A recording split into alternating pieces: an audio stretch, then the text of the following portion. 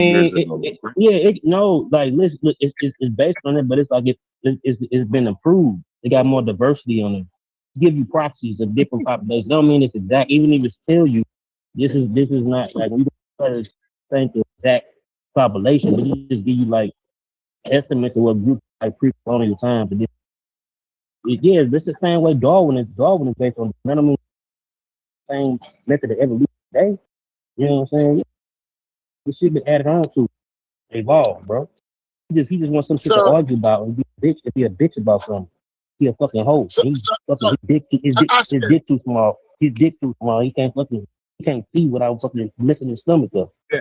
So Oscar, research based on a racist scientist from 110 years ago. And then the newest, Guess the what? newest Guess one what? Guess what, bro? estimates Guess what? according to his book. Guess Let what? me speak now. No, Guess what? you just I'm spoke. racist to you, bro. You just I'm spoke racist now. to You niggas like you. just spoke, I'm right? racist to And then niggas like you, bro. Right, estimates based on a right, bro. racist You scientist. exactly right. That's true. Come You on, right. man. That's Y'all right, gotta bro. let You each wanna other, cook? at You least wanna? some You of us wanna? can hear it, man. Let each other You talk. wanna cook you, bro? So at least we can What you hear. want? What you gonna get? You want a pat on the head? You want a pat on the head? Be a good boy, fast. You want? Yeah, you have it. This there. Yeah. Listen, what you What say you cannot want? What stand you up. want? All that funk breath ass talking you doing. All What you you want, say bro? cannot stand up to You get it. scrutiny. You get it. So What you get guess it? what? What you You get a put kick out of badness. this? You bring What badness. I'm this not is like? bringing any badness.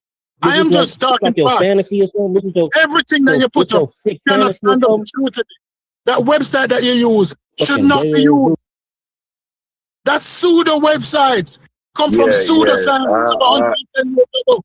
No, it's not. Listen, Oscar, No, it ain't pseudo, bro. listen. Don't We ever say. gotta play. Don't ever say pseudo. You don't even know what the word pseudo was. And No, me we and gotta. Jordan never floating this around and We fucking gotta. We in a gotta play the community in the game first fair place. though.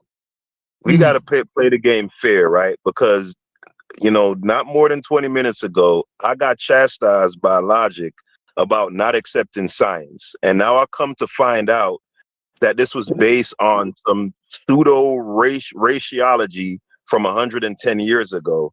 That is not scientific. No, it's not, bro. I just said it evolved, bro. Y'all still suck. Y'all some sick ass niggas. That's because some shit based on a lot of shit you fucking do today based on racism, based on fucking racism. What you talking about? Yeah, but check it out, right? If on the Blackology side, right? If I we would have can used some, use. yeah. If I would have used some Girl, shit from I don't really care. 110 But years that ago, type of bro. That hold type on, of shit brother. don't exist to Let me me, bro. That let blackology me shit don't finish. exist to me, bro. Y'all Let me niggas finish. don't What y'all I'm niggas. saying, no, Gullah. What I'm saying is you're not playing the game fair though, because I always hear you, Unc, and others chastise people for using outdated, No, antiquated I information. don't say that. I didn't use the nowadays. I didn't use the nowadays. I said it's been dated, it's been updated. Yes, it's just because some started off in a certain way. Shit, fucking archaeology started off with shit in the Bible, nigga. And we got archaeology today. This some shit, old shit started off some way. This nigga want to overstate shit. Don't mean that the website is pseudo. It's based on Okay. real populations and shit, and just it's diversified. He don't even know. He don't know shit about the website. He's making up Oscar, shit. Oscar, the website is primary HTML. You know what HTML is? The website is primarily HTML. No website today just use primarily HTML when they're designing a website. So therefore, if it is You updated, made it up. when was You it was there. So updated? you was there when they And made why it. wasn't the You was website there when they also made it. updated? You was Why there. wasn't the You was there website when they that made they it. used wasn't You also was there when updated? you was there when they made it. You was there when they Yes, made it. they use HTML in every website, but Whatever. they don't rely Nah, solely on HTML no, you anymore. wouldn't. They use other languages when designing a website. That website is still primarily HTML only. So you're saying that it's updated. When was that information You just making updated? up. And the website is not updated. Simple question. Why is the information When you, updated hey, and the website not updated? I have a question. I want to get some. I have a question just to It break don't it. even matter no more. Let's talk about something else. Let's talk about something. I'm tired of No, hearing because you bring this bullshit damn frog information and talk. you I'm can't tired of stand I'm it. tired I'm tired of hearing this frog talk. No, I just don't give a Bro, fuck about That's fine. Bullshit racist. Ask the question, Oh, bro. Ross, ask the question. It's not even about Ask that. the I really question. don't care. You The sensitive thing, dude. bro. I The don't care. I vagina don't care if hurting. I don't care if you ask me about something else. I The don't want to hear vagina your voice, hurting bro. you. I wish a damn drunk driver We found it in the out. We fucking found it April out. would have rolled your ass All over. right, come on, Get out go. when you Come on, go. get That off the ain't you just car. mad. You mad, bro. Soon Don't as you worry, get you off the mad. car, bro. I know, but you mad. That ain't your character. You said That ain't what? even your character. I said you're upset. That's not your character, bro. You ain't that. That's me. The witch is no. That's not you, bro. Don't let Brad's nobody. troublemaking ass. Yeah. Ross, Yeah, ask the question. it's only enough room for one It's you. me. It's only me. Ross, ask the question. All right, Ask the so question. and now man. I'm asking him as this is a serious question because I learned I could follow it. I know y'all keep saying it's old, but I could follow what he was saying. So, but my point is, when y'all trying to not critique, but you're saying that the information is old, right? But the updated information, is it different? Because I know y'all argue, but the Egypt argument, what's up, True? The Egypt argument is a lot of, with the thing from 1970, right? They was arguing something from UNESCO. That's from like the 70s. So if y'all arguing that from the 70s, why is it so pertinent when y'all keep talking about the age of this? Because if the information is not different, it doesn't matter where you studied it, where you got it from. Right? Or wrong? They Or am I rely, saying that wrong? no, they rely on the same persons from 1919, 1921, 1931. And the latest information was from 1981. Baker. When But we is look it into different? who Baker was, when we look into, can I speak? I hope that nigga Can you have a- ask him to have allow him me have to a- speak, I hope please, he Come have Ross? a- on, Gullah, I that have you ain't have a- you, bro. I hope you Come on, Gullah. I hope you have a slow and suffering death from 1980, whatever the fuck. No. Come on, Gullah. That ain't you. The information that he has, that he showed on that, the information that site has, even draw from this race from 1981. Right?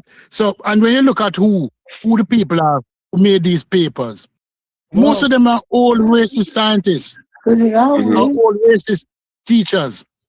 But he runs with the racist information and cannot accept that it may be wrong. I'm not saying that it's wrong. What we were saying.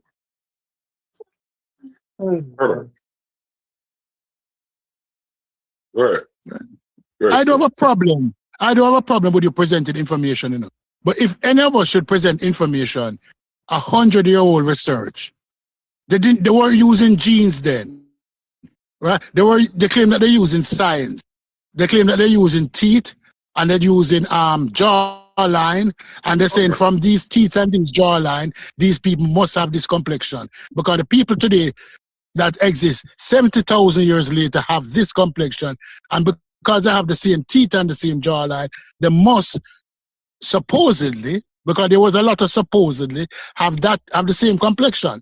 So you go back to Africa of 70,000 years, and you bring up somebody that look like an African American with 20% admixture. You're bringing up people that look like, as I say, off the wall Michael Jackson. You're not bringing up any Wesley Snipes looking dude. And as you progress, you end up with, remember the time, Michael Jackson. I don't have a problem with the mixing, but when you go back to that thing that he presented and say, this is what they most likely look like, there was not a black face amongst them. But when we look at that time and look at that proportion of West North Africa, as he said, because we use a big area, you know, West North Africa, which is almost the size of the United States, the area that he used. And you say, the people of West North Africa is the origins of Egypt. When we know that, no, not all of West North Africa led to the origins of Egypt. It was in a specific area of the Nile Valley. Those people came from the Nile Valley. And he's saying that those people 70,000 years ago in the lower Nile Valley look like Jerry Curl, Michael Jackson. All right, so and then the last thing, and the other thing, he's talking about people coming back into Africa. At no time in his presentation, he mentioned migration within Africa. No, people was on the River Nile. for 300,000 years. And you're telling me that nobody went back up into Egypt during the time then they were migrating out of Africa? Or during that time there was no intermigration? He has never mentioned intermigration once in his presentation. Because when I'm doing presentation, I do pros and cons. It's not migrating only into Africa. You had intermigration. Any common sense person will tell you that intermigration was taking place in Africa. We don't know how far it went, but we know that even with the Bantu expansion, intermigration was taking place in Africa.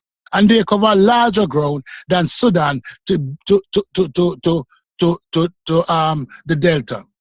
But he makes no mention of black people. I'm using the word black as how Trump used black. He has no mention of black people migrating up the Nile or down the Nile. He's only saying Eurasian came into Egypt. Pascal, you here? Yeah, I'm here. Y'all got 60 minutes for me tonight to put this into something quick. Yeah, you know what I'm gonna do? I'm gonna start working on something, and then we'll set something. What time are you free? Tonight? It wouldn't be today. You ain't stupid. It wouldn't be today though. I got to put something together. Okay, so how long would it take though? Because remember, I want to go. I'm trying to get off the momentum of the show last night, so I don't want to put it out too far. Oh, okay, I get what you're saying. Yeah, even if it's just a reaction, you know, even if it's just a critique, it don't got to be. And then you can come with your own presentation. But I think outside of, hold on, let me take it over. And I don't want it to be like I'm not talking about Steve and shit. This one, that I'm.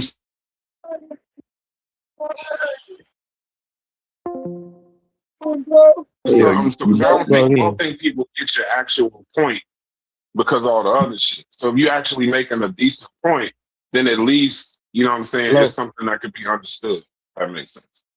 Yeah, hey, I actually showed. What's up, Dollar? What's up? I actually showed Black, and I even mentioned it. I had to show the picture, and I was talking about a particular bottleneck for the motherfucking Afro-Asiatic population, showing the whole 50,000 years. I even mentioned it was other contemporary Africans. They diversified and had the variety. No, right, but that's why I don't want you to explain it again. And then y'all talking to each don't other. even understand, bro. He's so stupid. Yes, I want to do it. Stupid and fucking third world mind. Can't even fucking think straight. I know, but this is what I'm trying to avoid. That way, if anything, Stu, can you do it across tonight? The thing about it is, see, I need to show this dumb ass how to write and how to write on a PowerPoint. Yo, just answer and I need time for that. And I'm at work now. Eh? But tonight I can freestyle tonight. I need to show your ugly ass how to die. I need to show you how to die. I need to show you how to fucking die. I need to show you how to die, yo. Oh my God, bro. Yeah, you need hold on. Yeah. So, like, hey, Haskell, what's your earliest you can go? When today? Yes, just a reaction, not a presentation. Okay, yeah. Just a reaction. Will you be playing the video? Yeah, I'm gonna play the video. Yes. What I'm saying is, you sitting up there with funky ass body odor, stinky ass. Hold on, please. Hold on, go. So, you're moderator, Brass, or Chef? No, I can get it though. What I'm saying is, the only thing y'all really got to do is just watch some of the show. Nah, for sure. We could do a reaction video whenever you want. Later in the day. Like, I guess we talking about what, like 6, 7 p.m. maybe? Yeah, like I said, I could go at 6, 7. 6, 7. That's cool. 8 o'clock. 8 o'clock. Okay, 8 o'clock. All right, I'll make some 8 o'clock. Yeah. And it don't got to be a long show. It'll be y'all show, so y'all can just talk. We'll play clips from it. Yeah, you're just reacting and making your statement clear. Now, if you want to, when you make your statement, if you want me to pull something up, I can do that. Like, just tell me to go pull it up. Oh, for sure. Okay. Yeah, you know what? Hell yeah. That sounds good. Hell yeah. Yeah. Let's do it. That way, uninterrupted. It'll be just you. It'll be you, me, Chef, and, TMI, whatever. But it'll probably just be me, you, and Chef. Like, whoever else want to come up. Two teams. We need to get these Jamaicans on record. Of course. Y'all sound like hecklers right now. Of course. Of course, we love this. Tell Askel, we thrive in this. We love this. The culture I come from, we love this. We love this. This Y'all is love my fucking with favorite me. thing in the world. We love this. We enjoy this. Nah, listen. I want to say that in a lot of ways, I've outgrown a lot of that, to be fair. But Don't nobody, Stop don't that. nobody love. You nobody think love- you have? You nobody think you ever have, loved your asshole? family. You really think you? Yeah. You just told a nigga last night you gonna punch him in his glasses. He blind. Get the fuck out. no, but look, listen. This is what I'm saying. Listen, all I was saying, I wasn't making a threat like, yo, we could link up. I know I'm what you mean. saying, I'm saying, listen, we're all middle-aged men, right? Mhm. And ain't none of us Anthony Joshua. Like, come on, But like, but I don't think that's what you were saying. Because see, I done watched it a bunch of times. I'm gonna see if you can walk with me on this. I think because I heard the nerd part. So I think he was trying to figure out why is we discussing gangster shit and we discussing some nerd shit. right? That's It's what like I was saying. I'm on some nerd Yeah. shit, just threatening type shit. So now I gotta, I Right. gotta act like we ain't. But look, check it out, Brass. Check it out, Brass. Even if I'm a nerd, right? If a nigga constantly slapping me in the back of the head, Yeah, you poking gonna his fight finger in back. my Yeah. boy, like goddamn, Yeah. like At shit. some point, you keep stuffing me in the locker. I'm gonna have a gun the next time you try to do this shit. You know Listen. what I mean? I might have to come back and shoot the school up or some shit. That's exactly why them. Oh man, we on YouTube. My bad. No, that is not exactly they do anything. You know, I appreciate and I stand with TMI does not support police at all or school. Listen, actions. Brass, I don't But agree it's with fine. Askel. I get Yeah, old look. now. So I fight a different way, but I still enjoy Stoopies is a fighting. lot more. Stoopies I- love that I- ignorance. Stoopies I love the love that ignorance, right? ignorant shit. But I got old and I had to put it I'm down. trying to So when I find demonstrate- a different way to be ignorant, I love it. I Yeah, love it. I'm I trying tried to in it get- when I was younger. Yeah, I'm trying to calm this shit down, but I'm getting hit all over the head like while I'm trying to like piece it out. Something Hey, like that. I'm gonna get ready for the show at 8. I want to segue into something. Yeah. So,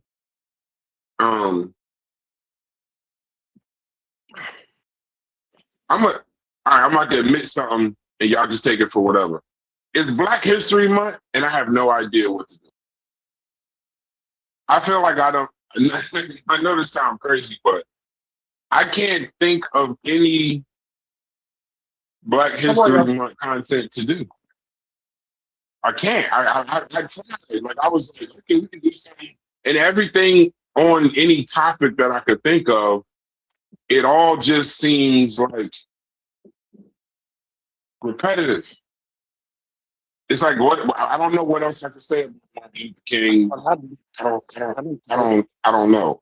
So I'm like, and I'm kind of uncomfortable that the first 4 days we've been talking about Egypt and morality and stuff like that, but I haven't even seen a lot of Black History content. I wonder if that's what other people are going through. But too. didn't Chef say he was gonna do something? Yeah, I know, but I'm talking about me. I'm saying like he's got his idea, but even Shaq was about to put a show out. I think he's about to do something with like a white lady or something, and he But he didn't pulled want it back. No, he pulled it back. whatever. That was the thing he had on Madam O'Hare. But he pulled that back. We were working on that Yeah. years ago. We just finally Yeah, got but that. Yeah, like I'm struggling with that. Ross, I let me don't give know you a why. topic. Let me give you a Yeah. topic. Since you're Yeah. strong in finance, can you Uh-huh. do a presentation on Black people, the impact of Black people in the financial sector of the United States, how impactful we are? Okay, done. And because you're the finance, that's your strength. Yeah, that's And, done. and what we mean to America and the American economy, right? Yeah, I from can the do slave ship to Wall Street, Okay, and that'll be the title of the show. right? Yeah, because that will show the impact. Because many persons think that Black Americans didn't have a significant impact. It wasn't only physical; it was both mental, it was both financial. That would be a good show. Yeah, and they since play you know up- about finance, They play up the brute. They play up the beast of burden part of it. Yeah. and Yeah. completely Much. leave out Yeah.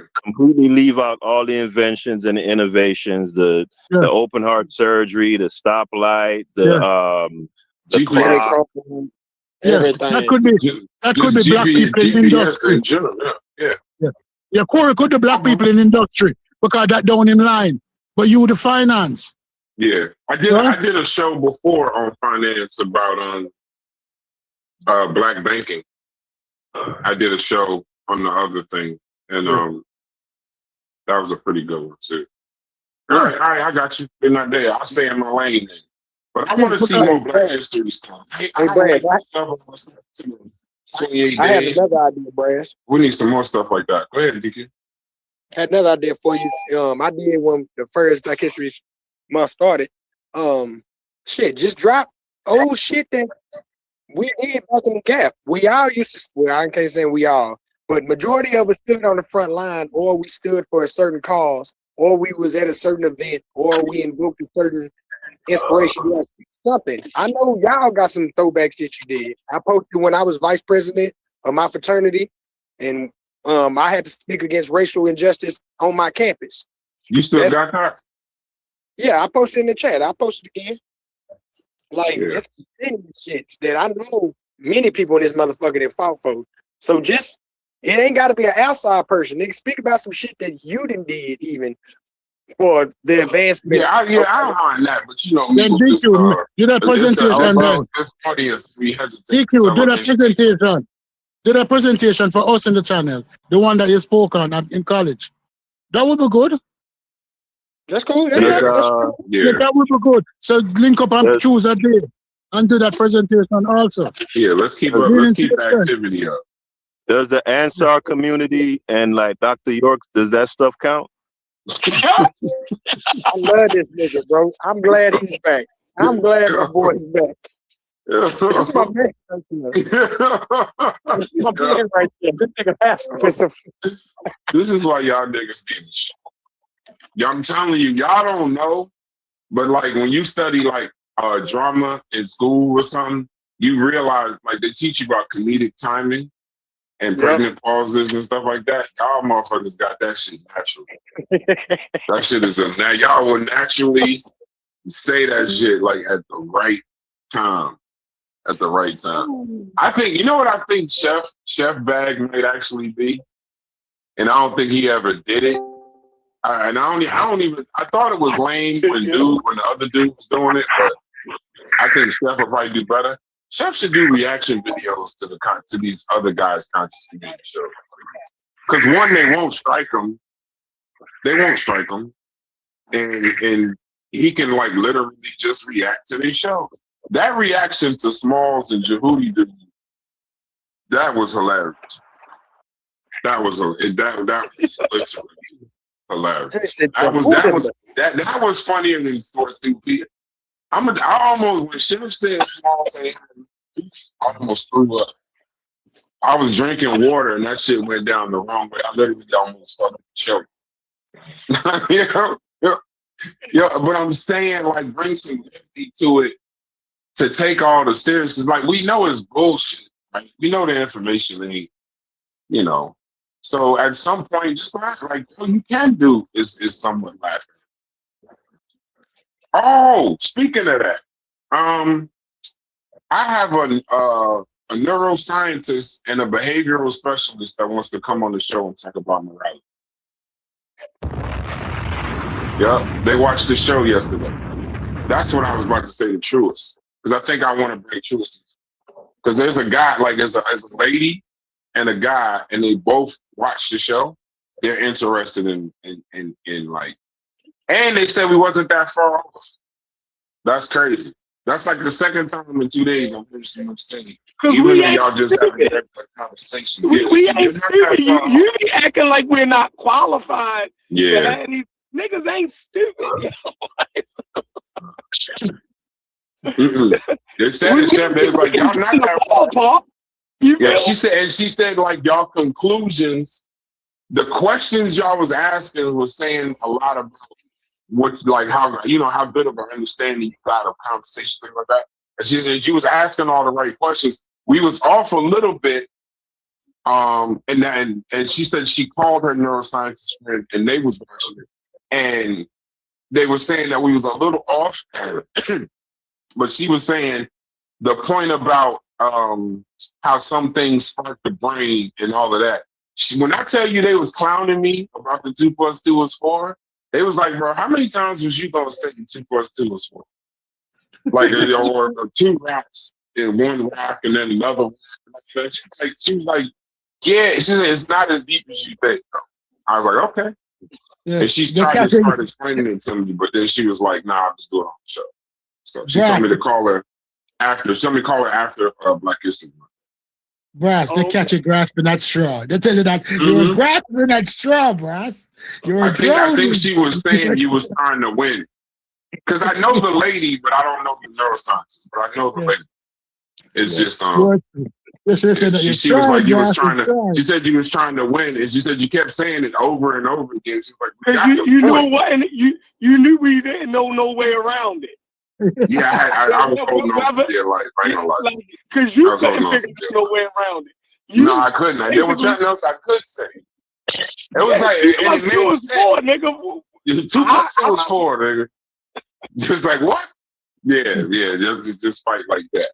But no, bro, Chef, you should do reactions, bro. Whatever show you do, you should start it off with just like a decent level of reaction.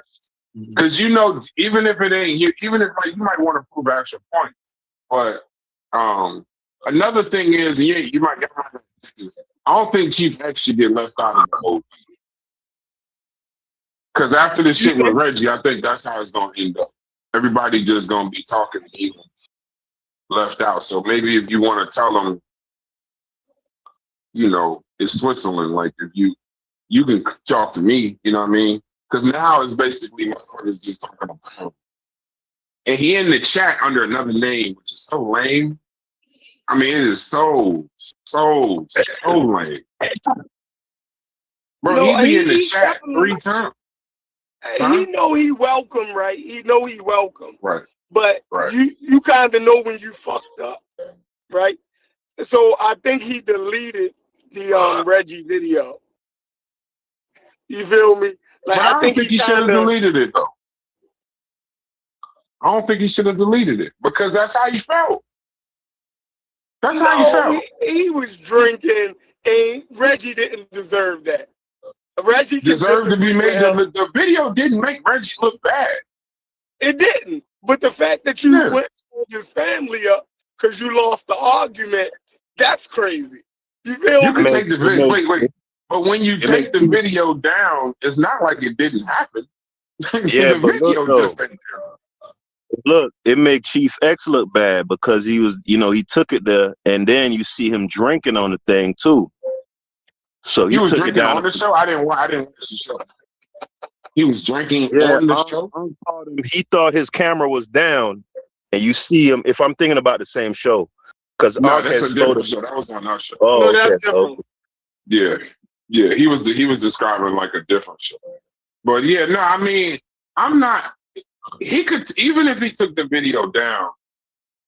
If y'all don't think that's how you feel about Reggie, like I hate really that he's not in the Discord now because he can at least explain himself. But if that's how you felt about Reggie, then that's how you feel about Reggie, bro. The truth, and how people feel about each other gets us way further than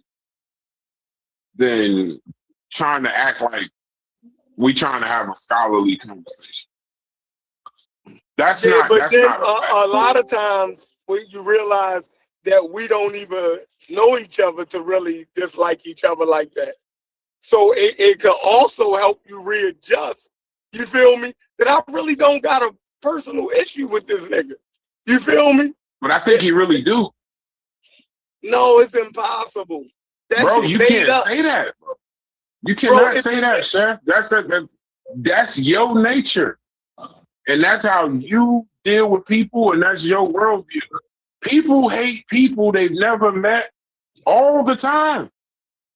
It happens every day, bro. We living in a different, what you saying, Chef, makes sense for when we was kids and life wasn't so digital, life wasn't so online. But now that life is I'm a mainly witness. online, I'm a witness. I'm a witness to that right. I'm a witness to that right now. You hate that nigga. This nigga right here. yeah, but yeah, I ain't want to say that. I was thinking it, but I ain't want to say it. But like, if you think if we took Gullah and Stupides and put them in the same place right I now, remember that. it wouldn't be I love like, that dude. oh, you know, Because I that was love just retarded people. like they I need to love cool retarded off. people. I've always been there for retarded people. I love them. I love it. This on site. What? It's on I site with me. love retarded people. Look at him. It's on Look at site him. with me. I'm gonna beat his ass. Like, This retarded. turning up. Y'all still in the straight up. conversation. Yo, Y'all you know we changing the live, conversation. yo. We live, y'all. We live. Yeah, we live. We also live on Yeah. YouTube. That's why I still running the conversation. But I'm saying, I don't think Yeah, he we should have put live. it We down. was live last night when we I know. But like, I get what you're saying. I'm just saying, I think if everybody told more of the truth, it's easier to move forward.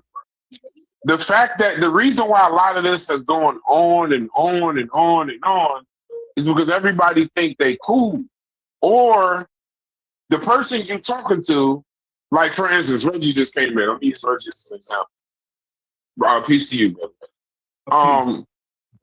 Reggie knows and feels like the majority of the people that he talked to on this subject are underqualified and uneducated to even have the conversation. But we're on YouTube, it's a panel, and people address him, and then he'll address them, and he ends up in conversations with people that you really shouldn't even have the conversation with. But it is what it is. But sometimes, Chef, you know this. You gotta tell them off like, yeah, nah. Like when you ask somebody, like they're telling you about the Bite of Benin, the Bite of Biafra, they're telling you about Bitterman and Black Bull, they're telling you all the Black Egypt Japan, the shit that they say on the shows. And then you ask them, well, where's Egypt? And they're like, I don't know. I couldn't point it out. Then you know you ain't really supposed to be talking to them because it can only end in contention. So you have all right to say, like, you're not qualified, you're not educated. And that's not arrogant. That's not arrogant at all. So I'm saying online, y'all been talking for years. Chief X might really feel like that about Reggie. And that's what he wanted. He was saying things that he was like, I don't even think this is true. This is what I think. You ain't making that up. It's just not something you probably should say unless you just want to destroy friendship. Or maybe it ain't no friendship. You just, we just went through that, but you know what I'm saying? We just went through that where it was like we took it there. This Discord and some people in it to other people and made a decision like, well, just, fuck it, let's get abducted. Like, it is what it is. I mean, this is the turning point where you go your way and I go my way, then it is, good. At least we got an understanding that I don't like you, you don't like me, and then, we good. Like, that's a good place to be sometimes. That's a good place to be. I don't want nobody thinking I like them or I'm cool with them, and I'm not. If I'm not, then I'm just not. So, yeah, I think that's how you felt. That's a long way to say I think that's how you felt. And if you really feel like that, don't take it down. Because now, to me, when you take it down, that's when my spidey sense start tingling. And when people say it's just liquor, you damn near kind of confirming it. You know what I mean? Now you confirming, like, if you drink something, you don't get mad. So is that your real feelings or is that the alcohol? I think it's just real feeling. But I could be wrong. But y'all go ahead, bro. I ain't trying to. That was a long way to explain. I don't think he should have took it. I think as a grown man, he should have took it down. First off, you shouldn't have never did it. But yeah, wait. Okay, that's what he shouldn't have never did it in the first right. place. So, and if you do something that you shouldn't have did, it's never too late to take that shit back. You feel me? Or to try to repair what you did. Like, I would never tell a person, you dig what I'm saying? It's too late to try to fix that. No. It's never too late to try to fix something. You know what I mean? Especially if you did it. If you cause somebody an injury, you dig what I'm saying? Then Mhm. I would never tell you don't try to, you know what I mean, make amends to that, right?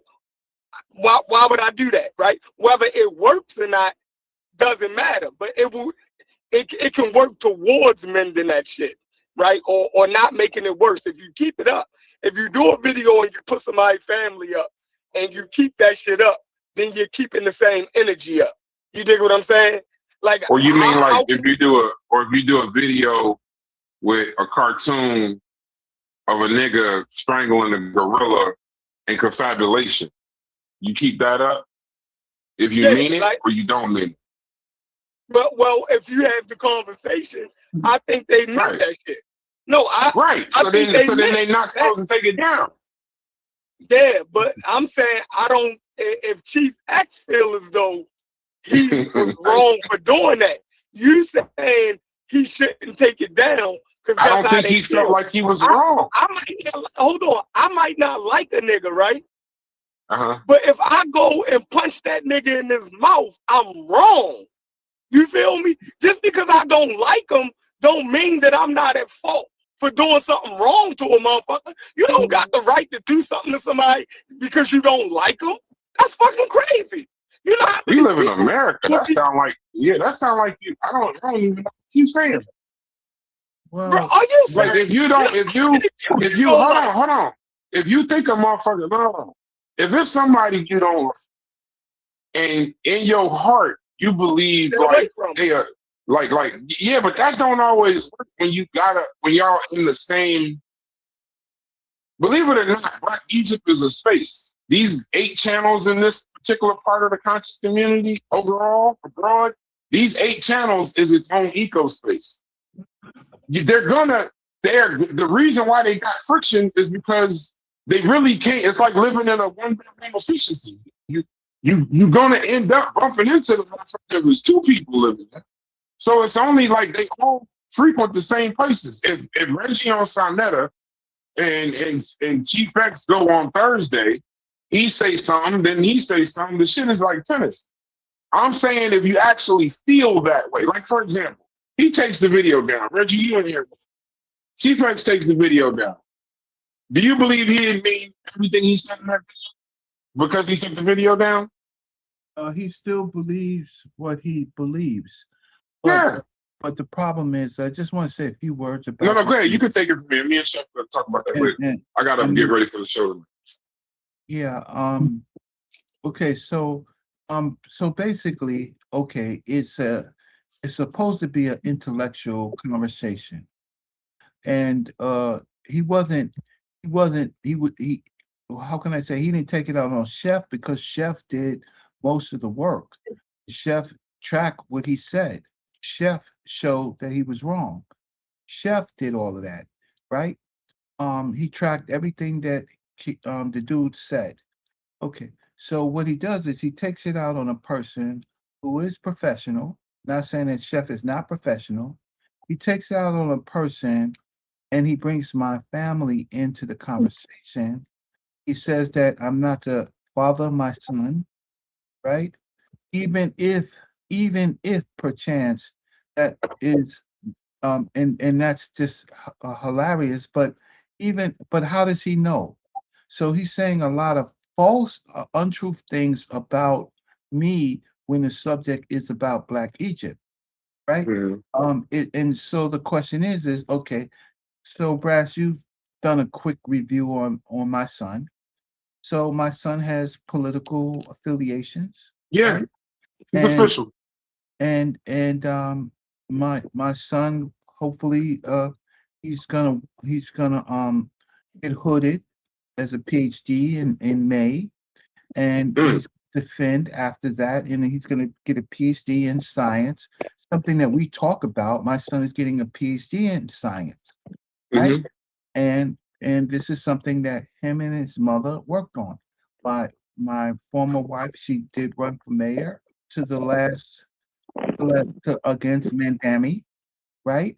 And then it's interesting that my that what it does is it takes people to look at my wife in a very negative way, right? All of a sudden he's saying that my wife was not truthful to me, that my son is not our son, right? It's something that other people can use against me, but it has nothing to do with the intellectual argument, right? Then he calls me a child predator, and there's no basis in that, right? And and so he says all of this, all because of a disagreement on what he believes, and uneducated and unqualified he won't be able to write a paper. He doesn't have the how can I say, anybody can publish anything on YouTube, I mean on Kindle or Amazon, but he is not it means nothing to him but clicks and giggles and jokes and trying to get back at a person who largely I've had disagreements with lots of people on these spaces. Certainly the Hebrews and the Christians, I've talked to everybody. I personally have met many of you personally, right?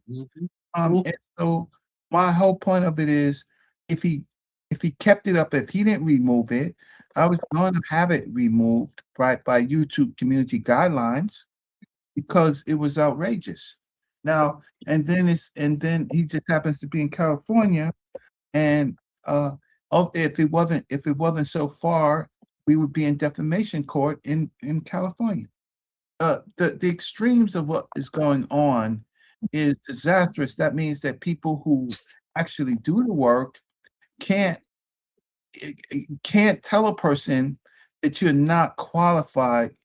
You've never published, you never presented, you don't know these people, and then why are you even doing this except for because it gives you a revenue stream one way or another on YouTube, right? It shouldn't be, except for that, and this is what's going on YouTube. But they pick a person who's completely changed their life, have had a professional life, and I made the mistake of coming onto these pages to argue things that I think that people should know, or at least know the methodology on how to find out if you believe one way or another. Can I interrupt you, Reggie? You're too nice. This is the fault that I've had with you for years. You're too nice. You are too nice. It might sound awful, I say you're too nice. You're trying to choose a peaceful way. There's no way a crackhead could talk to you. Bravo. You left? Oh, I'm not going to spend the rest of my life in a jail cell, right? At 60 years old, right? Caught in my behind, right? For somebody like that. I can't be nothing but I'm not being nice. I'm not being nice, but I refuse to take it to a point that I remove myself from because for the betterment of our people. And so yes, I have to be somewhat I'm angry. I'm very, very angry, but but I have to get past that because there's some this takes away from the issue of what we're talking about, right?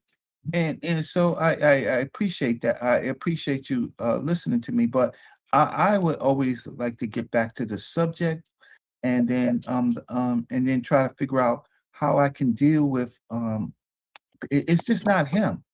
It's like Cuban, somebody who I know, right? Somebody who I've driven home, somebody who I've walked the streets with. He gets up there and the first disagreement he has about me is about something I said about the Negro. I'm a Negro. My birth certificate, I can show you. My father was a Negro. My mother was a Negro. At 65, I was a Negro. And then all of a sudden, and then he brings it up as to say whatever he was trying to say. I don't understand what he was trying to. Why criticize me for something that I said as if it was just so outrageous? It wasn't outrageous, right? I know that the one drop rule. I think that's a show though, Reggie. I think y'all two should have had a conversation. No, that's a waste of my time. Unqualified, uneducated to have a show with me on African American history. That's Oh, why you're too nice. You're too Damn, nice. you carrying it You have like the that. opportunity. let me You say have the this. opportunity to beat somebody. No, hold Beat on, them. Stevie. Stop, Come on, stop Reggie. Come on. gaslight. Don't gaslight it, Stevie. Right? Because these two brothers know each other. So I'm saying Knew each other. right. Knew So each other. right. See, So there's hold a on. difference. When Listen, someone does something like that to me, and I've Reggie, it's always not had that kind it's words. not that bad, Reggie. You making it that bad, right? I'm trying to stop you from going down that road. You feel me? No, it's simple. I'm saying, Once a person does something like that to me, who I knew, who I talked to, right? And then of all the he things just that disagreed with you, Reggie. no, let's run back what he said. Okay, so hold on. Let me get this out. Then you can go whichever way you want, right? Now, if y'all disagreement, right, is over the use of the word Negro, I think that's a good conversation to be had.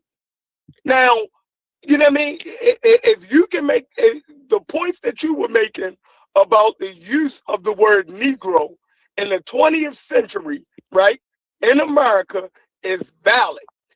His understanding of the word Negro coming from its origin and how it was used in the colonial by the colonials yeah, I think that's a great call. If all of the stuff that we could talk about, you saying that's not a valid conversation to have? You know why? Because it's very quickly. One is that I am a Negro, right? By the standards of my birth certificate. I was born a Negro. And I know how, and I'm from the South, right? And so I know how it was in fact used, right? How in fact and where it comes from. Largely comes from the change of not using African to classifying us against white folks. Simple as that, right? If you have one drop of African blood, you are they call us the African descendant. You are either African, you're colored, you're Negro, right? Hey, Reggie, wasn't it based like maternally as well, like the slave codes and all that? It wasn't just a one drop rule, right? It was like Correct. you had. It's the Virginia slave laws, and the Virginia slave laws, where I'm from and part of my family, right? We went through all the phases, right? But uh, in a sense, it's the Virginia slave laws, and then it culminated into the one drop rule. But it basically says if you was mixed in any way with an African, right? Then you was basically a Negro, right? If there was the other category was all those colored, and then they broke those things down into different ways for property and things like that. But fundamentally, that's not something that I don't. It's not a disagreement. It's not something to have a show on. It's really not, right? It's not. And so there's no point of me having a conversation, a discussion with him about that. It's not worth my time, right? If someone else asks me a question about it, then fine, we could talk about it. But that wasn't even on the table.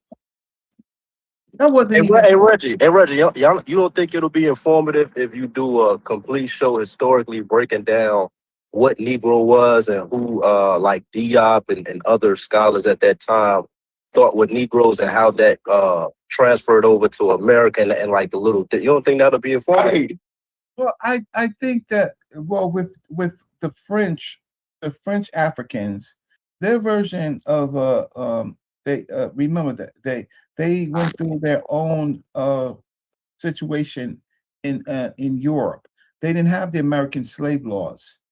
They had Yeah. So let's stick with American slave laws, right? You know, like in Virginia, because I'm from here too. So you know, like the Melungeons that's in Virginia, that's like that mixed group of No, people. it wasn't just in Paris though. You got the Code du Nord in Louisiana, French territory in America. Like African American ain't the only African that I have here. Like I'm Afro American and Afro Cuban. Afro-Cubans went through it too, bro.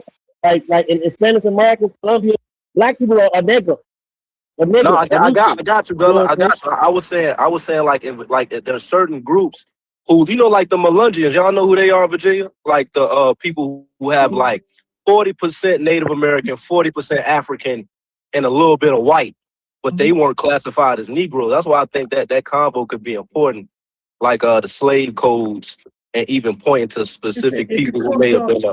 as a topic, as one of the big topics, but it was just an off remark. Had nothing to do with anybody was talking about. I made a quick remark that I thought covered dealing with mixtures, right? Because in the American slave laws, they were dealing with property and enslavement. And if in fact that you was mixed with African, you would be considered a Negro. And if you and by looking at a person's face and phenotypes, there are groups of people that could hide it. That was a category of colored. But when it came down to the laws, property, who could be a slave, right? That then the issue of Negro dealt directly with having some family relationships because they didn't do DNA at that time with an African person, right? And so it's not What type of African though? Because I think y'all can talk about even like the overlap or connection with like how Negro land and who those people during that time of scientific that's racism. true. I think y'all That's can talk about all that because they but won't that's just talk true. about any old African when they were saying That Negro but that's or you. but they were largely talking about people that were coming over from the West African slave trade. And Right, right, right. so it just if you was mixed with any of those groups of people, you would be a Negro for their slave laws. And so children born to parents who were related to the slave trade was converted to slavery for the most part. As and Virginia is an interesting place because that's where they began to encode the laws.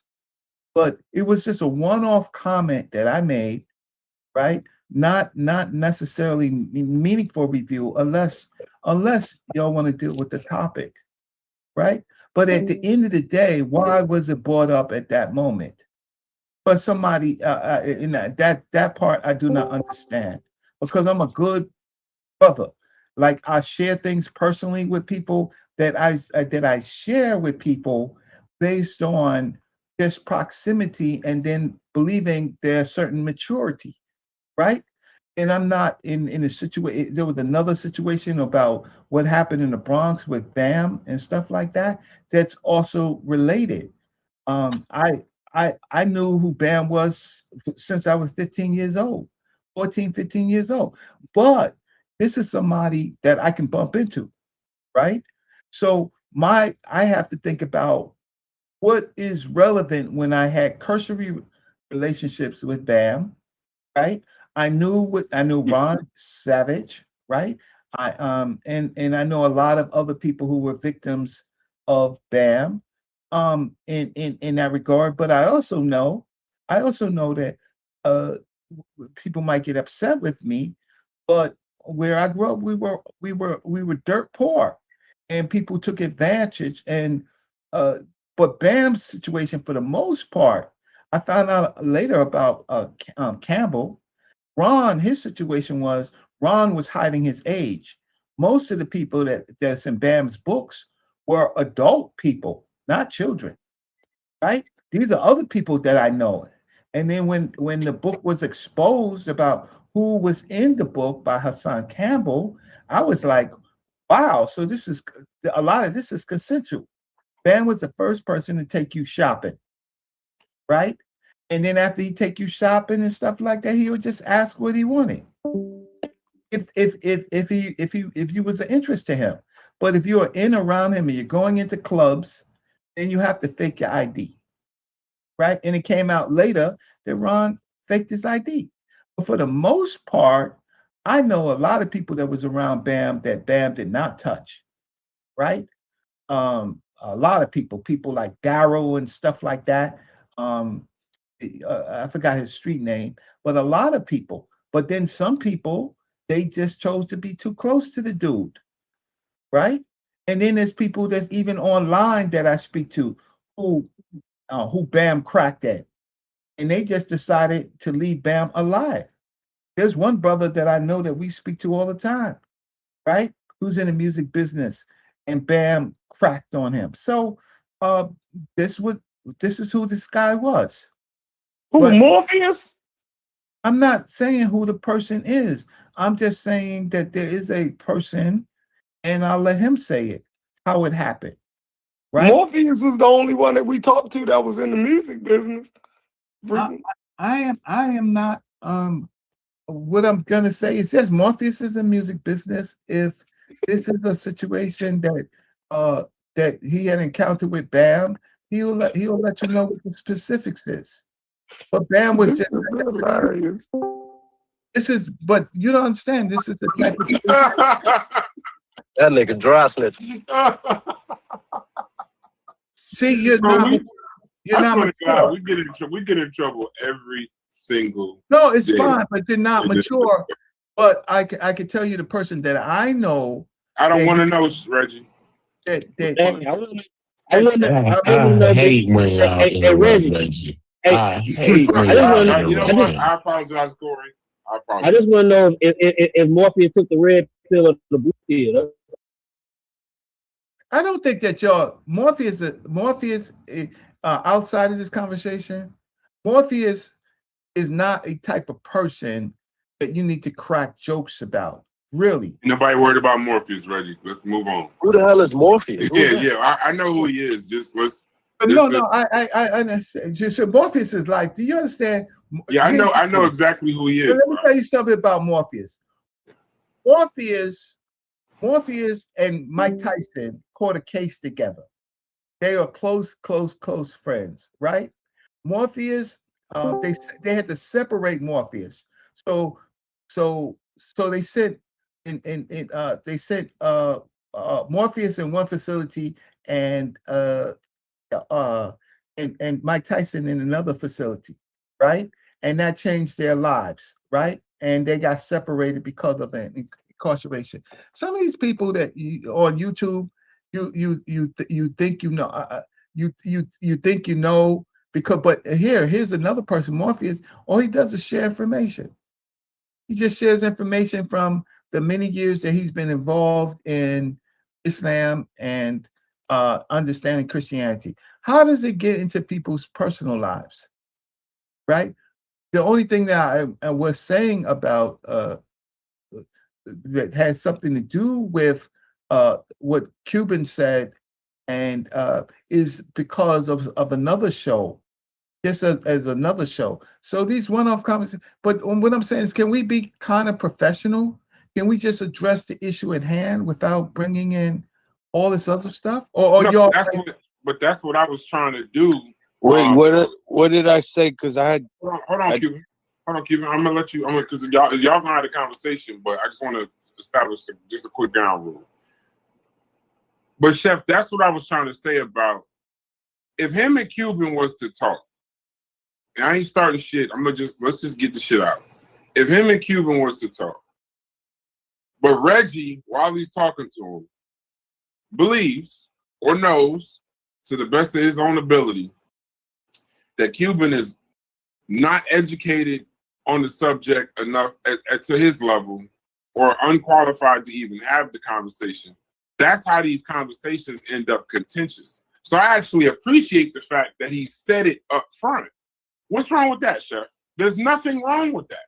Like because at least you save yourself the time when the person in front of you is telling you some shit, but if you don't respect their qualifications or their education, you shouldn't even talk to them, bro. Okay, so let me ask this, and this no disrespect nobody. Honestly, I had fell asleep. And we weren't. I see y'all on doing a show now. Before it was just a Discord. So I'm lost. What am I not qualified to talk on?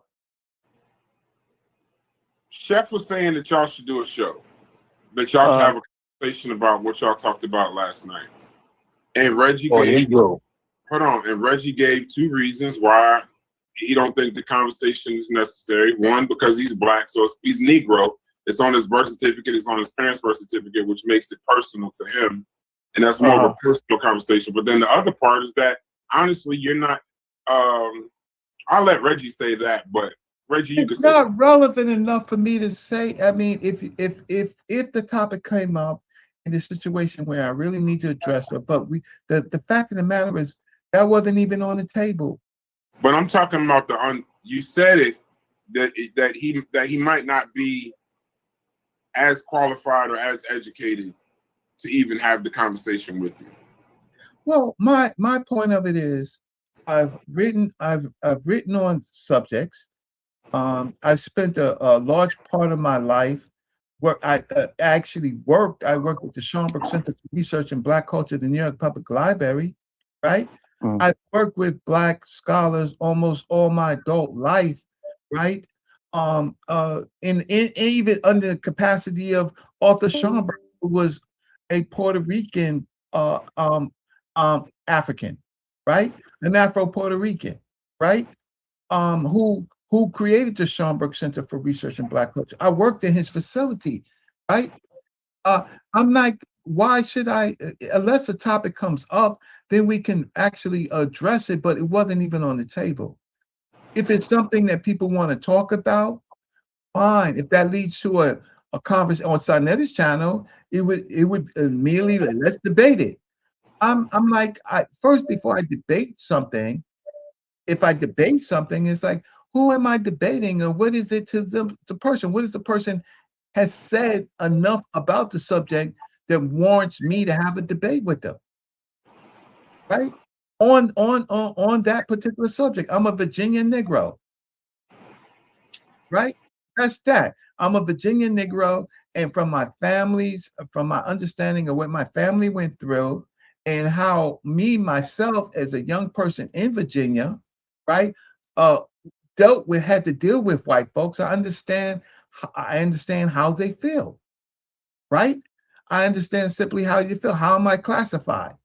As soon as you're classified as a Negro, you're dirty, you're a criminal, you're subhuman, right? In the regular relationships with white folks in Virginia, 65, 68, you have 68, 65, 68, you have the Civil Rights Bill passing through.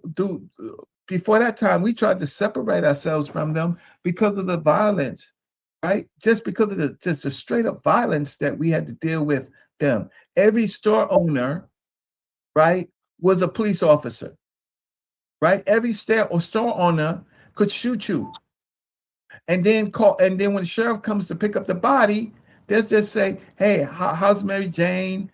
How's the Mrs.? We know how you feel. Don't worry about it. We'll clean it up."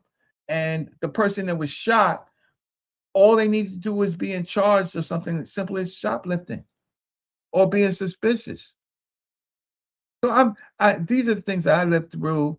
I'm and then to in fact intellectually study the subject, right? To see how they classify us, right? What's the point of and then it didn't matter if you was mixed with a European. The fact of the matter is that you were simply mixed with a person whose family most likely was enslaved. You're a Negro. So mixture is a major part of it, because that's the African American experience, or the Black American experience, or the Negro experience, or the colored experience in the United States. It has to deal with mixture so that they can codify it in one way or another in law for property and for enslavement and for treatment and just general status in the community.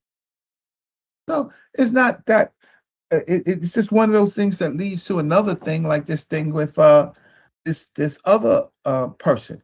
Cuban I value more, but I certainly didn't know where that came from, right?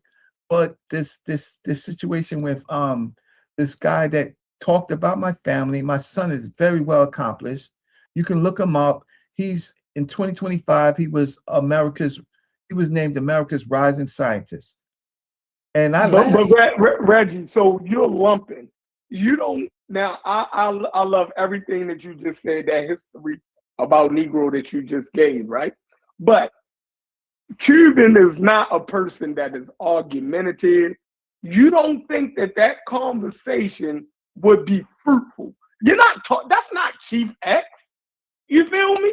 That's not Chief X. That's not somebody that's gonna approach the subject in that matter. You feel me? He'll give his information on it and his perspective. You give yours. You dig what I'm saying? You feel as though hold on. Let me finish. So you don't think he has nothing worthwhile to say on the subject?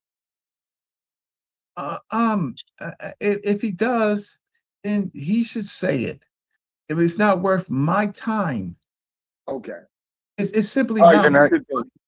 Listen, I talked about a lot of subjects on this show, on these shows, right? That subject is not worth my time. If I was talking to someone, a European or something like that, it might be worth my time, but that's not worth my time. It's simply like I pay just like everybody else does. I pay to get my views across, but I can pick and choose what I want to talk about. What I want to talk about, but I can spend my time talking about conduct. That's what to me was more problematic, is why when at the same time people are attacking me on YouTube for my views against their religion and their other things, why would he just come up and single me out as if I did a crime? As if I'm pseudo or I made a mistake. Why? With all of now, mind you, Chief X had just attacked me and my family. So now I got to hear something else about what Reggie did. What the fuck is Reggie doing?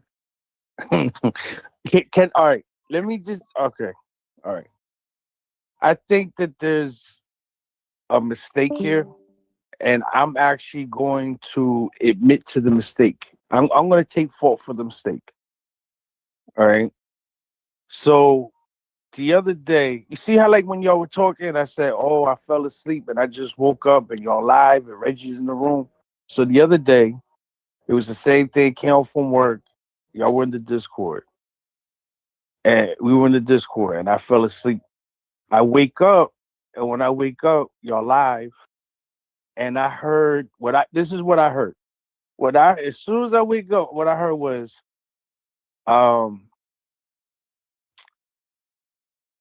Negro in the 1970s meant people were mixed. So I heard that, right? So then later on, I said to everybody, I was like, yo, I was like, what was that about? Like, what was he saying? So basically, most people said that they just didn't pay you no mind. Like they didn't they didn't feel the need to say anything or whatever. So I think there's a possibility that I really misunderstood what you were saying. And so when I came on yesterday, in my car, I'm on Bluetooth. And I was telling them, like, I went back to hear the live. And yeah, I heard the wong wong wong. And the Bluetooth sucks. So it's like when I'm in the car and like say we're like in a gathering like this, like if I don't talk loud, you're not gonna hear me. So it may have come off like I was yelling, but I honestly wasn't yelling. And I was trying to find you earlier that day on Discord. So when they were like, yeah, Cuban was looking for you, blah, blah, blah. So I think that there was a misunderstanding there. Because when you just explained Negro and you were saying the whole one, like I knew about the one drop rule. So I knew, like, say, if you had somebody that, I don't know, they had a percentage of black in them, they would classify and say that person is black. So therefore now that person that was just classified as black is mixed because they're like mostly white and they have like a tad bit of black in them. So like I totally get. I totally get. So I think perhaps I misunderstood you. Absolutely. And yesterday, just as far as the Bluetooth goes, so it sounded like I was like on a vendetta type thing, and I wasn't. So I just Well, I mean I don't accept that, but let's move on. We could just move on because it's not you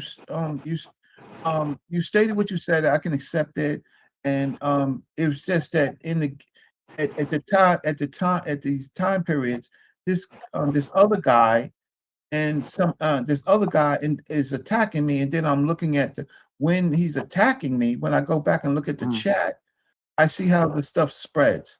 So I'm like, I don't want to be the focal point. My information. Where everybody starts thinking you're a victim of some kind or something like that. If you want to couch it I just wanted to say it plain. Like this guy did it on a public stage, and now people in the chat doing it. And then now the guy comes up and yells, and what's the names, and now everybody think they could just say, I understand. And all of this is to deal with my arguments, not me as a person. I get that. Like that, and that should be it in any way. If we're dealing with subject, we should be. We're not savages, right? So if it's worth our time to deal with the conversation, fine. But again, not directing this at all to Cuban, right? A lot of these subjects, a lot of people have not been in a research museum. I mean, a research library, right? Not been to a museum, right? The amount of books that they've read on the subject is limited. The amount of Googling is the majority of what we do, right? And so it's just this dilemma. So when I come on and there's a subject on that I'm interested in at least adding some information to, I think I try to add some information to, right? Or not. Like the situation with Professor Small and Introducci. I have some agreements, but a lot of disagreements. I know what they're trying to say, but the fact of the matter is, the simple thing is, ask them for a source of what they say. But on Sunet's channel, he was helping them promote an event, a bazaar, an event that they was doing. But the simple thing is, like we do with everybody else, what is the source for what you were saying? Brother Reggie. But this is where we run right back into what I was trying to say before. Yes, sir. If what you saying is absolutely crazy, bro, I'm doing myself and the audience a disservice by then asking you for a source. If you up there blatantly saying 3 + 3 is 9, and I know it's 6, the chat knows it's 6, but Sinetta trying to help him sell a snake oil or whatever the hell grifting he doing, asking him for a source, this is what I mean where the contention comes in. You have the right. I don't know what your qualifications are. Maybe I got a new job here. I don't know what your qualifications are, right? I know you're degreed. I know you worked on subjects. I know you're published, right? So I know what you tell me. You have the right to make the statement you're not qualified to have this conversation with. And not worry about how somebody gonna feel about it. You worked in libraries, so he's obviously got some qualifications that other people don't.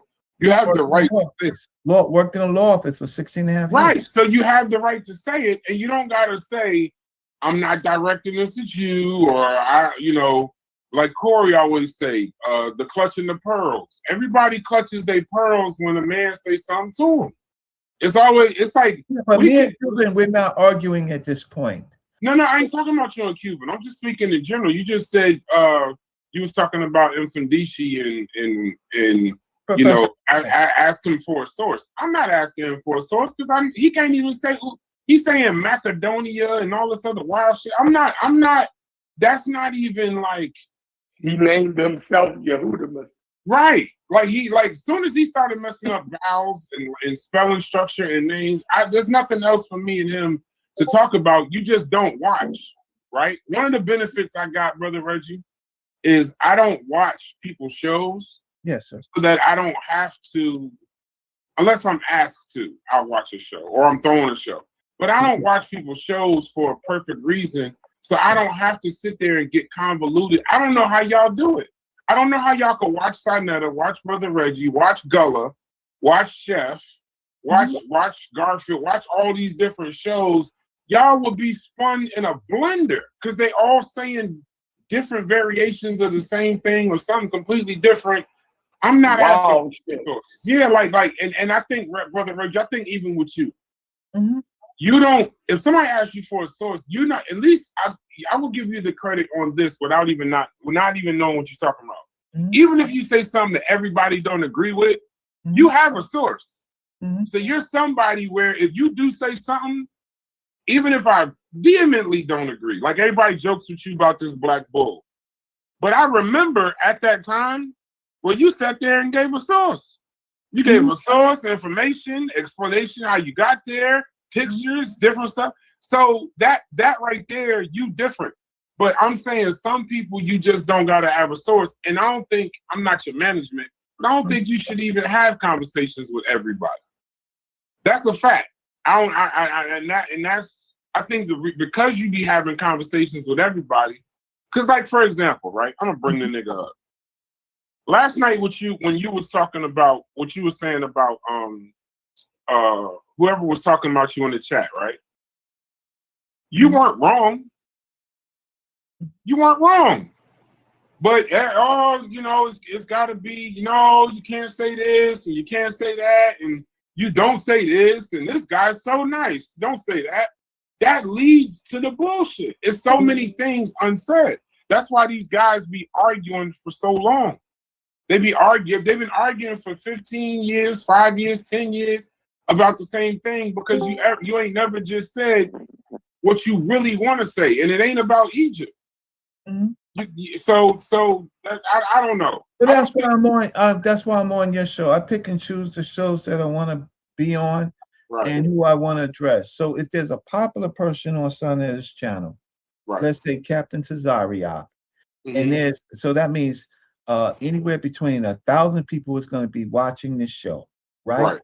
And he's going on unchecked, and he's saying some wild. They're saying some wild stuff about the Bible just put itself together, and the church fathers is bullshit.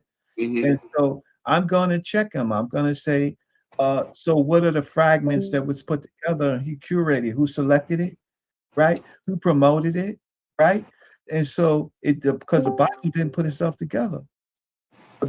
And so stop fooling the people. Now, how I can do that is because even with them, even though we have a disagreement, they know that I have sources. So I'm just saying, you feeling froggy? Leap, because you're talking to thousands of people on the Infedici show and the Professor Small show. Well, I wasn't feeling well. I was traveling, and I knew what Sonetta was doing was just promoting what I had explained to you about the bazaar. Someone contacted them, right? Wants to promote them to make money for themselves. So they find great speakers or speakers that are very popular, and they want to use those people, pay them something, and make some money, right? Yeah. And then and to promote it, it's going to be some of the sometimes controversial, some of the wildest things. Yeah, it's going to be some good snake oil, some good grifting.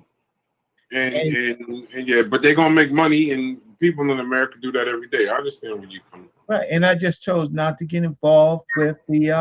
And the interesting thing is, both of them know me. One of them knows me a long time, but it's interesting because it wasn't about me.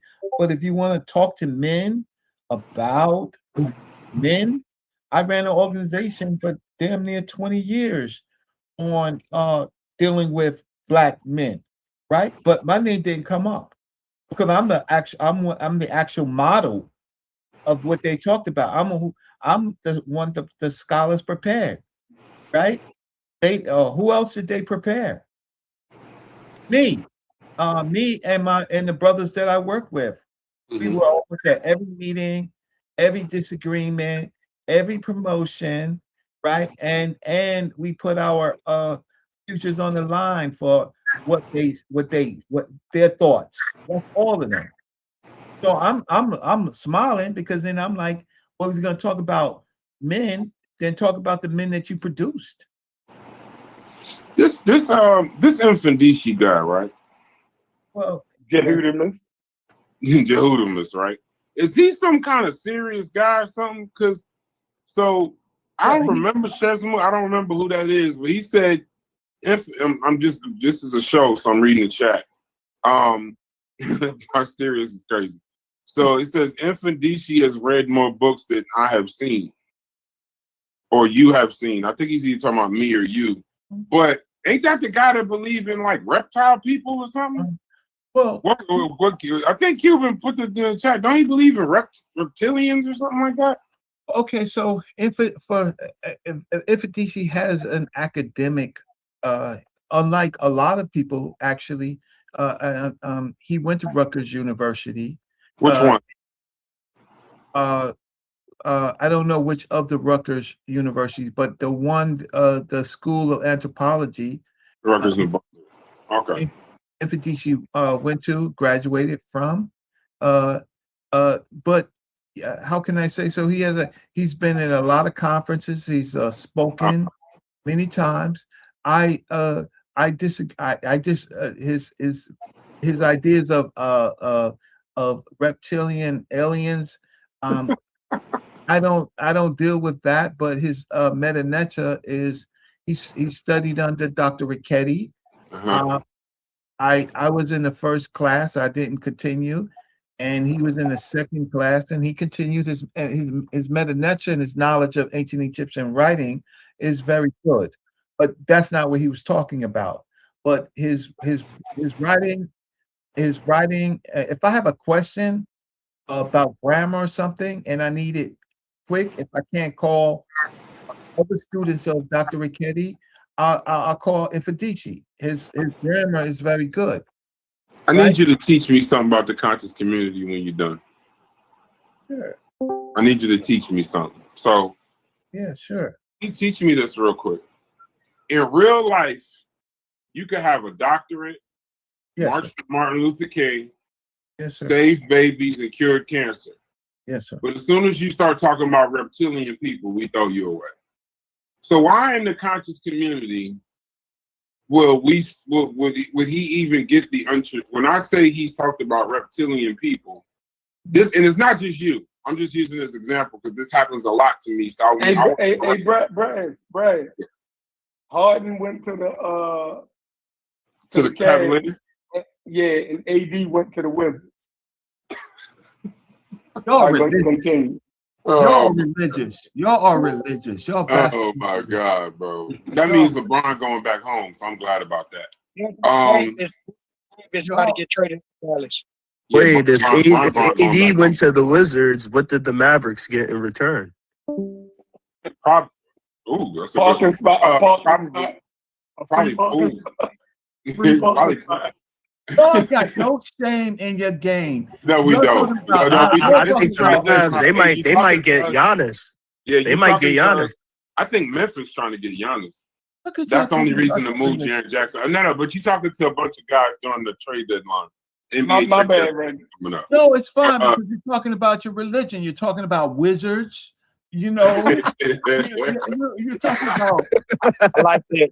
I like how you did that. I ain't gonna lie. Hey, Reggie, that was good. That was a good spin. That was real. I like that spin. I like that spin. That man said, y'all talk about wizards and hornets and shit.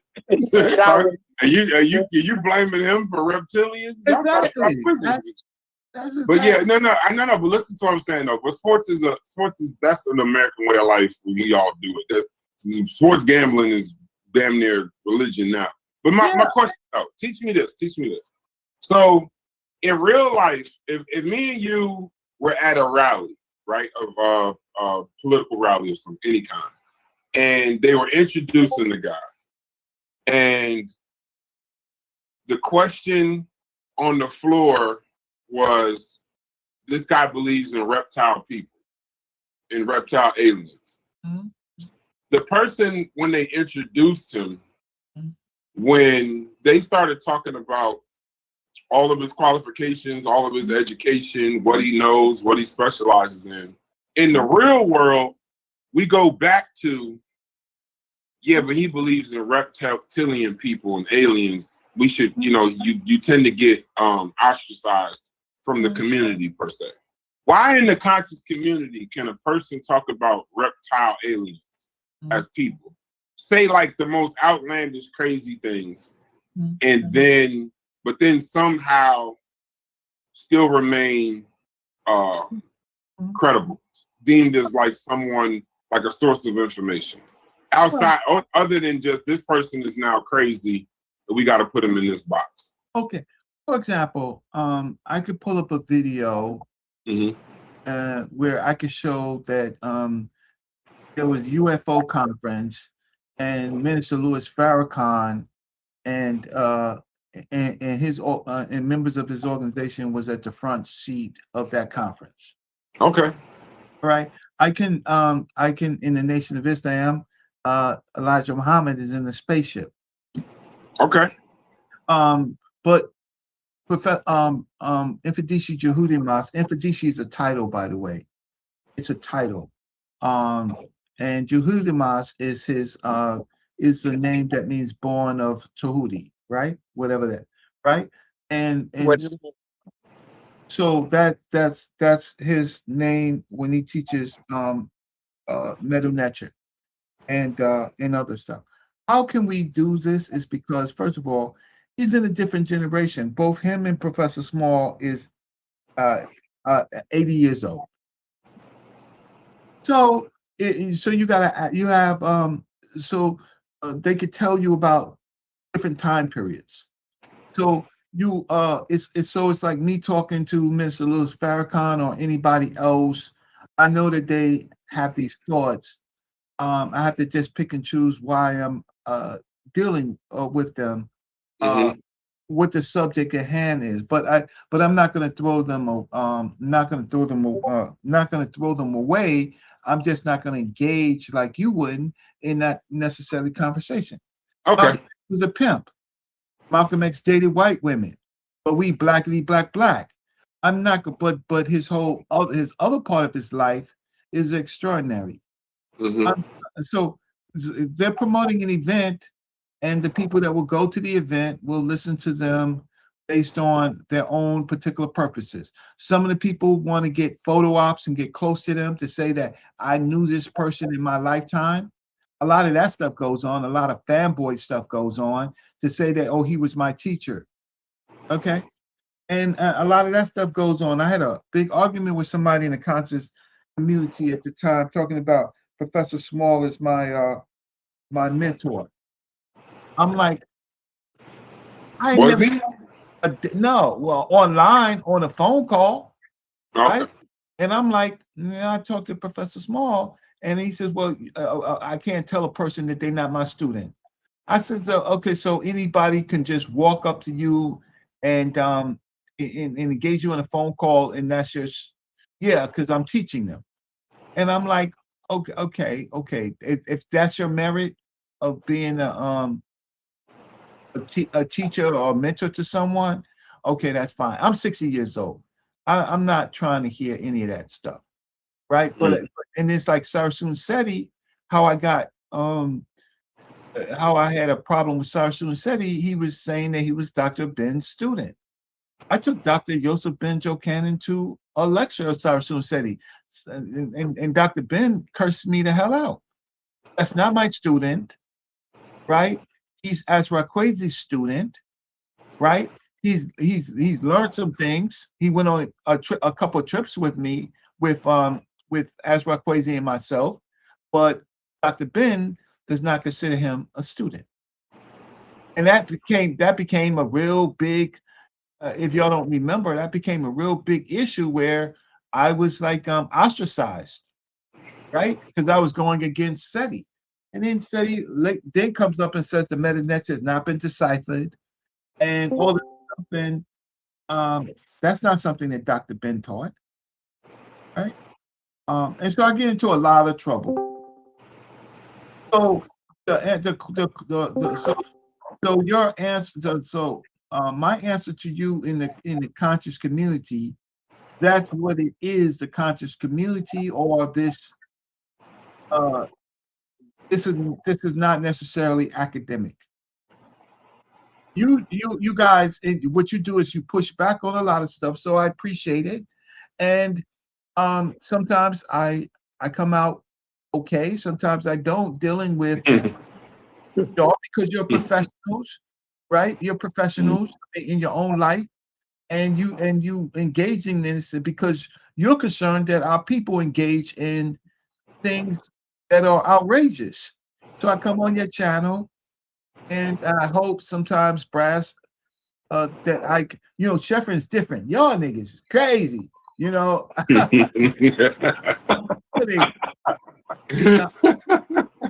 of your goddamn mind. And then that was a perfect rendition. That was perfect. Chef, what did you want? What did you want me and Reggie to talk about? Nothing. You're not qualified. Yeah. Now that we know that you're not qualified. Yeah, now that we know that you're not qualified, it doesn't matter. To even speak on the word. Yeah, you're underqualified and uneducated to talk about the subject. Well, he's honest because he told you how in fact he came to making that comment, and I just think I want to leave it alone. No, I think Reggie, that's not really about you. That's really more for me. If I am going to be forced to listen to these conversations, it's going to have to be just a little bit more truth that's going to come from me. And for me, when I know a lot of this is unnecessary conversations lead to contention. You know what I mean? How Reggie, if you walked around the Bronx and you left out your door and you just started talking to every single person you saw, like this ain't the South, this is the Northeast. If you just started talking to everybody you saw and tried to have conversations, eventually you're gonna get into a fight with somebody. Like, you can't just talk to everybody, right? If you go on the subway, you can't try to have a conversation with everybody. So when I see that the person is they think they unqualified, it happened with Dude and Corey last night, right? It seemed like when you just say it out loud, right? It's not the air of, well, I wonder what he thinks about him or he thinks about him. To be quite honest, I don't think I say this to Corey all the time. People actually be talking to Corey like they think he's stupid or something. Like he don't he's just a drunk that don't know nothing. If you actually listen to what he's saying, you will probably have a good conversation. But you go into it with these preconceived notions. So it makes more sense to just say that that's what you think and then don't engage in the conversation. You save yourself a lot of time. But how can Cuban be unqualified, but Infudi should go to anthropology school and talk about reptilians and he qualified? But wait a second, what would because I have no hard time if I'm not qualified, what would the conversation be about? Yeah, I don't know, but you're not qualified and uneducated to have it. Infudi, but I had a question. I had a question last night. Wait a second. Hold on. Wait. Before we get there, I'm really not trying to talk. I'm just trying to get an understanding. Chef, what was the conversation you wanted me and Reggie to have? The Negro conversation. Okay, so if you're talking about race, you're talking about social constructs of race. Not trying to toot my own horn, and I know a lot of people don't watch my channel, but I'm like one of the only few people that has a conversation that talks about it. But what he's saying is not that he's not saying that you are unqualified and uneducated on the subject. He's saying if I'm sitting in front of you, Rush, mute your mic so I won't hear your shit. He's saying that if I'm standing in order for me to have that conversation, the person in front of me would at least have to be as qualified or close to qualified and as educated as I am on the subject. Other than that, it's not a fruitful conversation for him. It's a waste of time. Okay, so now in defense of my intelligence, okay, I try to defend myself here. You can, but I mean that's how you feel. It ain't gonna change. I'm not turning the conversation away. I'm not big. I don't care about debates. I like having conversations and coming to an understanding. Now, but I would say this, Reggie. Since I've met you, seeing conversations in physical, in person, to conversations I see you had online with people, bro, you've talked to Slee Stacks. You've talked to, bro. You've talked to people like, okay, you can read Metanetta, but then you're having conversation with people who's trying to tell you what Metanetta says and they can't read it. And you've had infinite conversations with people like that. So I don't know if that's a passive aggressive insult towards me. I don't know how to take that. I'm not mad at you. It is. He don't got no respect. Yeah, it's okay, because I will say this, Reggie. Last night you revealed something. And what you revealed was, now this part I did get upset at you about. I did raise my voice. That wasn't intentionally raising your voice at you. Was when you said you made a comment saying I was disrespecting Black Americans, and that wasn't true at all. And then you said, I'm not going to have somebody like you, a non-African American, telling me about my people. And I wasn't trying to, that's not what I was trying to do, but let's just say that that was the case. So would you say that a professor in history cannot speak on African studies if they are not West Central African? Like if a Chinese person was a professor, PhD in African studies, they can't teach a class of anybody on African studies? Because I mean, you. Why are you talking about professors and shit? You talking about you? No, because he said I'm not listening to nobody. So what I'm trying to understand is like where you didn't say that. Yeah, that's what I recall. But if he just said he don't want to talk to you about it. That's all. Oh, so then what? So what is it, Reggie? Do you think that ICE is gonna knock on your door? Is it because I don't know? Like, do you have an issue with Cubans? Do you have an issue with? No, he just told you you can't accept it. I actually, I didn't hear him say anything. I don't have a problems with Cuban people like Haitian people or some of my heroes. However, that's in the context of their work. And the issue was that I so confused why you made me the first person that you brought up, right? And so I was talking about you when I said Cuban. I wasn't talking about the great Cuban people. Not all of them great, but Cuban people. You. I would say a lot of us went through the same horrors in the Western Hemisphere.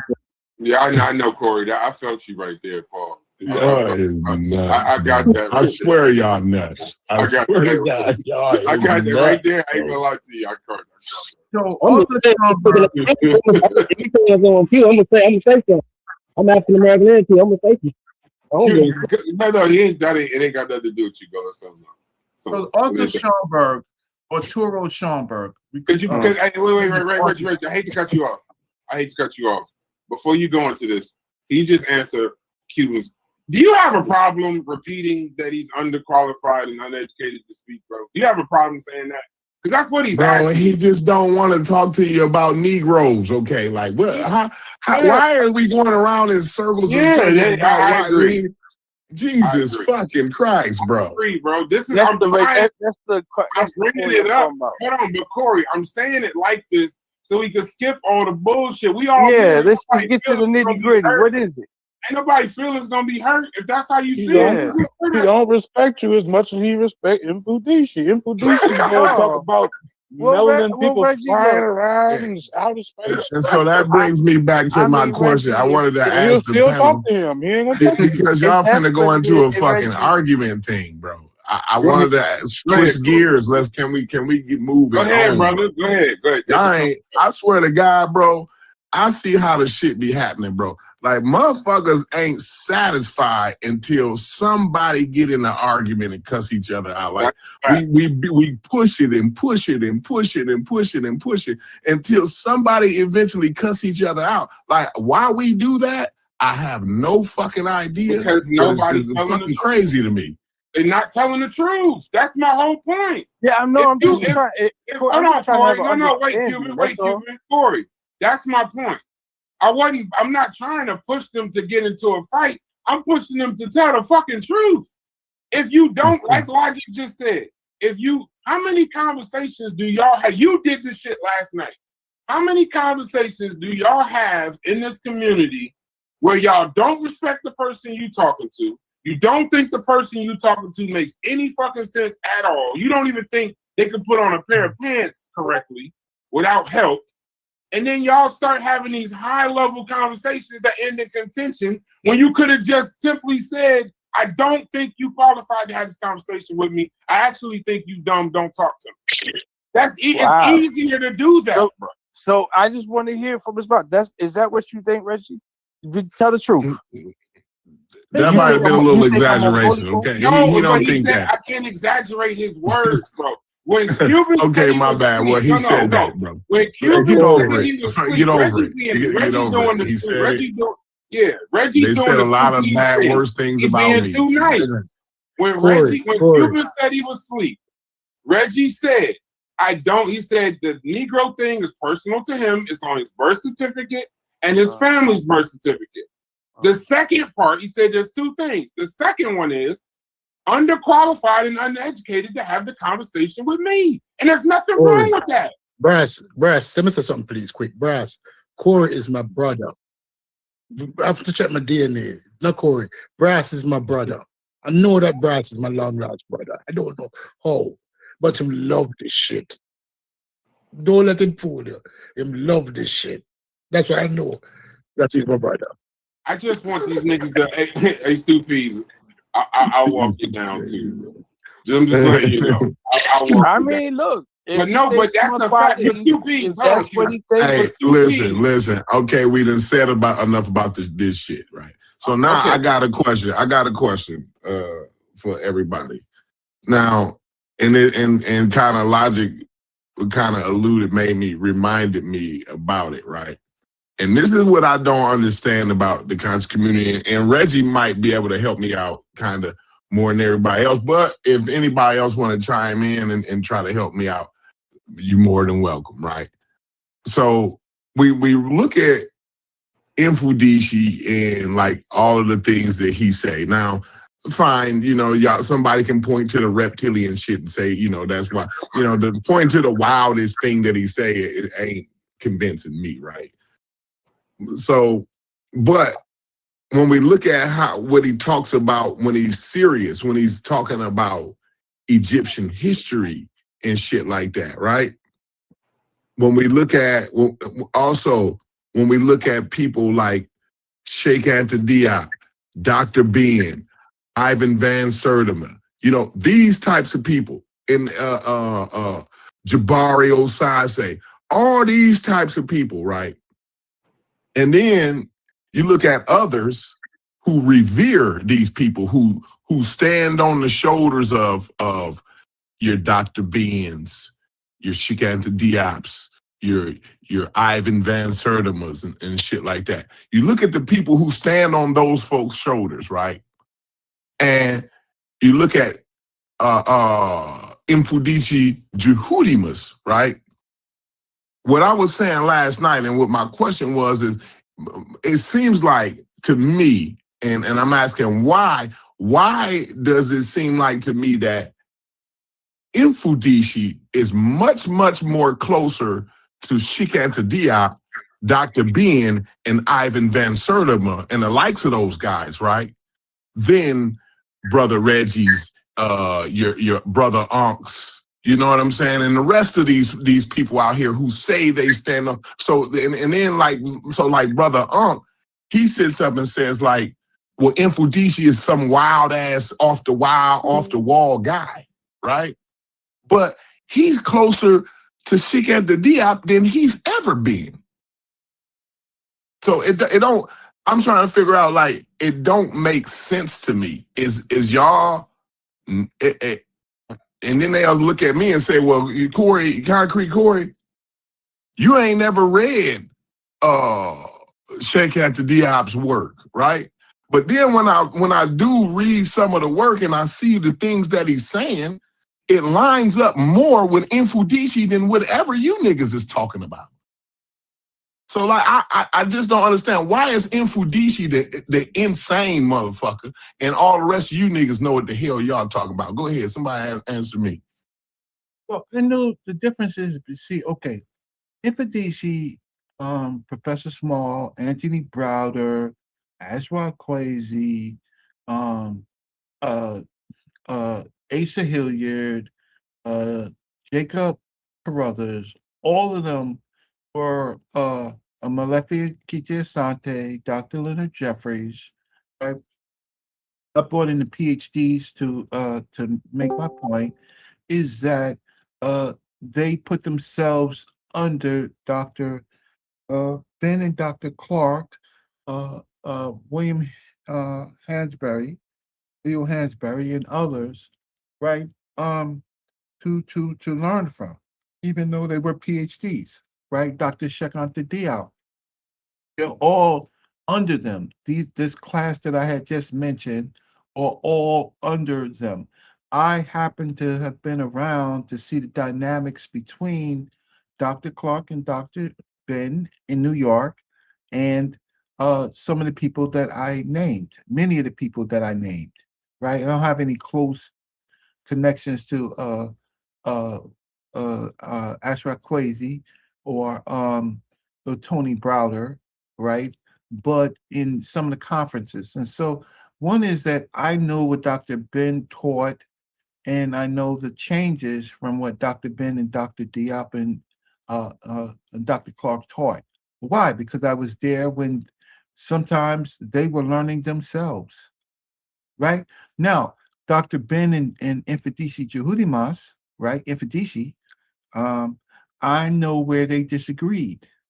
I know that I know that Dr. Ben would just say, listen, Infudisi, like, first of all, when they were talking, the big elders were talking, nobody was talking. So all these great charismatic leaders, they was in a room with their mouths zipped shut, just like everybody else, right? They weren't talking. Now, they had times when they was with them to talk. Some of the things, many of the places I was not personally there, but some of the times I was in fact there. So they had particular guidelines. Now they're very charismatic people, but I was there when I heard the great teachers talk, and their mouths were zipped shut. Now they may not like it, but I'm telling the truth, right? Because they was learning when I was learning. They had some things that age group, because they were older, knew more than me, because I was certainly 22, 23, 24. So now, so Corey, the issue is when they're talking. Okay, so Infudisi says that he's in a situation that everybody in Africa, he didn't qualify himself, but we're Black Africans. That's his personal stance. That's his work. That's what he teaches on. Okay. Well, he's not in your age group. He's not even in your But Reggie, and I apologize, Reggie. But what I'm saying is, Sheikh Anta Diop was talking about the West African connection, right? As a matter of fact, he talked about linguistic connections to Wolof and this and that. And Infudisi, when I was hearing him, he was alluding to those types of things that Sheikh Anthony Diop was alluding to, right? So now I'm saying, like, now when having conversations with like, we'll just use Brother Unk as an example. Having conversations with Brother Unk and Smash and you and all of these other guys, right? That, you know, like, Infudishi's the wild guy, but Sheikh Anta Diop is the genius guy, right? But Infudishi's saying what Sheikh Anta Diop is saying, but then Infudishi's wild as fuck. It don't make sense to me. It Because I does. know it ain't nothing but push. Go ahead. It does. Reggie, I'm sorry. I apologize. Go It ahead. does. Because what Dr. Diop was saying, he actually wrote about it. You can track whether you believe he's crazy or not based on his specific writings.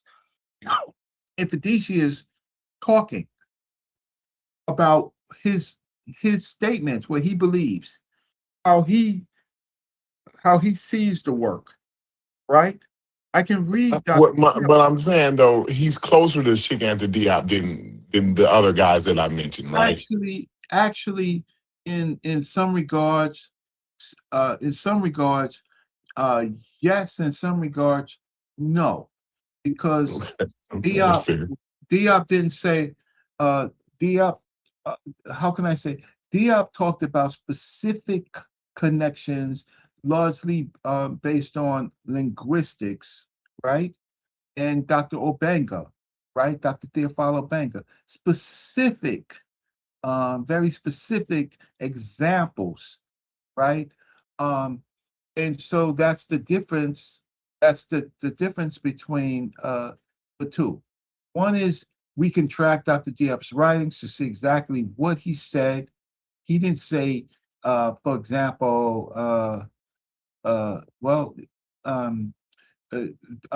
okay. So when it comes to Rwanda and Infedici's talking about the Great Lakes, and then he says, Dr. Ben said, we come from the mountains of the moon where God happy dwells. I actually talked to Dr. Ben about that. Right? And I know where Dr. Ben said that he got it from. It wasn't his original work. He said he went to an exhibition, and that was a caption. And he used he used that caption. Now in the Famine Stella, which we can actually, that's going too far, but in my own research because I actually had a relationship with Dr. Ben, in the Famine Stella, there was a big thing where they was trying to push Dr. Ben off the cliff because they wanted to know where he got that from. And they were attacking him because he said it came from in the Huneppa papyrus. Now people can read the Huneppa papyrus, and they don't say that in the Huneppa papyrus. And they was trying to beat the brakes off of Dr. Yosef Ben Joachim. Now, Infedici, he's come on, he's doing an event. He's doing an event, and that doesn't excuse him for not being that doesn't completely excuse him for not qualifying what he's saying. It's because if he he's read the Famine Stella, he's actually translated the Famine Stella, right? And it says the cohorts, and those refer to the cataracts, and that's in Nubia, right? That's where the White Nile and the Blue Nile, how can I say, separate, right? So I can listen to it and I can say, okay, when I go and see Infedici, I will talk to him specifically about that. And if you ever see me talk to Infedici, it's very qualified. It's how can I say, it's straight to the point. And I don't think that Infedici is wild. I just think that look, Dr. Ben, all of them, but then white scholars are wild. White scholars and UNESCO said the craziest shit. I said that too. I said you did. To me, Reggie, both sides is crazier than the mother. This 1974. Now I don't. Again, the rest of the UNESCO people and Everybody down at those are the top scientists in the world. Everybody down at the United Nations and all that. Don't get me wrong, I'm not saying that.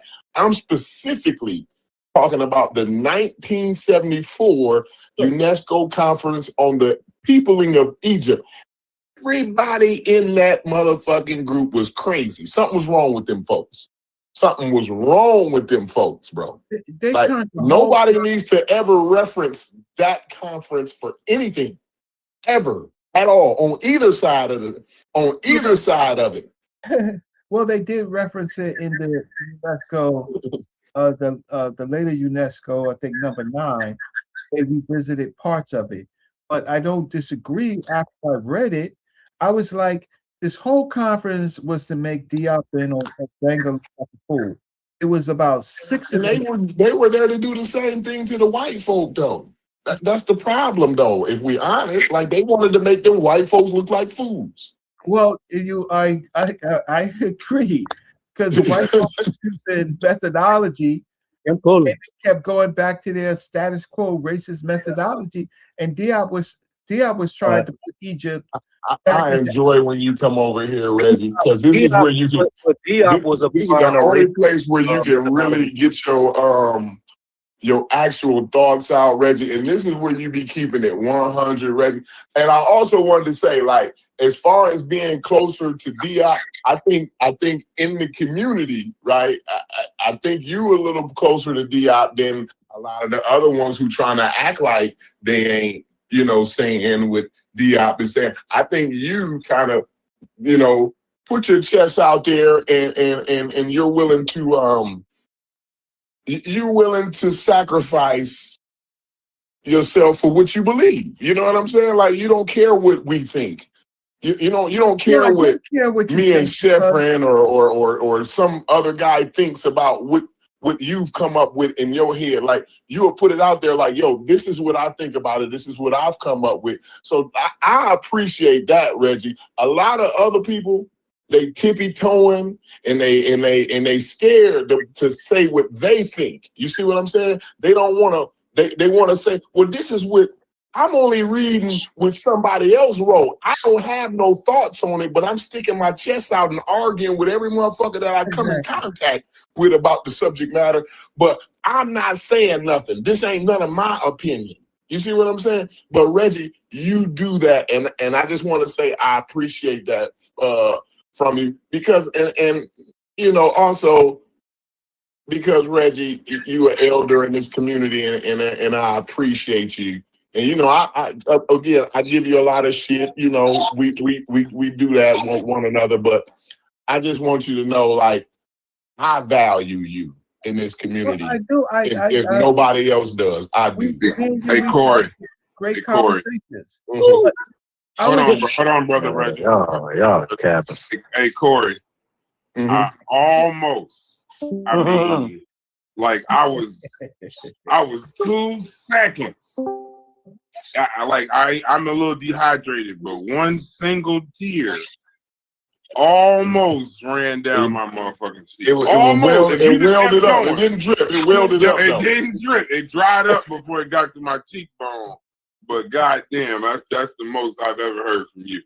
But go ahead, brother. Go ahead. No, I just wanted to give Brother Reggie his flowers because he do come over here and, like, he shares things that, like, we need to hear, the community need to hear, and you know what I'm saying? And he's actually, he don't have to do it. He don't have to, you know what I'm saying? And I just appreciate him doing it, though. Yeah, So the issue is, look, I used to listen to Dr. Diop and Dr. Jeffries like almost every Friday night, right, as they corresponded over the phone, where you had to place a call. Right, you had in the 80s, you had to place a call.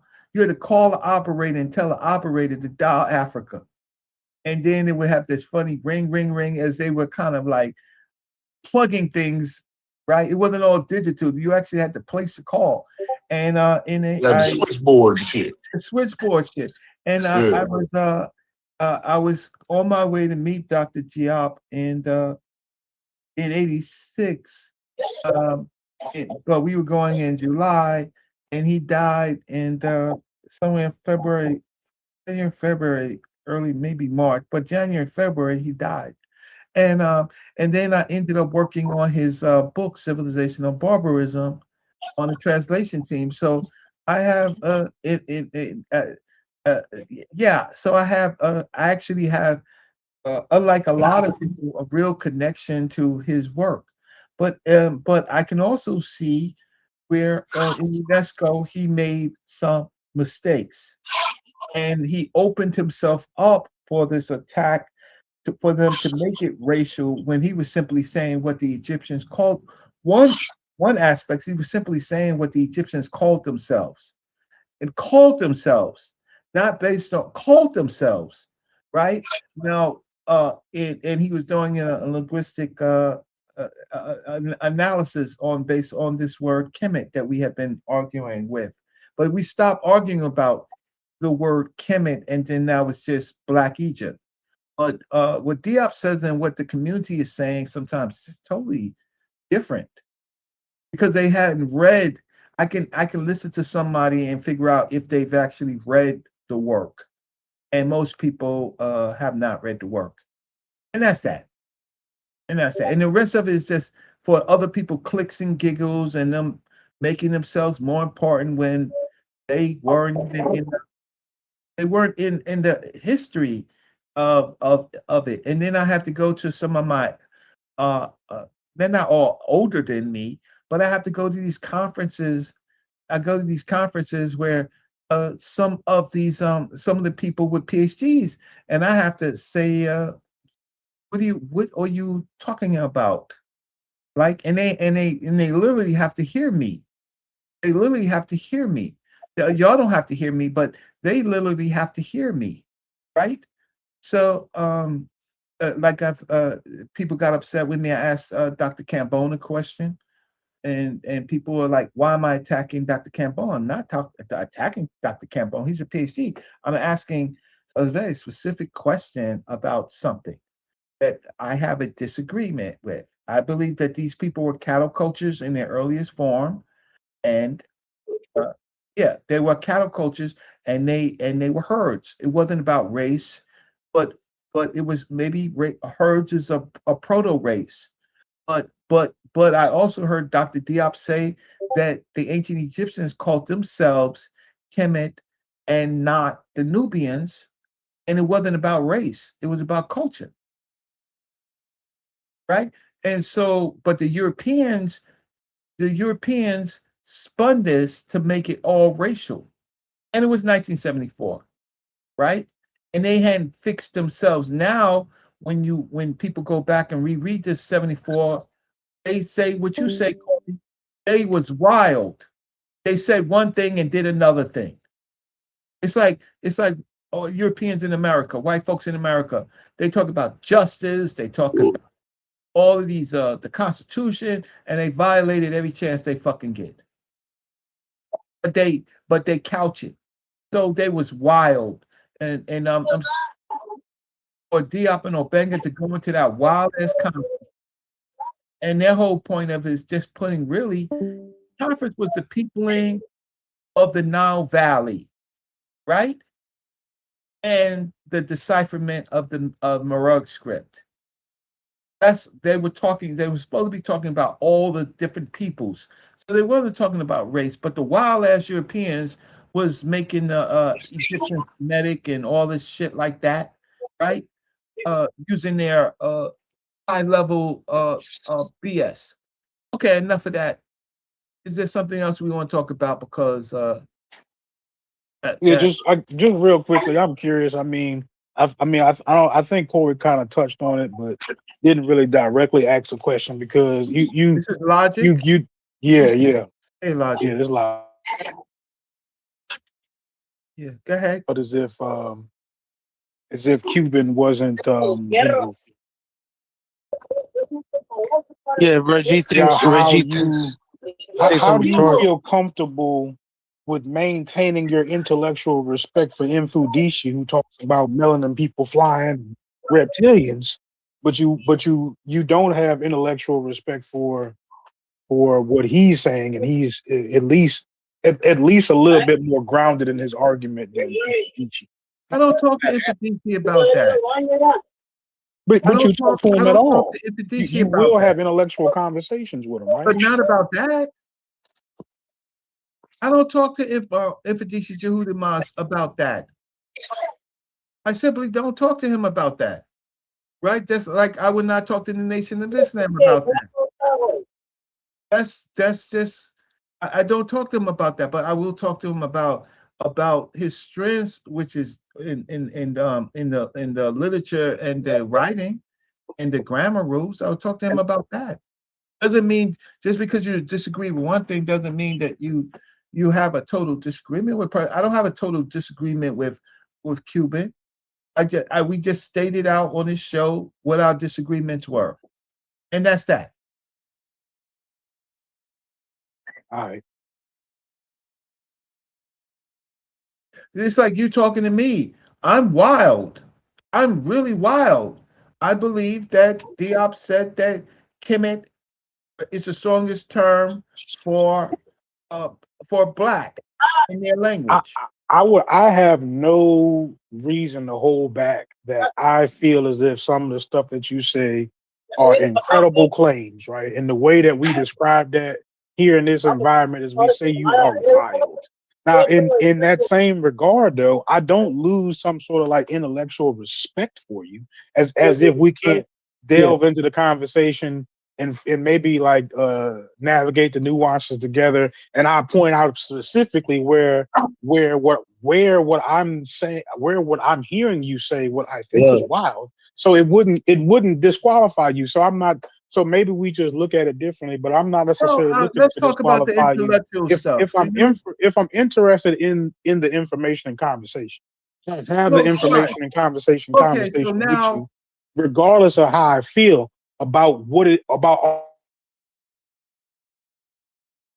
just kind of doesn't seem fair that you could so easily dismiss Cuban, who doesn't say stuff anywhere near as crazy as melanin can make people fly, but you will have other conversations and expect some sort of a more grounded answer or an answer so let that me you have ask an more open respect question. for. Let's get to this. Let's ask. I'm gonna ask an open-ended question.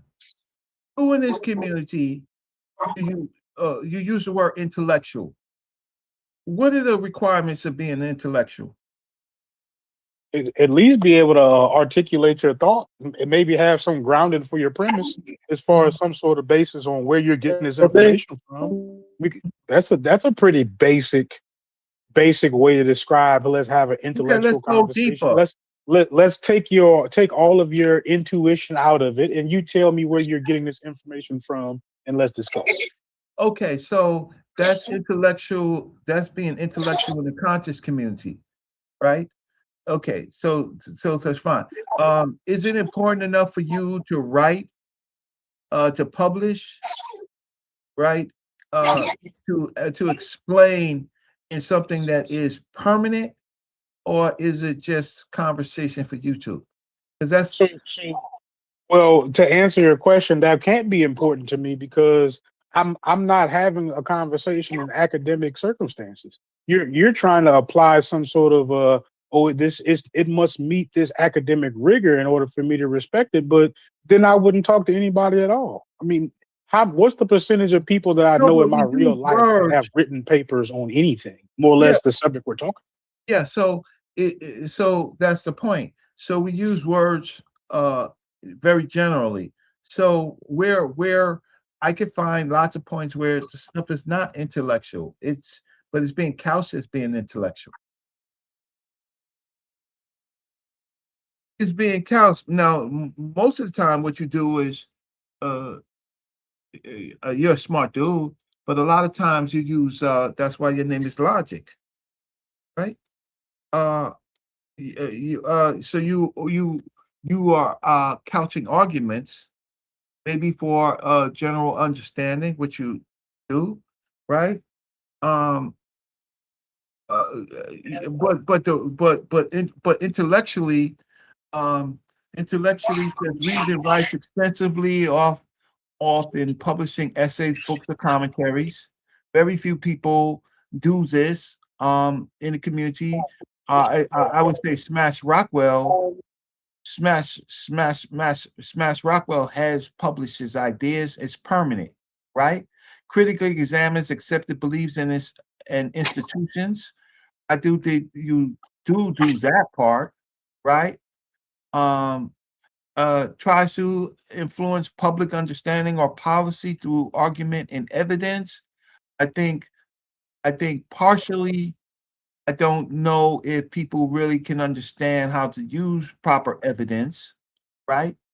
Works with concepts rather than mainly with manual or routine tasks. That so uh, uh, most people are just doing for YouTube content. So the intellectual stuff that we claim is really in a gray area. It's really in a gray area. I don't think it is so much, right? I think that you know what, I'm not even going to make that, right? So what I'm saying, if you write a scholastic paper, you are clearly not attempting to levy a response from Pan-African James, right? You're hoping Anita Baker or one of those ladies, one of those intellectual scholastic figures makes a reply or comment on the paper that you've written. But when we're just having a conversation, right? You wouldn't speak to any of us looking for a response from one of those scholastic figures. And that's all we're doing is having intellectual conversation. You have an avenue to speak to those people. As you say, if you can write a paper, you can levy the field and or whatnot, right? But we get on here and just have conversations. No, we do actually do more. So ain't nobody gonna tell Gullah to mute his mic.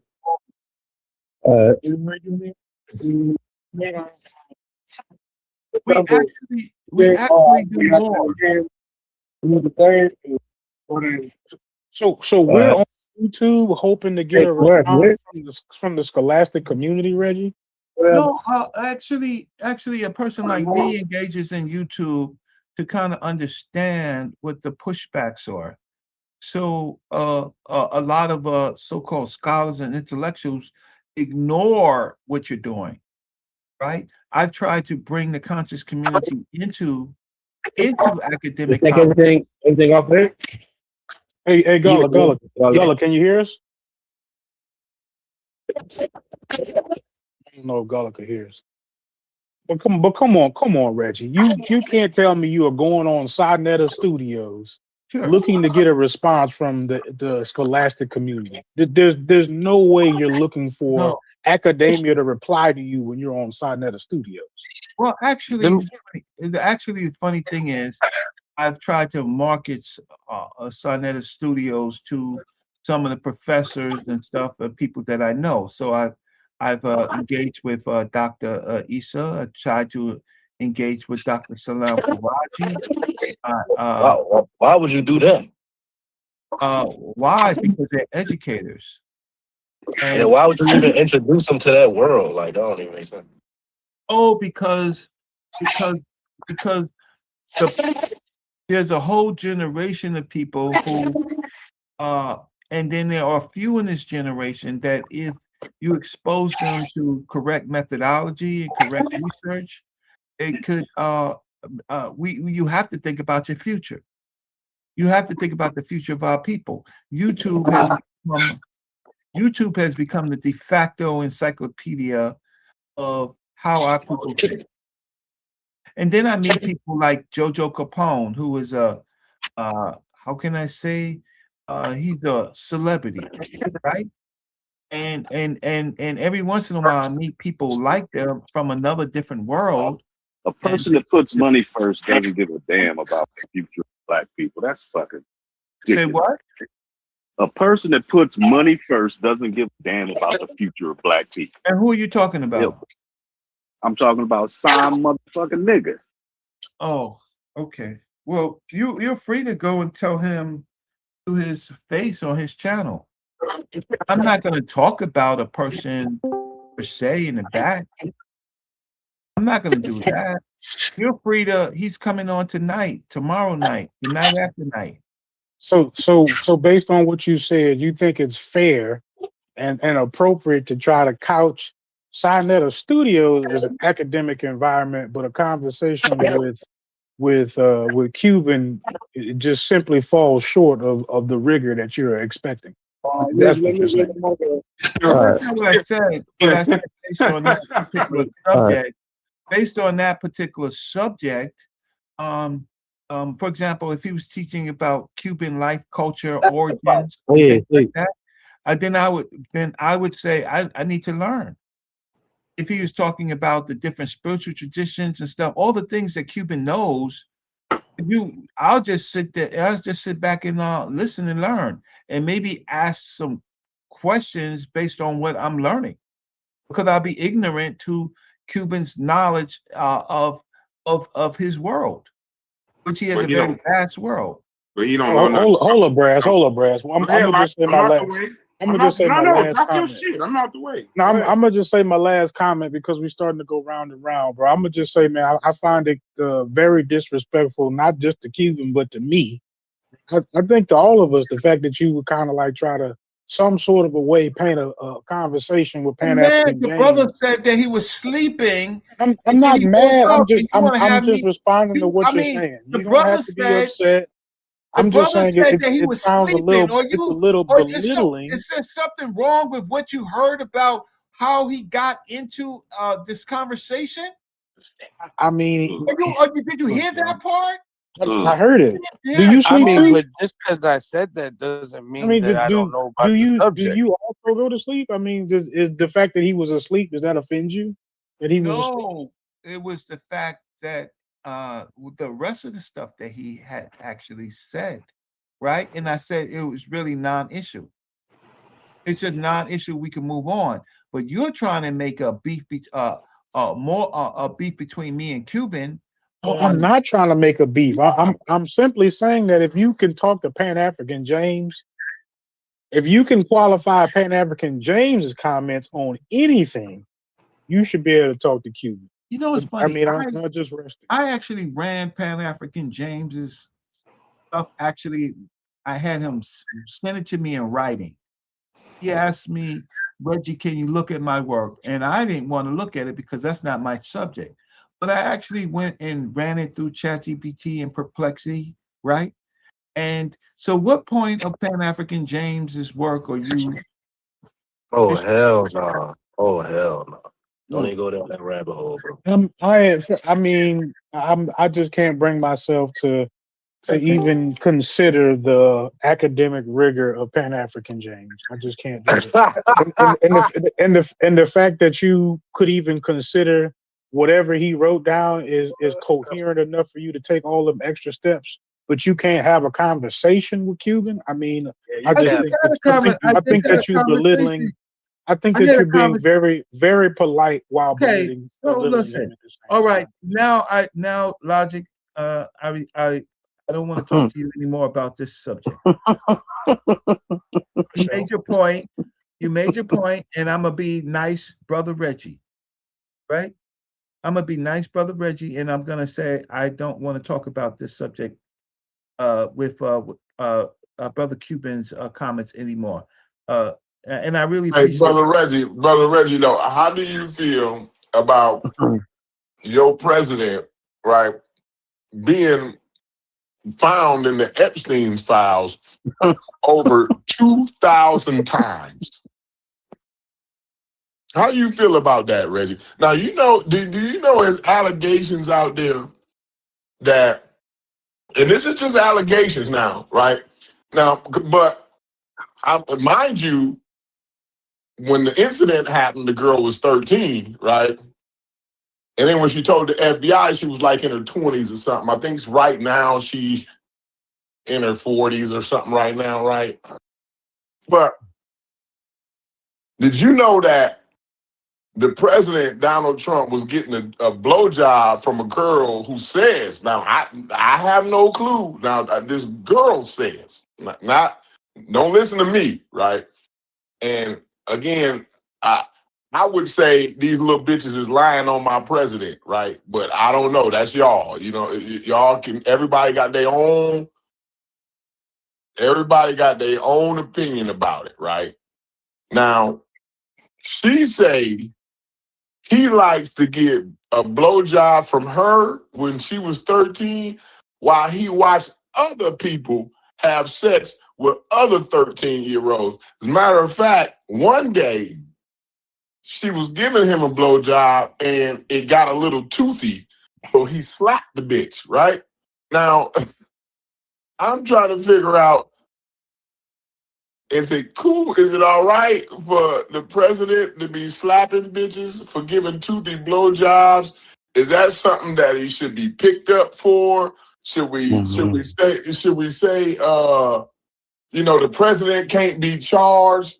Should we bring up Joe Biden to change the subject? How you feel about that? I think, me personally, Reggie, I think they lying on him. I think they lying on President Trump. What you think, Reggie?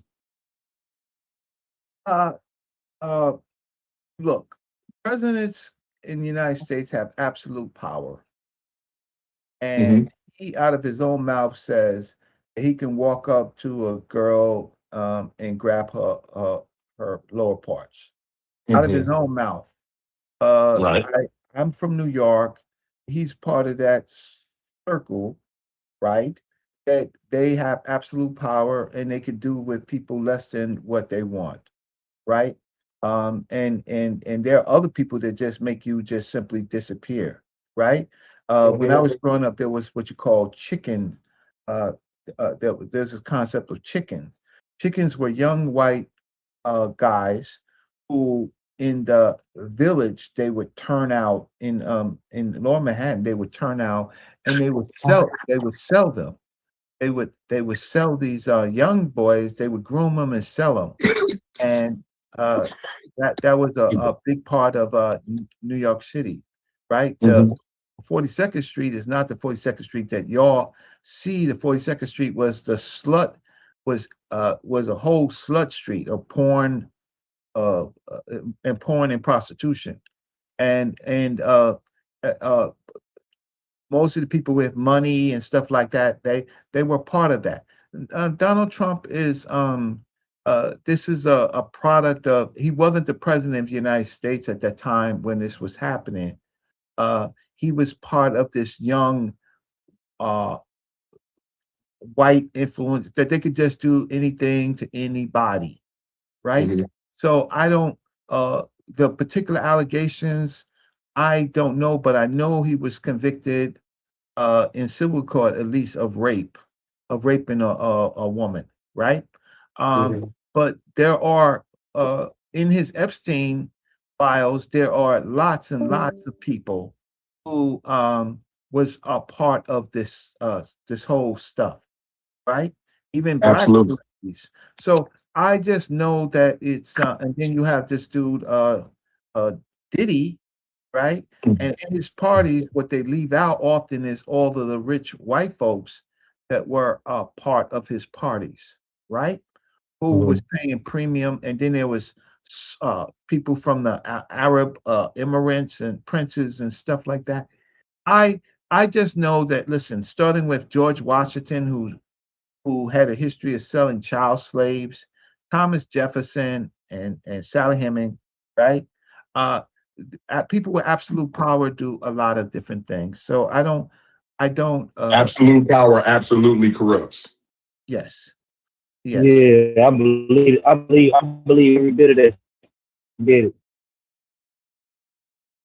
Yeah. And they talk about how, and the things, and it's wild because they go to these like poor European countries, these little poor European like towns and countries and shit that you hardly even hear about, you know what I'm saying? Somewhere over in Siberia or some wild place we don't like know San about. Diego, in San Diego, Wisconsin, and shit. A lot of these charges now, based on what they saying, is in the United States.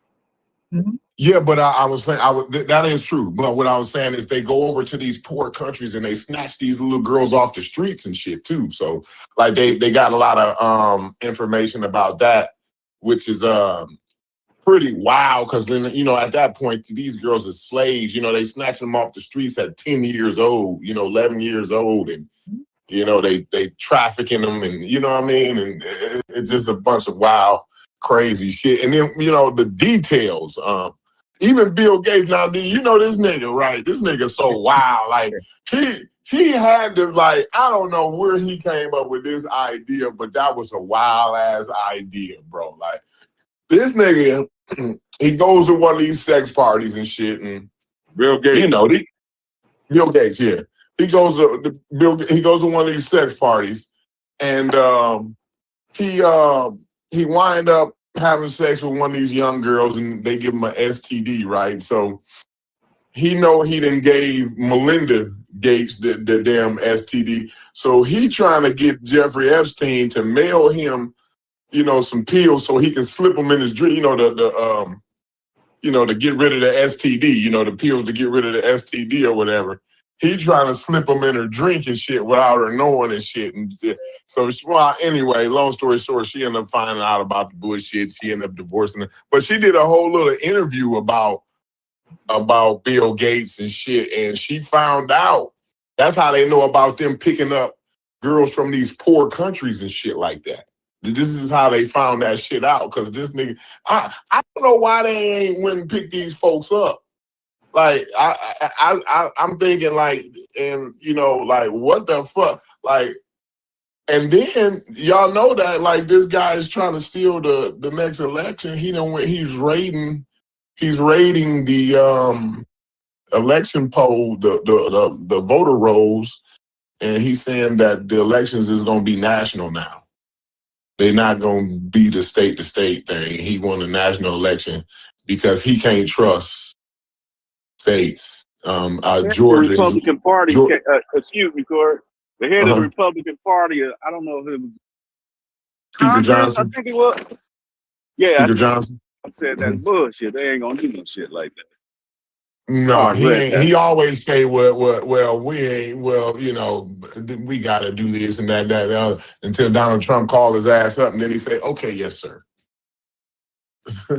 So, you know, we ain't thinking about Speaker Johnson. Speaker Johnson got the biggest, wettest pussy in America. Like, no, ain't nobody thinking about it. Ain't nobody. Everybody knows he's just a big, wet pussy sitting up there doing the bidding of Donald Trump. Is there any possibility Trump can be a VP or vice president to any candidate? I don't think so. But I don't think he would ever even, that's not even in his calculations. He ain't thinking about being no VP or vice president. He's thinking what if it's the only way he could try to sneak back in the executive branch? Y'all think he trying to do this legally or something? Like he trying to find some type of legal loophole for him to get back in office? Is that what y'all thinking? He might not have the choice. No, he not trying to do this legally, bro. Yeah. We all know he's not gonna. We know he's not gonna try. He tried not to the last time, but I'm saying right, like legally, and then again, he know where he fucked up at last time. Y'all absolutely have to realize that this man is not gonna make the same mistakes as he made last time. If y'all thinking that he might be stupid, but the people behind him that's gonna do, because he's not gonna do a damn thing but sit up and talk shit, run his fucking mouth, right? But if y'all think the people behind him hadn't learned where they fucked up at last time, y'all are highly mistaken and wishful. I know. I might be sounding like it was constitutionally, and no. Usually, your presidential eligibility is interpreted as your vice president eligibility too. So if he was to do it, he's used up his eligibility with these if he finishes this term with these 8 years. But they have looked into it. But all the interpretations they've gotten of the Constitution is that your vice president eligibility and your president eligibility are pretty much the same. Thank you, Brass. Thanks for clearing that up. Wait 1 second. 1 second, Brass. Thank you so very much.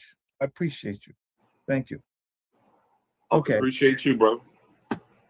Yeah, no, thank you for clearing that up, Brass, because my conspiratorial mind was thinking there could be a world where he was VP, something happens to the president, and then here he is right back in office as president. Yeah, but it's like an implausible conversation. So, like Corey, if he was to do it, even though it only explicitly states the president, that's theoretical. Politically, vice president and president, if it's argued, it would be something that would have to go to the Supreme Court. And most people agree. Vice president, president, we don't need you in office for 16 years, no matter how it plays. Anyone in office, somebody, even if you're great, it runs in line with each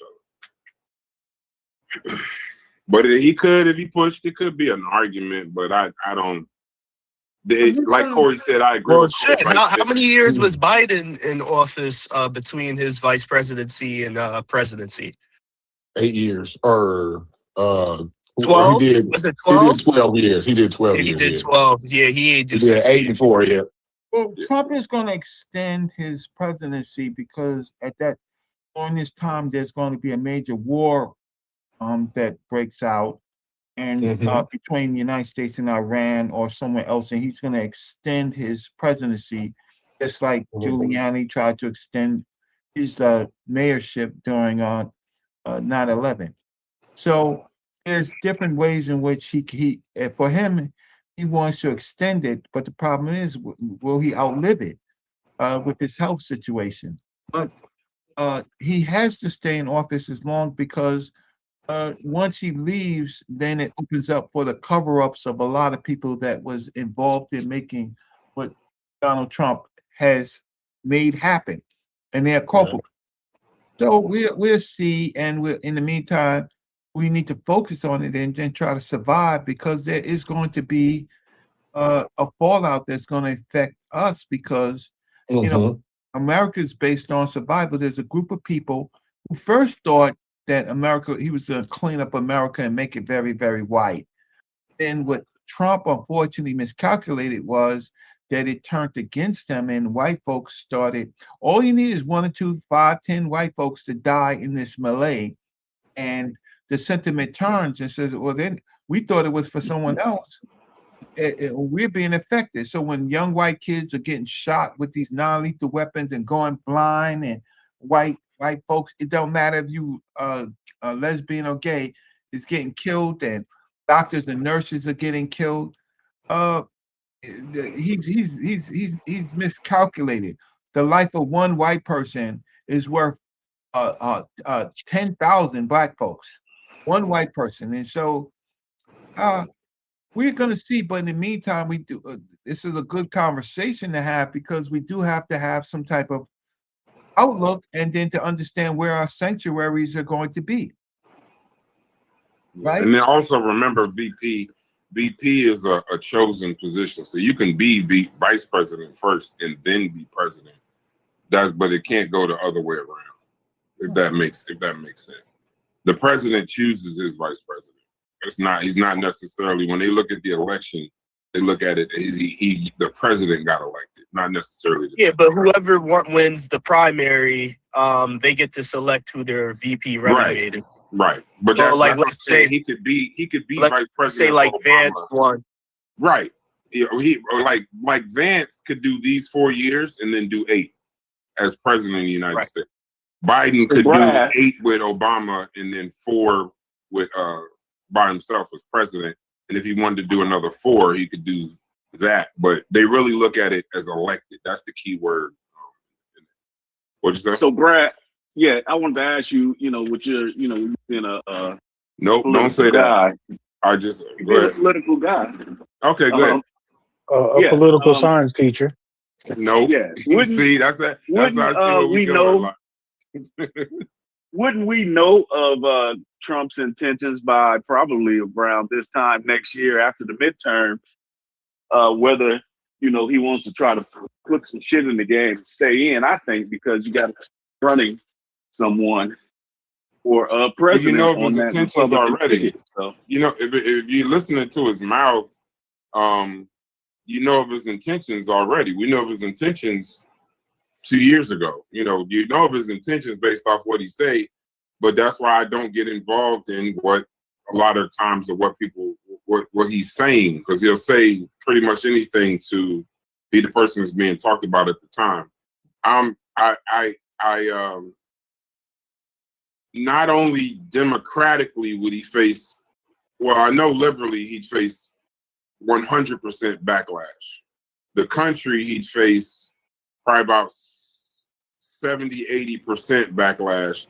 And even within the Republican Party, which he could manipulate to an extent, some of those people have aspirations to be president of the United States also. So don't think that this is just it's just whatever he say is gonna go. Will he have intent? Yeah, he's made it clear he's got intent. Would he even try? I think he's crazy enough to even try. I just don't. It's not something that I see as possible. But And so what I would say too, like, not only look at all those things that Brad said, and I absolutely agree with most of what Brad said. But you got to look at what's going on now. Like, so if y'all in Fulton County, right? He just went and picked up y'all voter rolls. Now it's an investigation going on, and so, like, all you got to do is just put, all you got to do is just put out a bunch of bullshit about the Fulton County voter roll. Well, we don't know about this, and there's questions about that, and this is, and now he won 13. He done requested the same thing from 13 other states. Like, you know what I'm saying? Like, we want y'all voter rolls, and they sending them into him, right? And so, like, yeah, like, this ain't like he's in the motion. Like, they're in motion right now to steal the election. They're not gonna. So this ain't gonna. So, like, I think most people think about, like, when stealing the election, like, they gonna wait until, like, the day before the elections is announced and then go switch something out or do. No, they're doing it now. They're actually doing it now. If you look at the news, they went and seized the Georgia voter roll from the blackest county. Blackest county in the United States of America. That was the first ones they went and got. Well, Brad, based off of what Brad said, the voter roll, how does that give the advantage of, as far as if you want to steal the election? I don't know. How does that get the advantage? Because it tells, yes. And not only that, it tells you about its predictability about your how the people vote and all of that. And then, so, like, you can have the federal government come in and do gerrymandering and whatever way, like, it's all kinds of ways to take that data and information and manipulate that. That's what France just fired the guy that was just under the prime minister, because he allowed somebody to get that information, or he allowed Jeffrey Epstein. That came out in the Epstein files, that he was giving that information to Jeffrey Epstein.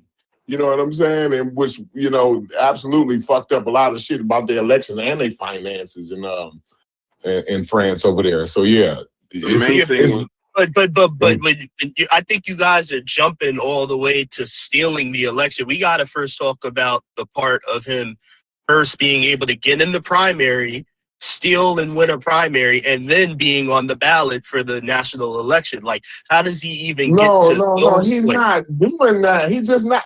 But that's last time he wasn't trying to be on the ballot, bro. What he's saying is, what he's trying to say is, if he does try to do this, it won't be done in the normal pattern to try to be president of the United States.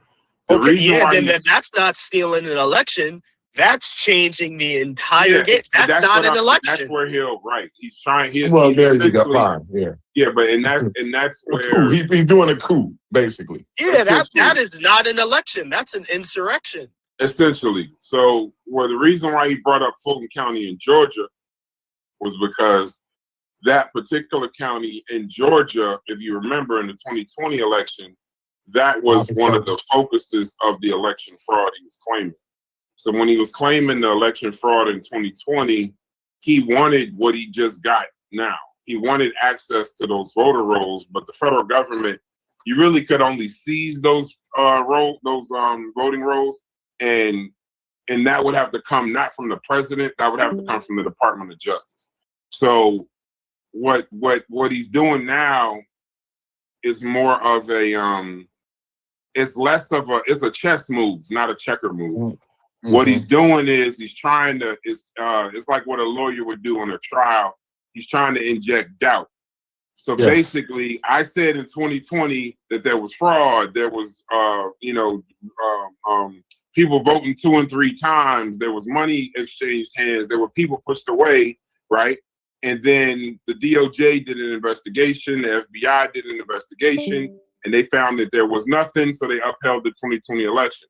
What he's trying to do is that if he can now go back and seize these voter rolls, and somehow the FBI or the Department of Justice put it in the American people's mind that he was in fact correct in 2020, what that does, just the thought is that the government tried to keep him from being president of the United States in 2020, and now you can't even trust them. And what he's saying them is like liberal. So he's trying to basically paint the whole election system as as fraudulent. You can't, not that you can't trust him or you can't trust the Democrats, you can't trust the election system. And even when they investigate it and say that nothing happened, well, here, this happened. So now you can't even trust the FBI. You can't trust the Department of Justice, which will then open it up to, we don't even need an election. I'm going to just keep it going. Because I'm the one that they lied about in 2020. Absolutely. And so that will remove, so that's how you make the jump from fuck the primaries, fuck all this other stuff, because that don't work. It's fraudulent. See what happened in 2020? And you could trust me, and so. And even like all of this raising doubt. All of this raising doubt about the states, like with the governors and mayors and stuff like this, having them not cooperating with the federal government and operations and stuff like that, it plays more so into, like you said, you can't trust the FBI, you can't trust the left, you can't trust the states, you can't trust these cities, you can't trust anybody except us. Right. So let us just say it. Who's left to trust? Who's left to trust? I'm the guy that tried to blow the whistle pause in 2020, and they didn't, they told you that I was the crazy guy. It's similar to the felonies thing. You know what I mean? Like, y'all, felony, everything, it's all a push to make it, it's really narcissistic. Men do this to women a lot of times. A man will cut off a woman's whole network of people that she could reach out to so that he could treat her however he wants, because now the only person that she essentially has to go to is him. So the person that's hurting you is the person, Colts do it too. Who? Colts, C-U-L-T-S. Oh yeah, Colts. Yeah. A cult to do that. Like they'll the reason why they separate you from your family is because even if I'm doing these horrible things to you, you don't have anybody else. So now what I'm doing to you ain't so freaking horrible because I'm also feeding you. I'm also sheltering you. It's just at night I do this. But now you make a scene. Now I can tell you whatever about your mother and father who done raised you your whole life. You know what I'm saying? Because your mother and father ain't here to defend themselves. That's why when most people leave cults, they usually get back to their family, and the family don't even recognize them. They've been reprogrammed. They done, change the brain. That's how you can, I was about to get us in trouble. Yeah, y'all go ahead, bro. Yeah, no, his argument, it completely falls apart when you look at 2024's election, though. Because if he's saying there's this huge conspiracy to keep him out of power, and 2020's proof of that, he would need to explain why the same thing didn't transpire in 2024. Right. Yeah, but his constituency don't think that far. Exactly. And if you destroy the faith, that's why the whole point is to destroy the faith in the election system. So that even in 2024, you can say they had to do it, or truth won out, or so, you can have I beat them. Now it's even better. Because they tried it was 34 felonies. If you remember, it was too big to steal. And wait, if you remember, Brad, 2024 was too big to steal. Right. That's why. That's what he said. But then the other piece goes back to him. You got to remember, like, one of the benefits I do have being a donor and actually participating in this kind of stuff, I get to go to the regular Republican stuff. I get to go to the MAGA Republican stuff. I get to go to the liberal stuff because our governor is Democrat. And one of the things that at that time was being talked about, they thought in political circles, they thought that presenting Kamala Harris, seeing Biden as sick, because you got to remember, he believes that he's the one that pointed out to the world that Joseph Biden was having mental degradation, like his mind was going, degeneration. And that debate and those comments and how that was placed, and then Biden dropping out, it almost really destroyed the Democratic Party's chance of having a president, at least in 2024, because it was almost deemed as, well, Trump saw that she was what's wrong with Kamala? And now anything he says about her, you got to kind of, you know, as far as the world looks at it, you got to kind of look at her as like that's their last ditch effort to protect some form of a regime of some kind. So you get it's a very, it ain't as deep as people make it, right?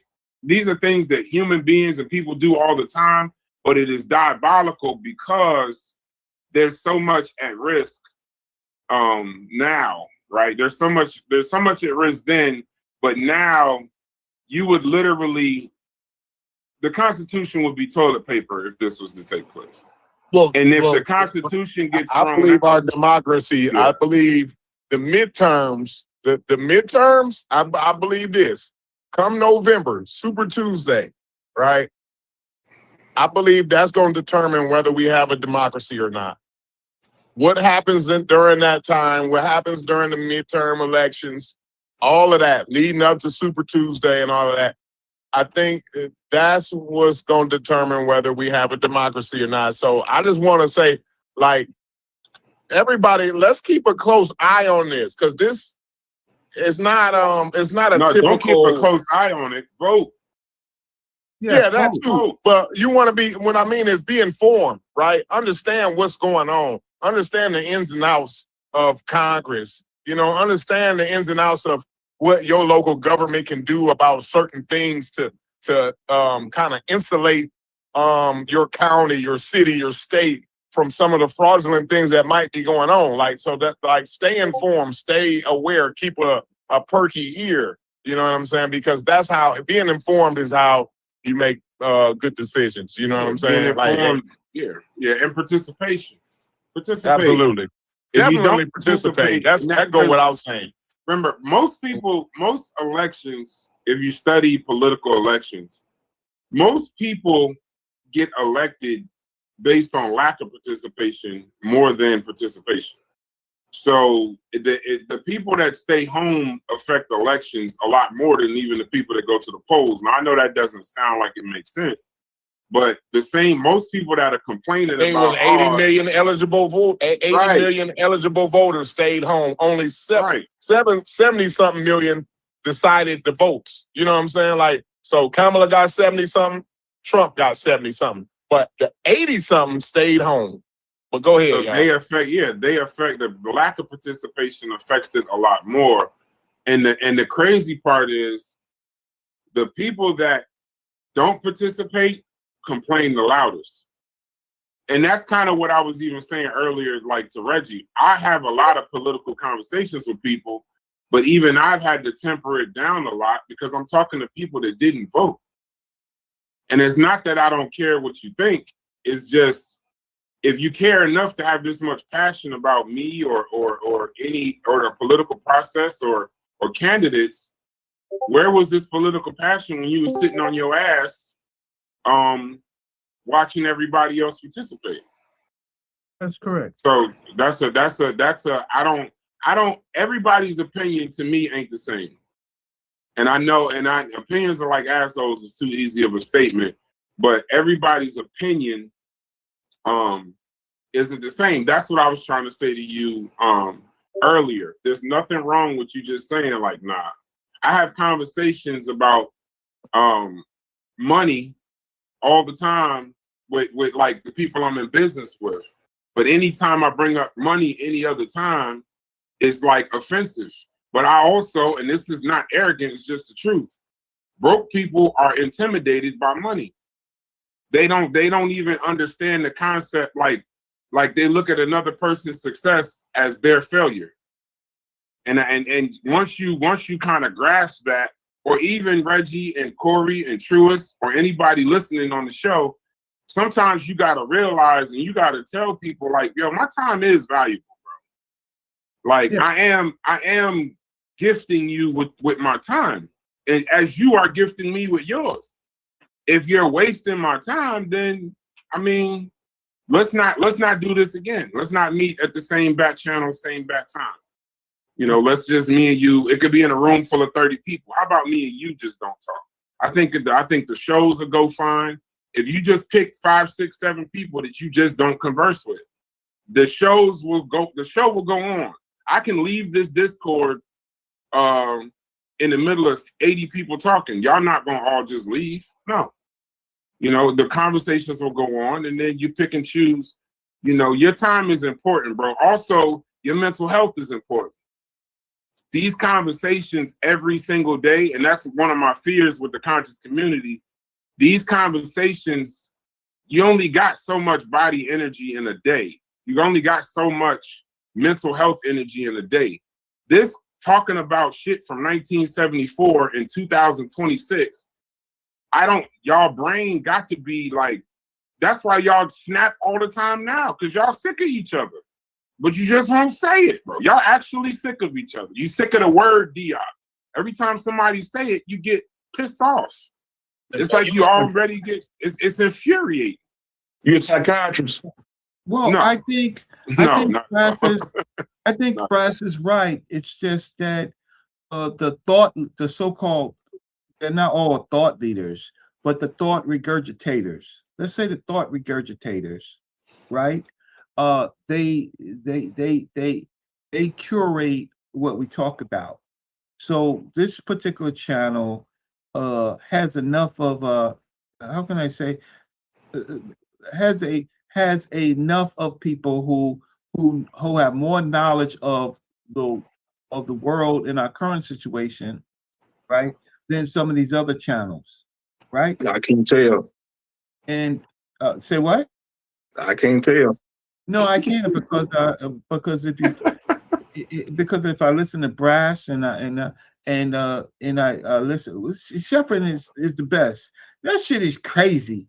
Yeah, you know, y'all like he already knows why the fuck am I talking about? Why the F am I talking about this shit, right? So that means the jig is up, right? The jig is up. So if we have and they're just trying to bring everybody else along, like Chev's new channel, he ain't talking about none of the stuff that we talking about, right? He already know the jig is up. Like, so we're forced to we try to bring a body of people from other channels and curate them into other ideas. So we're talking about this sensibly. You go to some of these other channels and the people that they bring up to talk about this stuff is crazy. Like, got no experience, former this, that, the third, and the third, right? Failed in all the other cult activities, and now they're up and they want to talk about elections and shit like that.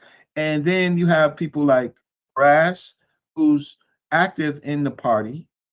You have me, right, who in one form or another help my former wife at least compete in a mayor's race in New York City, right? At least like that was her dream, and she's and so I'm gonna help her with her dream. It makes sense that we need to engage the process and understand what the process is. Come to find out that Mandami was being groomed in the Epstein stuff is hilarious. His mother was in talks with Epstein. Hilarious. Shows it's getting a little spooky for New York City right now. Bro. Yeah, shows you that spooky. Wait. Are you saying that ran picture of pretty that deep. kid? It's a couple No, people's mamas. they're turning on. When I tell you, and I think that's damn, what's his name? Thunder, right? Is that Thunder? Yeah, that's me. Okay, no. shouts to you, brother. Oh, My name is Dell, man. Whoever don't know, my name is Dell. So okay, shouts to you. I'm glad you joined the Discord. The thing with, and I told you it's gonna happen, Corey. I'll accept your apology later. What I told you, people will vote for socialism, but socialism in voting is fun. Socialism in practice is not so much fun, bro. I told you, New York City, it was going to rebel. It sounds good. Free MTA and free this and free. It sounds amazing. The things you got to do to put it in place, New York City's gonna rebel. His approval rating, he ain't even been in office a month, maybe a little bit over a month. When I tell you his approval rating in New York City right now, they would get rid of him right now if they could. Right now. I'm gonna tell you. I voted for Cuomo, right, in this most recent vote. Right. That's crazy. When it comes to conversations I'm having with all these crazy neo-progressive, socialist minded younger people in my generation, I'm telling them exactly what you just said. They don't really understand how communism and socialism works. And I'm under the impression by the end of Mamdani's term, he's going to look more and more like Cuomo, because he's going to realize he has one of two options. He's either going to have to stand 10 toes down on everything he promised, and he'll end up getting nothing done, because even Kathy Hochul has told him she's not going for much of the things he ran on. Or he'll realize he has to come halfway and realize he has to, there's certain things that's not even in his scope to do as mayor, right? And he'll look more like Cuomo at the end of his term. He's already meeting with Trump and all these kind of things. He's already walking back a lot of the things he said. So realistically, I think he would have to kind of by the end, like you said, by the end of his term, he's gonna have to kind of come halfway. I think that's the only way you kind of get anything done in politics, right? It's kind of like compromising on things. That's what he's chastising Cuomo the whole election for doing. Let Thunder get in there. Let Thunder get in there after that. Oh, sorry. And so by him, kind of compromising just to get some things to get some things done, I don't think that kind of says anything about it. I just think, and the fact of the matter is, it's not that his ideas are bad ideas and they won't work.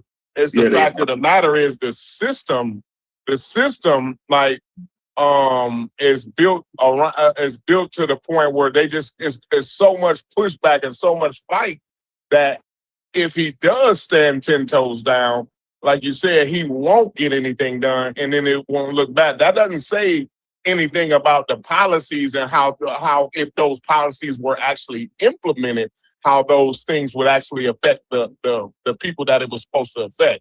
How it's supposed to make America. Let Thunder get in. Let Thunder get in there, Truist, and then we'll do it back and forth. If I could, I want to jump down, man. I forgot about the Discord. I don't think I've ever been on it. So, listen, man. Y'all with the conspiracy theories, Corey, you going ham with your conspiracies. Listen, as a conservative, bro, if you live in Atlanta and you know for a fact them people was throwing ballots away, it was several investigations. I mean, we could share it, but it's several investigations. Several people came out and said, that they was trashing ballots from certain districts and stuff like that. This is known. This has already been testified. Everybody know this. They just had to pay them black women $100-something million for lying like that. But go ahead. Okay, that's fine. So when you go into that, and then you say he trying to steal the election because he trying to win. Listen, man, the only reason that happened, it's only one reason, is when Fulton County came out and admitted that they fucked up 315,000 votes.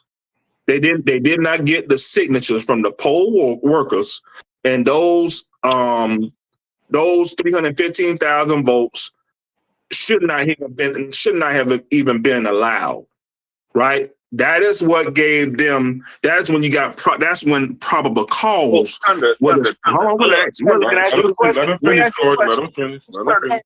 Hold on.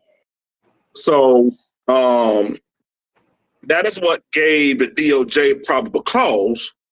And they would cause it go to a grand jury, and then they say, "Okay, cool, you can do it."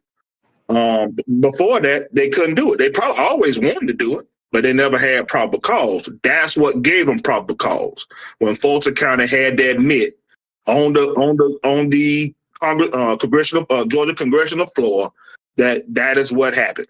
All right. Two. I still okay when you come to Mamdani and all this stuff. I don't know how y'all still even voting Democrat at this point, but that's whatever. I want that New York to go through everything they need to go through consistently. I want them. I think it came out the other day. He was on an interview and he said that New York was $17 billion. New York City was $17 billion in the hole, right? That's before he even walked in the door. So when you combine 17 billies, that whatever the last man, the black guy that y'all didn't vote for, by the way, Eric Adams, the one that no black people voted for. That's a whole nother story. Now, he ran that bill up, didn't tell none of y'all. Took Mamdani to come out and say, "Hey man, we 17 billion." So now combine the 17 billion y'all already in to the deficits and the debts you got to go in to get these free buses, these government ran grocery stores, these government ran housing. When you hold on one second, brother. I ain't even spoken. Hold on. When all that happened, and that 17 turned to 27, and then 37, and then 47, and then y'all gonna wind up with. I mean, you already in debt from the these pensions y'all paying out every month. I mean, it's a mess. And then when you come to places like Georgia, Florida, that's actually well ran, and we running budget surpluses every year. I mean, they giving us refunds because they taking in too much money, and then now they talking about doing what? Doing a income tax. I'm sorry, not state income tax. The property tax. That's how much money we making. We making so much money by in 2032, we gonna do away with the property tax. And I'm a homeowner. I'm a multiple homeowner. So that's gonna benefit everything that's happening in New York, and we see what happened in Virginia now. If y'all paying attention to Virginia said they voted for some moderates, whoever, right? This chick about to run Virginia in the ground. While as we speak, if you don't know, she's already done passed the House, the Virginia. So this is what gets me with Mamdani. Y'all saying that he's not gonna be able to do the stuff he want to do. Why not? You got a liberal. Can y'all mute? You got a liberal state. He should be able to pull off anything he want to do. He should be able to pull off all of it. Actually, you see what Trump doing? Trump doing anything he want. Why? The people voted for it. So the people voted for Mamdani. Anything he want to do, the liberal Congress up there in New York that's about to run that shit in the ground even more should be able to do it. I'm done. Well, in New York, I think that you have to understand that Talk to him, though. the mayor is a figurehead in New York City. People, the rich family still run New York. Bloomberg absolutely is very quiet, but New York, Bloomberg runs New York. Man, Yeah, damn but we talk about them budgets, Dredgy. well, okay, so uh, all some of that stuff is illusion. It's just wash money, right? New York, New York may be on debt on paper, but New York has an international economy, right? It's just what they seem to say that they give New York, but New York is run by rich families, by donors, right? By people with incredible amount of property. Just the property in New York, right? Property owners in New York, they have so much say so. Mandami right now, most of his policies or just paper policies, he's looking more like a, a, a regular Democratic mayor, right? And the reason why he's in there so the stealing can continue. No matter what he says, a lot of New York's budget is how can I say it's corrupted. It's corrupted, and so and so I wouldn't look at New York. I wouldn't compare New York to any other place. Can I add a piece to that when you're done, Reggie? To that Yeah, budget part when you're done. yeah. I wouldn't. People can raise in New York. The people, the people that run the property, they can raise billions overnight. $17 billion in debt don't mean shit to New York, right? I would say don't compare New York to any other place, but that's where the biggest steal is happening, and it's not about. It seems to regular people, Democratic or Republican, but that's not. Look. What I found out and working on this, I've worked on several campaigns. I worked on Patrick DeLisa's campaign against Congress, Richard Torres. I worked on his campaign as city council. I worked on Dr. Bartholomew's campaign. New York is just to be a candidate in New York, before it all starts, you have to show up with $180,000. And when you and just to basically advertise yourself as the mayor. Otherwise, you're blocked out of debates, you're blocked out of everything because the rich, the people with pockets, they're going to make sure that you owe them. I'll stop. I'm listening I want to listen to what Yeah, I just want to add a piece on the budget in New York. New York is, per se, Reggie's correct, is very unique in how it runs. New York, that deficit, New York got into trouble when COVID happened. When COVID happened, they received a lot of federal money. If you weren't in the East Coast, you didn't see New York. Times Square was empty before the rest of the world was like, well, not the rest of the world, the rest of the United States was kind of like paying attention. Like we were over here where you couldn't even go into the city from New Jersey. So if you picture New York City, that's what we're talking about, not New York State, we're talking about New York City. That pandemic money funded a whole bunch of programs, and it was a lot of money. They focused on payrolls, they focused on social services, different things like that. But when that money ran out, they kept the programs, and they don't. And that money, it created like a bit of an issue. You kind of like outgrew the tax revenue that was coming in. Now I live in Bergen County. No, brother, y'all gave away all that money to them damn illegal aliens too. I was getting to them and all that stuff. I was getting to that, Thunder. I live in Bergen County. People out here understand, say whatever you want about New Jersey. It's cheaper we're so close to New York that it's cheaper to live in New Jersey and just commute to New York. Now, people will live in New York City for status, but it costs a lot of money, but it's some high earners that can afford it. Well, when those high earners, New York really depends on a few high earners, a few meaning like 100. I'm not talking about like one or two. but a few high earners and a few very strong businesses. Well, when those businesses move out because they don't agree with the administration, and when those high earners start moving and you remove their tax revenue, then now New York is in a situation that now when those wobble, the whole budget is going to be an issue. Then you got the asylum seekers. I'm doing that because of Stu P. So when you got the asylum seekers, they had no idea, on top of having these issues from that COVID money, now you add in this asylum seeker problem, challenge. And they just threw money at it, money they didn't have. And it blew a hole in whatever projections you was going to do to get out of it. It blew a hole in all of that. Now, you can deal with pension things and bonds and all that, whatever you want to do.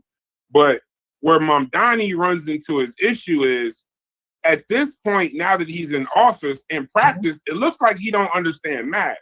No. And when you run your election on this energy of like a protest, of a revolution, and I'm gonna do this and I'm gonna do this, and then you get in office and you realize you can't, which people was trying to tell him the whole time. Now these people that he riled up and thinking that it's about to be this big change, now when he starts governing their expectations, he looks crazy. Well, in fairness, that's the thing. That's the thing, Brass. Right. The people, and even the people he was running against, like Cuomo, were telling him he was going to have to tamper his expectations. There's certain things that he can't do as mayor, right? And the people that supported him anyways. And those same people, you think they're going to be like, oh, what happened? No, they're going to act like everything is fine. They're not going to change their minds. They're going to still support him. They're going to still support him regardless. Right. So Even in New if York City, hold on. Let me finish this point, though. But in New York City, go ahead, Richard. No, I'm just saying that's delusional. The rich in New York, they did not want Cuomo, right? They did not want Cuomo. They seen Cuomo's mathematics. So it wasn't about, forget the people that say you come out to vote. All of that stuff is really votes are bought in New York. Just running a campaign just to get on the docket, right? You literally have to pay if you're not popular. Like Mamdani wasn't popular. You need donor money to pay people to get out there. You're brand new, and he was running against Cuomo and Adams, and I know because I worked on Dr. Bartholomew's campaign. Right, we did it on our bootstraps. We actually had to literally go out there 6 a.m. and get votes from people who didn't know us, didn't know Mamdani, knocking on doors and shoveling snow. That's exactly. Richard, in all fairness, man, Mamdani with these pipe dreams that he was selling everybody, he could have probably did it. He probably could have. Well, he probably could still get it done, but yeah, I'm just gonna say it. All due respect, brother Reggie, he ran his campaign mostly from non-PAC contributions. Like most of his support was not coming from these PAC organizations in large numbers. That's irrelevant. Hold on, let Thunder finish his thought. When you're saying he's saying he want to do this and do that and do this, I want to just make this a liberal damn whatever, right? If he would have knew that they was he didn't know there was $17 billion in the hole, bro. Nobody knew that until, and then when he got in office, he actually got that briefing from the Secretary of State and from the Treasury, and he's like, "That's we're $17 billion. How I'm gonna do all this stuff now?" So yeah, it ain't his fault. It wasn't, and like you say, Cuomo and Adams told him, "Hey man, that ain't how this works." But you know why they were saying that? Because they knew they was already in debt, and they knew they ain't had the money to pay for that shit he was talking. And Adams said 2 years ago, this illegal immigration issue in this city is going to run us into this huge. He said it, and the party literally executed him. Like, oh, that's just some conservative propaganda nonsense he's spewing because he's trying to kiss up to Trump. And sure, long and behold, Mamdani's confirming exactly what he warned would happen. But 2 years outside of the prior. finance, but We outside didn't of the know. finance, though, hold I didn't on. know they was in the hole like he But was, but outside of the New finance, York though, City in the hold on, Reggie. Outside of the finance, you also got to remember. I know this sounds ignorant, but you're just the mayor. New York City is run by. If you ever want to talk about the rich controlling a place, yes, the bonuses on Wall Street can fix the budget in New York City. yeah, absolutely. I do commercial real estate. New York City is almost impossible for like a small person like me to try to even get involved in it. But then I was even getting offers on empty office buildings because like a company, look it up, MACK-CALI, the Mack-Cali buildings. Those Mack-Cali buildings before COVID were full. So that's generating tax revenue. New York is basically a couple large firms and a lot of small guys, and then Wall Street. Well, you don't want to piss off Wall Street. So when you come into Wall Street talking about what he's talking about, when they could easily just fix it, well, now these guys decide to do something else, and then they just move their corporations. Like the point I was trying to make, they move it to New Jersey. Or they move it to Connecticut because you Florida, can still Texas. But the reason why I don't say other states, the reason that the word tri-state area is very important. You can do business outside. You can have a headquarters and offices outside of New York City, but you can fully operate within New York City. So while you're trying to tax the rich, the rich in New York City pay an inordinate amount of taxes, and they don't care because they can make an inordinate amount of money. But the issue is when you got a guy like him, well, that's just the money part. The last thing I want to say is he's just the mayor. And they were trying to tell him the things that you're promising aren't up to you. Yep. There's this lady, Governor Hawk. She will decide whether or not you can have these free buses you keep promising. This overtime, these tips, he just told Uber and DoorDash. He thought as the mayor of New York City that he could call DoorDash and Uber and tell them you have to pay the drivers $21 an hour because that's how I'm running the money here in New York City. And they told him we will sue the shit out of you or we'll shut down Uber and DoorDash inside New York City. And then what? And now the restaurants are up his ass because since COVID, the majority of the restaurants in New York City, their income is Uber and DoorDash. So he don't realize he's just not, it's socialist. What he's trying to do, if he could get it to go into practice, it may or may not work. But as he's running and yelling at these people and got them all riled up, he got into office and everything they told him, the powers that be and the governor and political insiders told him, you can't do all of this shit.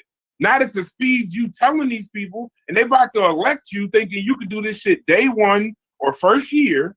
And now you're going to spend the first year saying, all right, just hold up. The governor of New York already told him, I have no room in the budget for your fucking free buses in New York City. It ain't going to happen. Yeah. Can I have an opposing voice? Because everybody brother. And we're not, this is not, hold on, but this is not we're not arguing with each other. We're just stating points. No, it's not a debate. Okay. I've heard people talking about the immigrant issue and the cost of the immigrant issue. I said asylum seekers because of you. Why the asylum seekers? you know that I love you like a brother. I know. I bent the knee, brother. I said asylum seekers. I didn't say we have too much in common. That's why I can't be mad at you. Because sometimes I want to get mad at you and I said to myself, you have done the same thing. So I can't be mad at you. Right? Now, let's talk about the asylum seekers. People in here acting like the asylum seekers were the ones that wrecked the budget. The annual New York budget is over $250 billion a year. Over the last 4 years, if we look at how much is spent on immigrants, it's add up to $7 billion. Over the last 4 years, the budget is $1 trillion. Now, $7 billion is less than 1% a New York budget that has been spent on immigration. So when people telling you that immigrants are blowing up the budget, that's a misnomer, right? Without a doubt, because you and I, you the finance. And if I look at the overall budget, and you say 1%, less than 1% of the budget went to immigration, you know from somebody who the finance that that cannot blow up the budget. The 1% could have gone into other things. Yes, we all agree with that. But that alone cannot blow up the budget. So when I hear people singing that song, I realize that a little brainwashing going on here. No, the second thing is the whole controversy about the buses. No, the cost of transportation in New York, when you look at the annual budget also, is less than 5% of the budget. Right? Now, people saying that people is going to move outside of New York and relocate. New York, although it have high taxes, is one of the places, it's like a magnet city for business. And it carries a status with it. That's why businesses at New York attract businesses. Remember when all of those businesses left California and went to Texas? I know all of them in California scratching their head saying, woe me, woe me, woe me.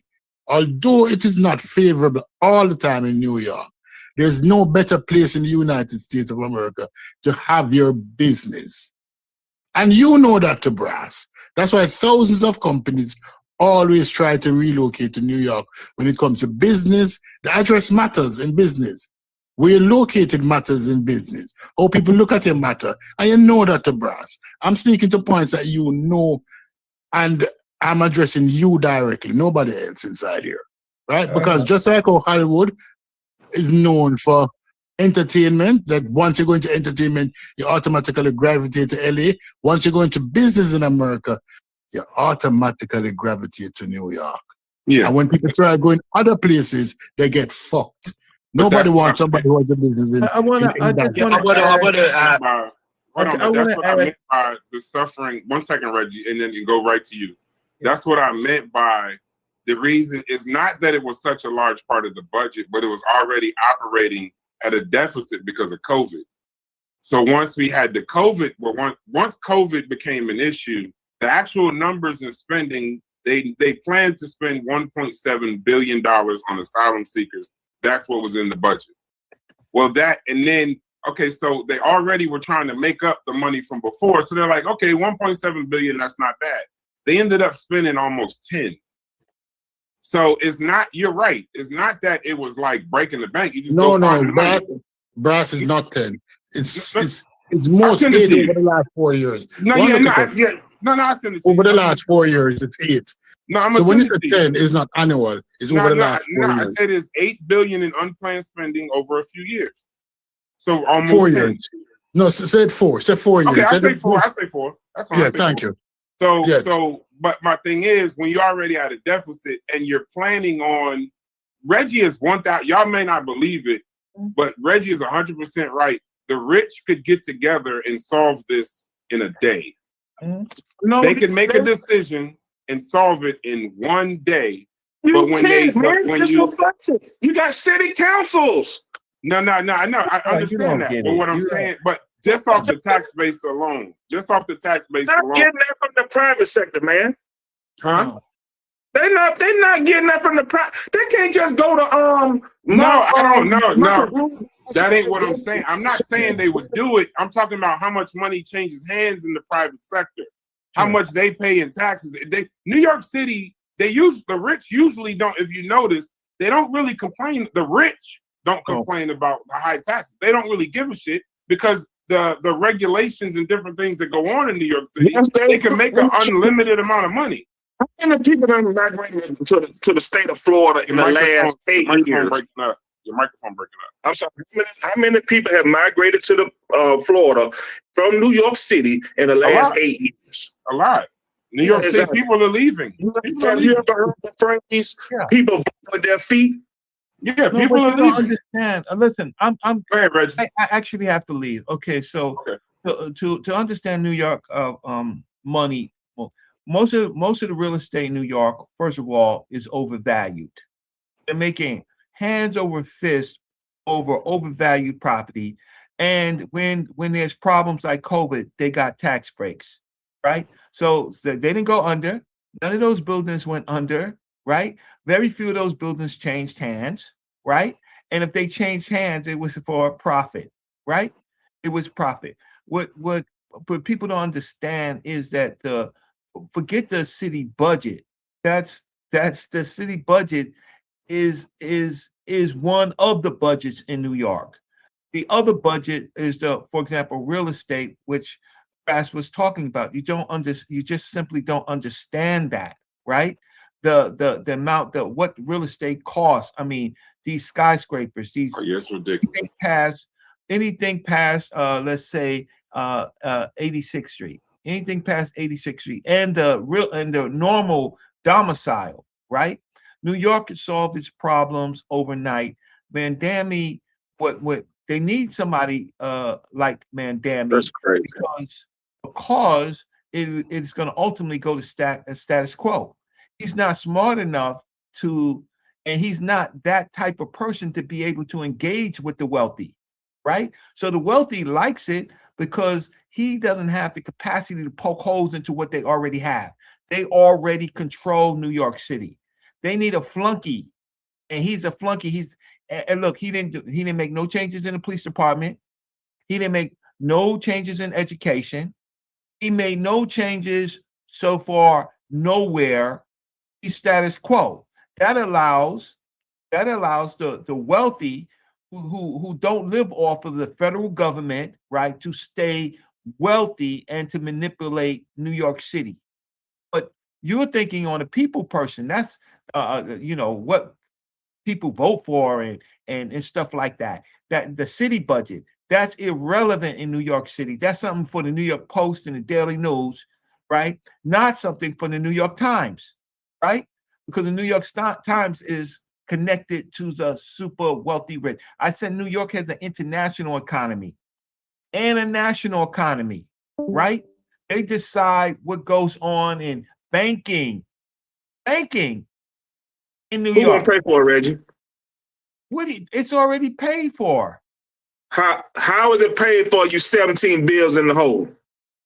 17 billions could be wiped out in a year with these people. They want it like that. They honor it tomorrow too. But you don't understand. I don't live in Georgia. I live in New York City. I can go and buy a lottery ticket and I can hit the budget. Look at the New York City budget. What's the education? Okay, what is the biggest budget draws from New York City? What is it? Thunder? It's probably pensions. No, that's not the biggest draws. It's education. It's policing. Yeah, education and policing involves pensions, Reggie. No, it's not. It's you're paying pensions to teachers. You're paying pensions to firefighters and police officers. Yes, that's a part of their budget. That is in the New York City New York City budget. Do you see pensions in the New York City budget? No, those are the entities that pay. That's not part of the budget of New York City. How can it not be a part of the budget and New York City got to pay it? How can it not be? The entities, they pay, but what entity are you talking about? Oh, the entities of the police department, the education. You saying the police department pays the budget, pays the pensions? So that does not appear in the city budget. Who pays for it then, Reggie? Pensions are already allocated based on the dues and the money that you put in the pensions. Those are already allocated, and then it goes into the stock market, right? And then there's and so each of the pensions are in the market.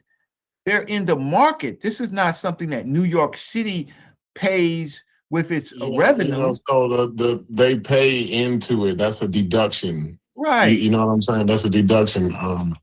But the budget.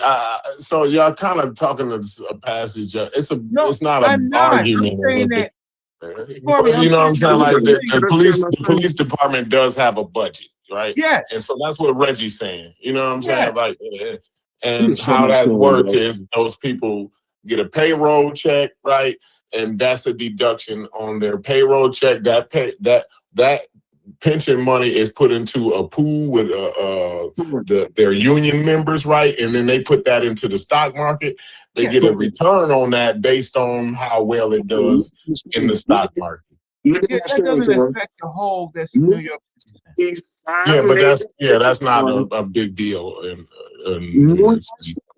New York City's 5 major pension funds manage over $294 billion in assets for roughly 750,000 active and retired employees as of mid-2025. The system covering teachers, police, firefighters, and city workers is a major component of the city's what?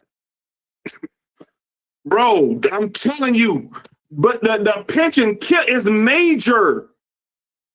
It's major. Yeah, I think that you're looking. Can I say something, Reggie? Reggie, can I? I think that you're looking at. Y'all believers so much. Wait. Now Google that and say, is the pensions in the hole? No, it's not. No, the pension ain't definitely. No, I gotta go.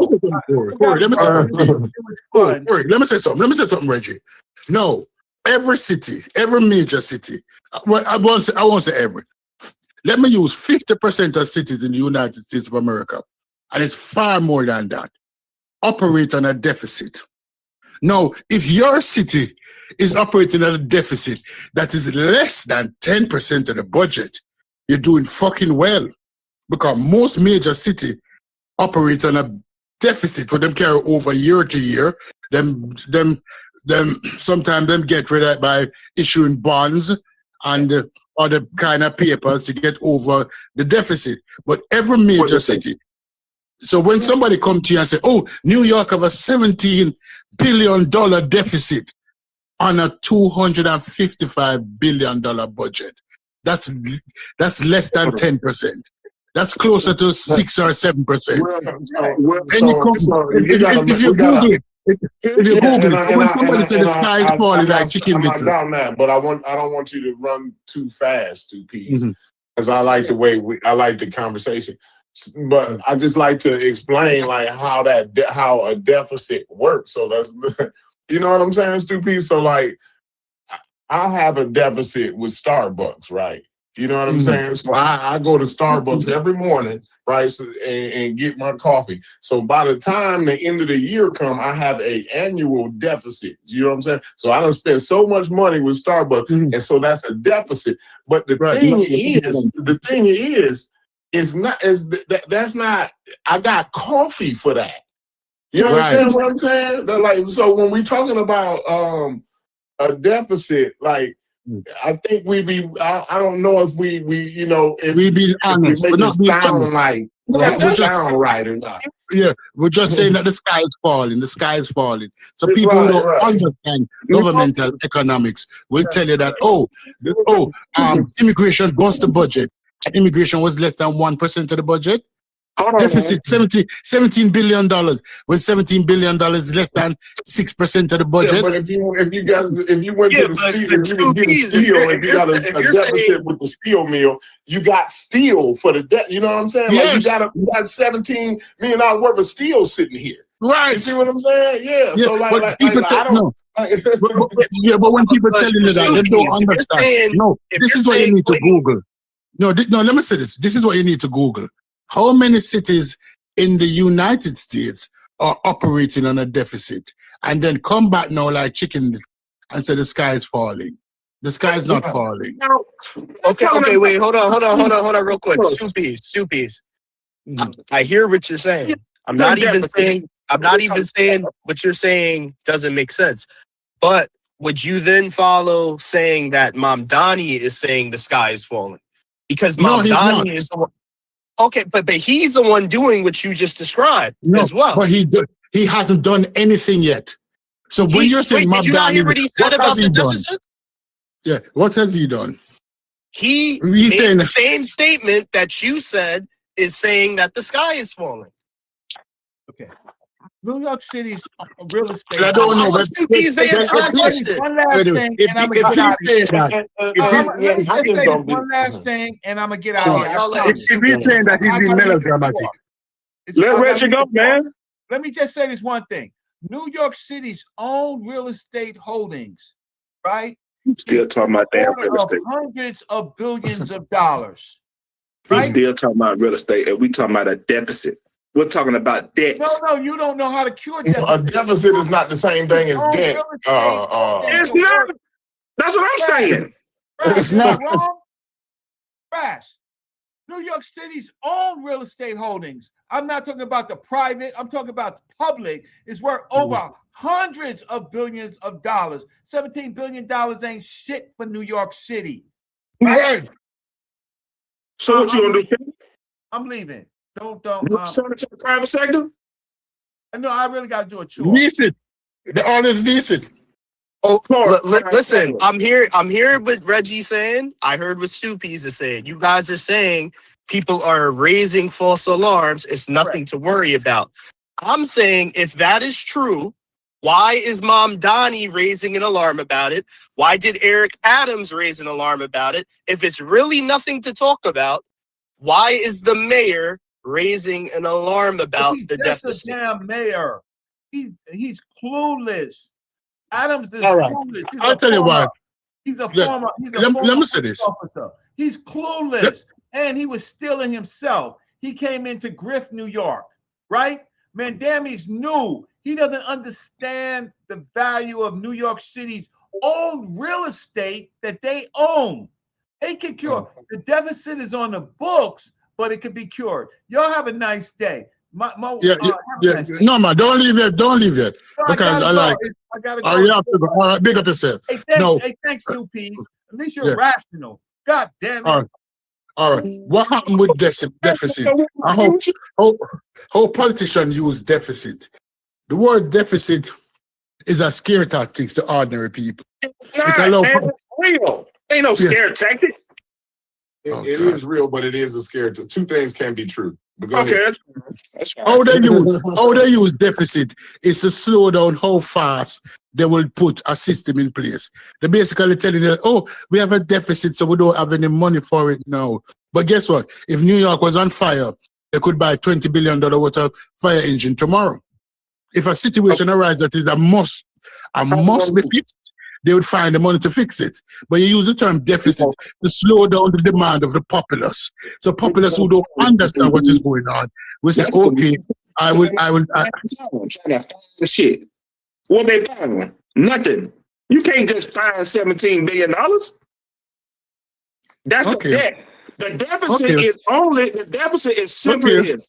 The difference between your budget and what you spending. If you spend it under your budget, then you're under your deficit. Your deficit should be shrinking. If you're spending over your over your budget, your deficit is going to increase. It's simple. It's not something. No. Somebody telling you that government operate like a corner shop. Government never operate like a corner shop. And your explanation is that New York operate like a bodega or a corner shop. Government don't operate like that. Government has always carried deficits. Go and research how many cities have deficit, and you realize that over the years, most major cities in America carry deficit. So deficit don't mean shit. $17 billion don't mean shit when your budget is $250 billion. Yes, it does. You talking about no, it doesn't. It doesn't. It doesn't. It's like saying somebody spent 10% of them pay.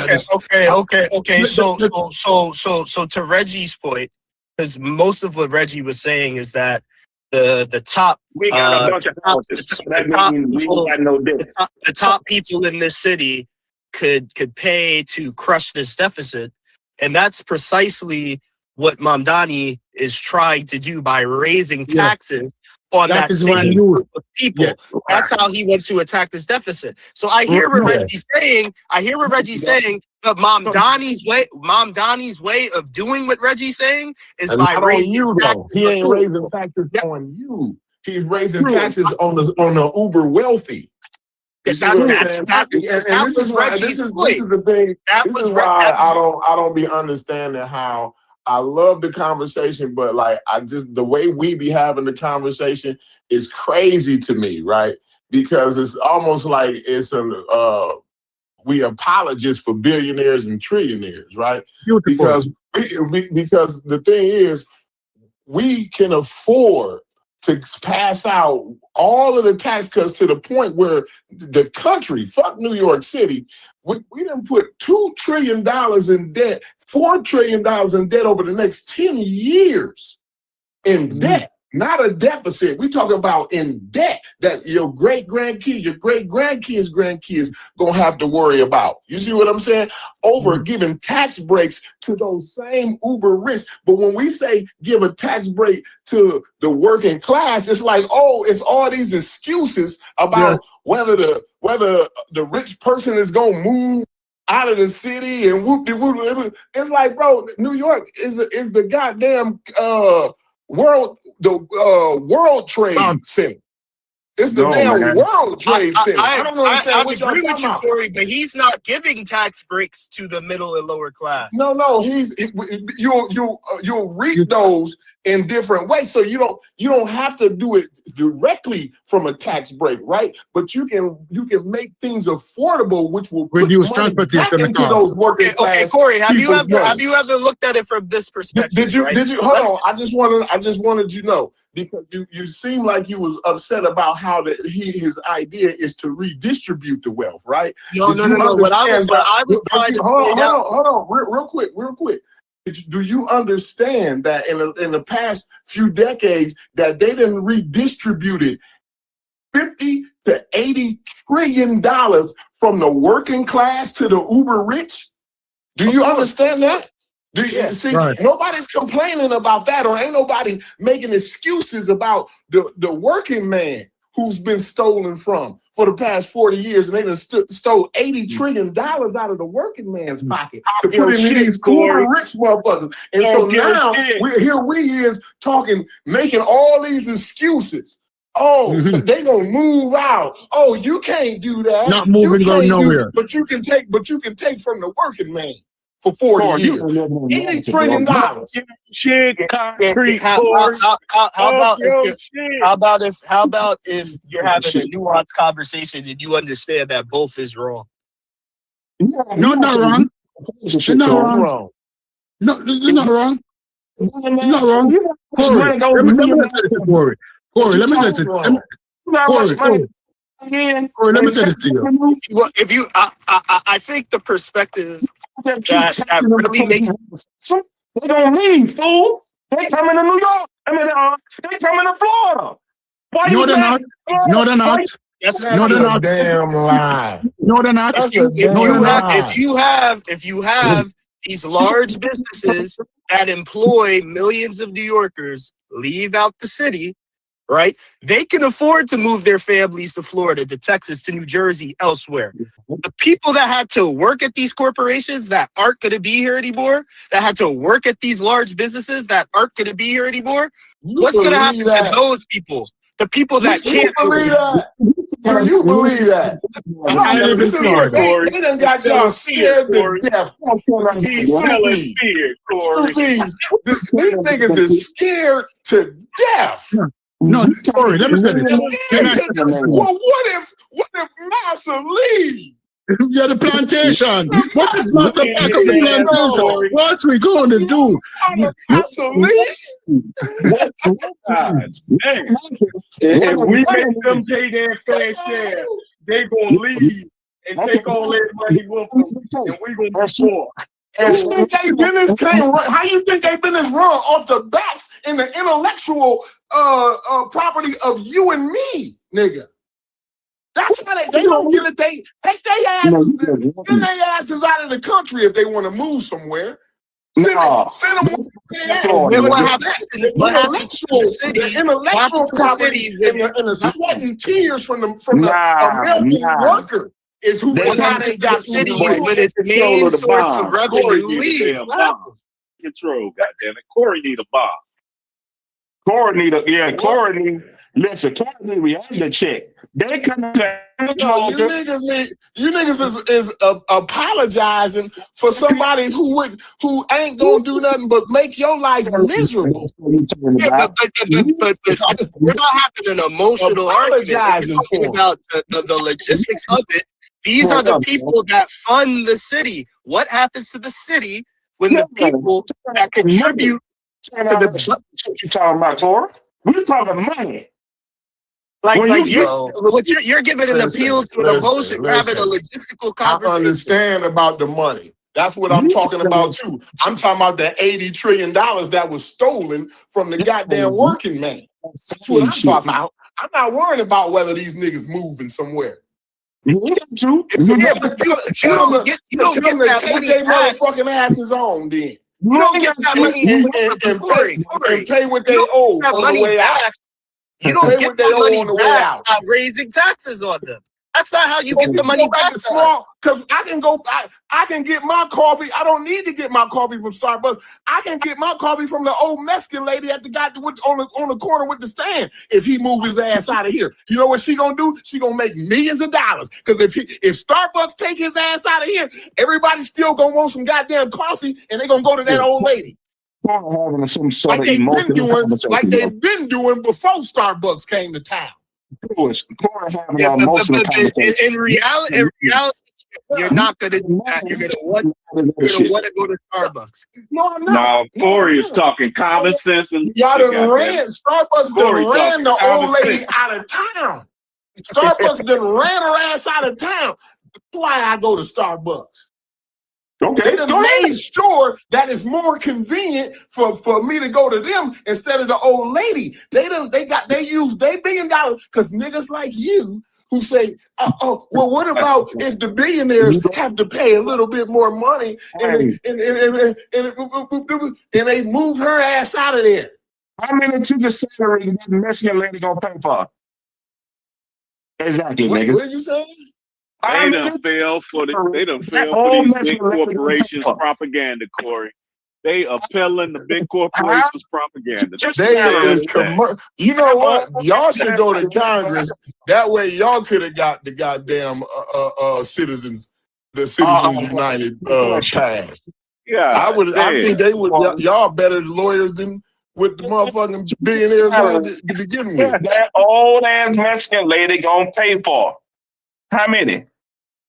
No, listen, how many was gonna pay for? What is she paying for? Teachers' salaries is that old ass Mexican lady that you don't give your salaries don't got nothing to do with her. It do because all of the people that are gonna lose their job from Starbucks moving out, is she gonna employ all those people? No, they're gonna get if the corporations move out, right? Because if you notice, it was way more in the 90s. You had way these more. Niggas saying if Starbucks move out your town, it's the death of your town. Listen, y'all ask a question, but then y'all gonna just talk all over. Yeah, Go ahead, y'all. Like they take the emotion out of it. Hey, Corey, the irony of all of this is that now it's you talking to a whole bunch of conservatives versus me talking to a whole bunch of liberals. They ain't even conservatives, though. They're not even conservatives. I'm just telling you that. I'm just sitting back listening because I don't want to pile on. Hey, welcome to my Corey handling both of them dudes. Yeah, Corey welcome to my existence, man. Welcome to my. Look, how many people know somebody that works at Starbucks? Me? Because you go there. I'm saying in your regular circle, does anybody in your circle work at Starbucks? Nah, I'm a grown man. I don't know nobody work at Starbucks. Exactly. So that shit is not going to kill the goddamn economy nowhere. Most of the other men, it's actually going to make the economy better. They work for some kind of corporation. Better. It might not work for what happens is, listen, this is what happens when Starbucks and Walmarts and them move the fuck out, right? it gives the opportunity for more small businesses to come in, right? And then those small businesses keep their money in the community. They're more likely to keep the money. The small business owner, the coffee lady and shit like that, she's more likely to put an addition on her house, and their neighbors and shit have their own small businesses and shit, and they more and the property value goes up. But when Starbucks, he send his money out of, he don't build no fucking house. He's an international. He ain't got no allegiance to no country. He's a international guy. So like he got a house in Dubai, a house over here, and this and there. This lady, the coffee lady, is paying taxes, which her taxes is going to the school systems and this, that, and the other, keeping the money into the community, right? So that's Starbucks getting their asses up out of our communities, and Targets and Walmarts and shit, allowing for the small businesses to flourish like they used to, right? The mom and pop shops and shit like that. Like allowing that to flourish is more valuable than worrying about whether we're Mr. Starbucks gonna live at. Corey. So let's say the Mexican lady, she's got a mom and pop. She's hating on the little Mexican lady to apologize for where Mr. Starbucks gonna live at, y'all. Let's say the little Mexican lady. Let's say she's got a grocery store. Let's say she got a grocery store. This is great. Let's say she got a small business that is a little grocery store, right? Get them true. How does she compete? How does she compete with a city-ran grocery store? Beat his fucking ass. Beat his motherfucking ass. How does the lady? Motherfucking and Thunder, I appreciate y'all more than y'all know. How does the small business owner that has a grocery store compete with city-ran grocery store? Corey whooping on me. She might be closer to me than a city-ran grocery store. It depends on business is about location, bro. What the fuck are you talking about? They walking in. Yeah, the location is the city. The location is the city. When you tell Sheffrin is a small business owner, when you tell these niggas about business, man, get Chef ass too. Business owner too. I'm saying the location in this scenario is New York City. So if I have a grocery store, no, I'm talking about I may be closer. It's not about the city. You know what? Never mind. You're right. No, don't put your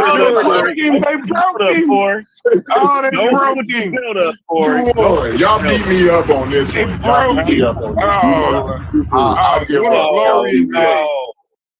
What a glorious day. And Truest and Thunder, it's Starbucks the white flag. I'm waving the white flag. I love it.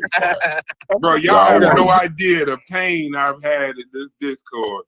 I might as well have been singing all by myself.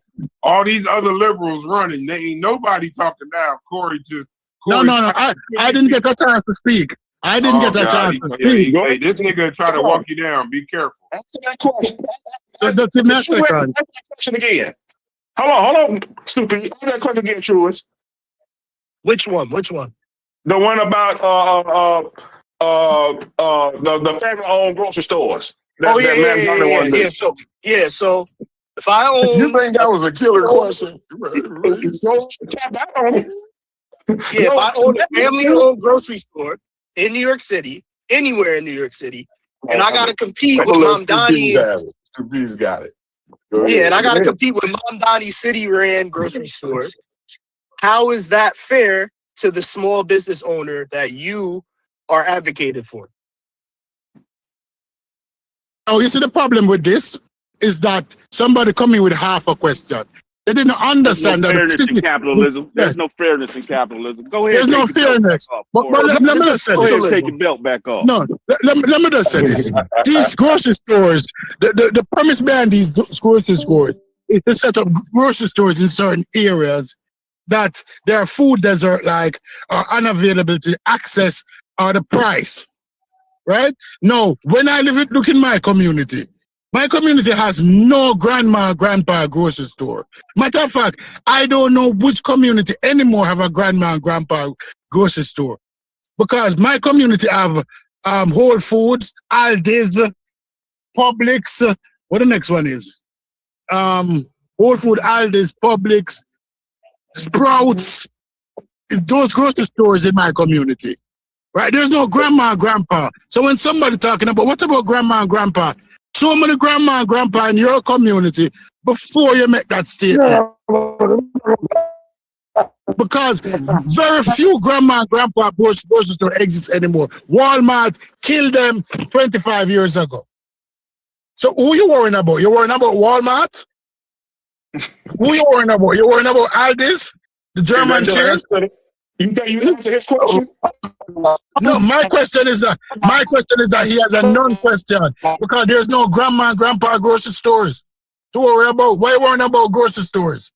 How many grandma and grandpa grocery stores are there? So in order to answer the question, so in order to answer the question, you have to deny not only that they exist, but you also have to deny the ability for someone to want one. What if someone wants to start a small business grocery store? So since you don't want to acknowledge they exist, let's say a person wants to start one, but they have to fight with a city ran grocery store. If they want to, they can't fight because they got to fight because the corporations done made that unavailable. Not the city grocery store. Not the city grocery store. Why? Like, is you kidding me here, bro? Lies. Is you living in reality or what? Watch this right here. I'm going to show you right now. Well, let me source up right quick. Well, how to do the camera? Where my camera at?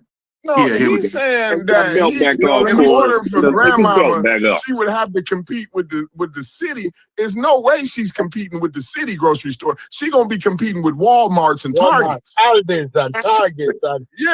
She's not gonna be competing with no motherfucking city grocery store. What reality is yours? I'm gonna tell you, in New York City, in New York City, there aren't. Wait, hold up. In New York City, there aren't many Walmarts.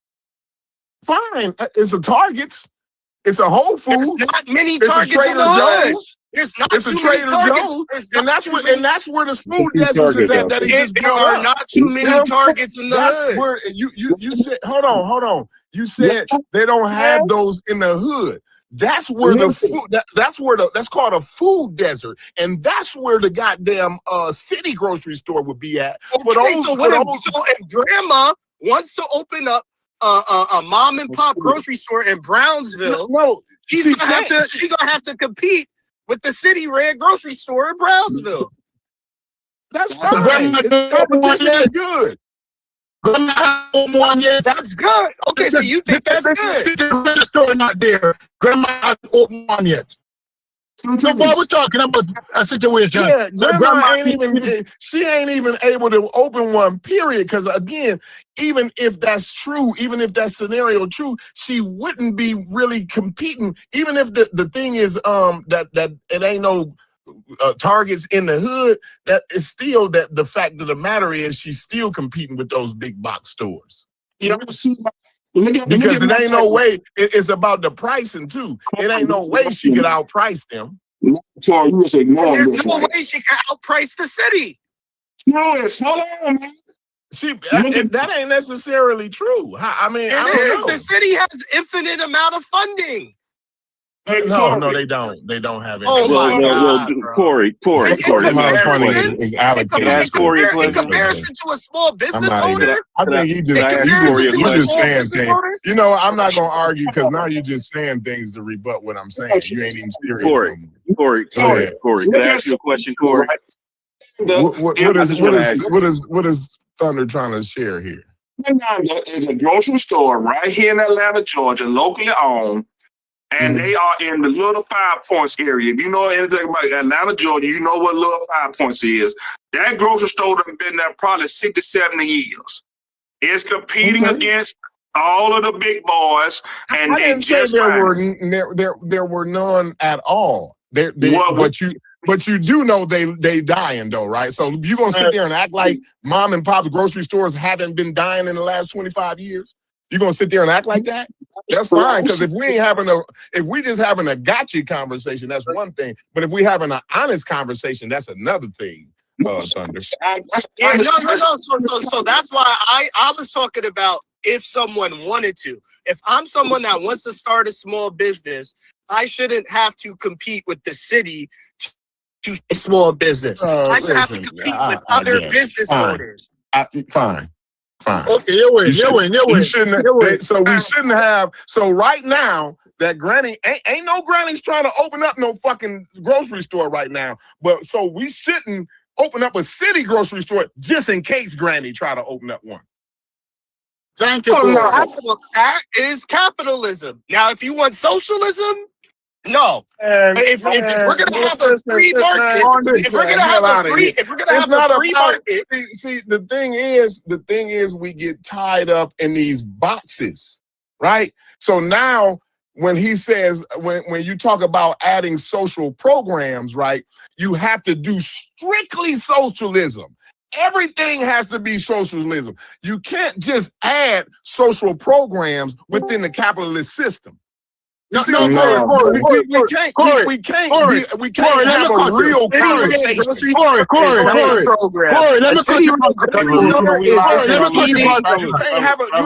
we ain't never having a real conversation. Yeah, Corey, let me cut you for a second. Only poor people worry about socialism. Rich white farmers don't worry about socialism when they get into $25 billion. Businesses don't worry about socialism when they get Mark Zuckerberg. Mark Zuckerberg don't worry about socialism. But you're right. Small business owners. When it's one of them. This guy that's poor people. Hold on. Small business owners, and then you can have it right back. Hear me out real quick.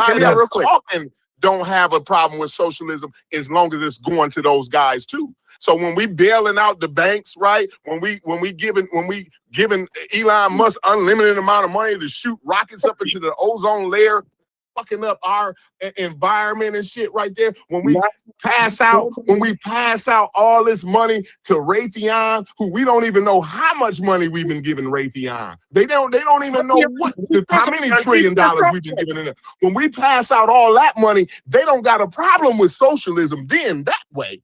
Right? But when it comes to the working man, it's all these excuses and all worrying about where it's going to come from. Well, who got that kind of money? And but y'all can give trillions of dollars worth of welfare every goddamn year to these millionaires and trillionaires, goddamn it, and don't have a problem with socialism. But go ahead, so stupids.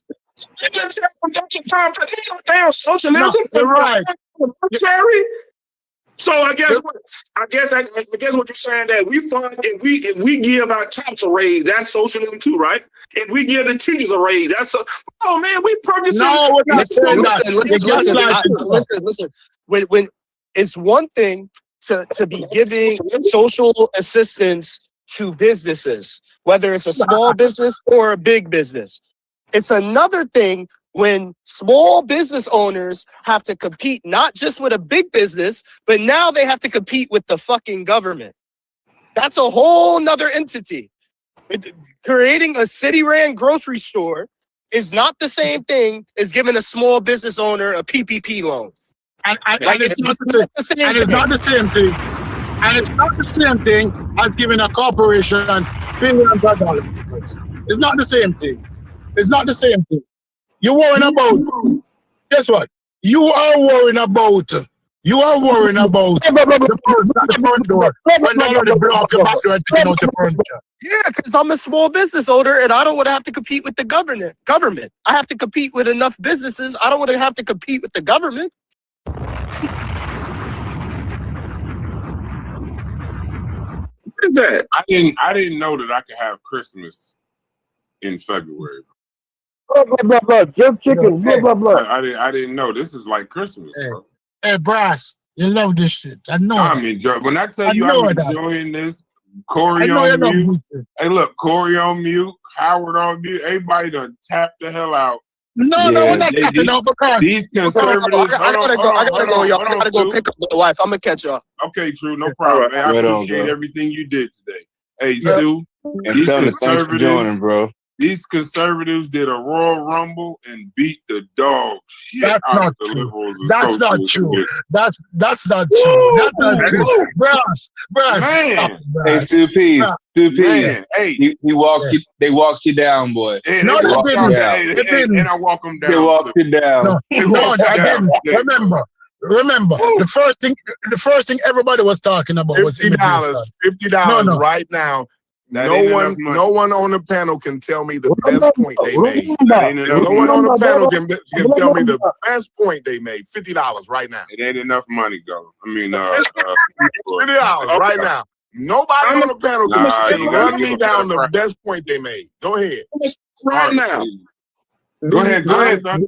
Everybody just came off mute when they said they kicked our ass. Now $50 right now. I would put 50 on that to spend $100. Best point they made. Give me $50. Y'all scrambling. I'll put 50 on that too.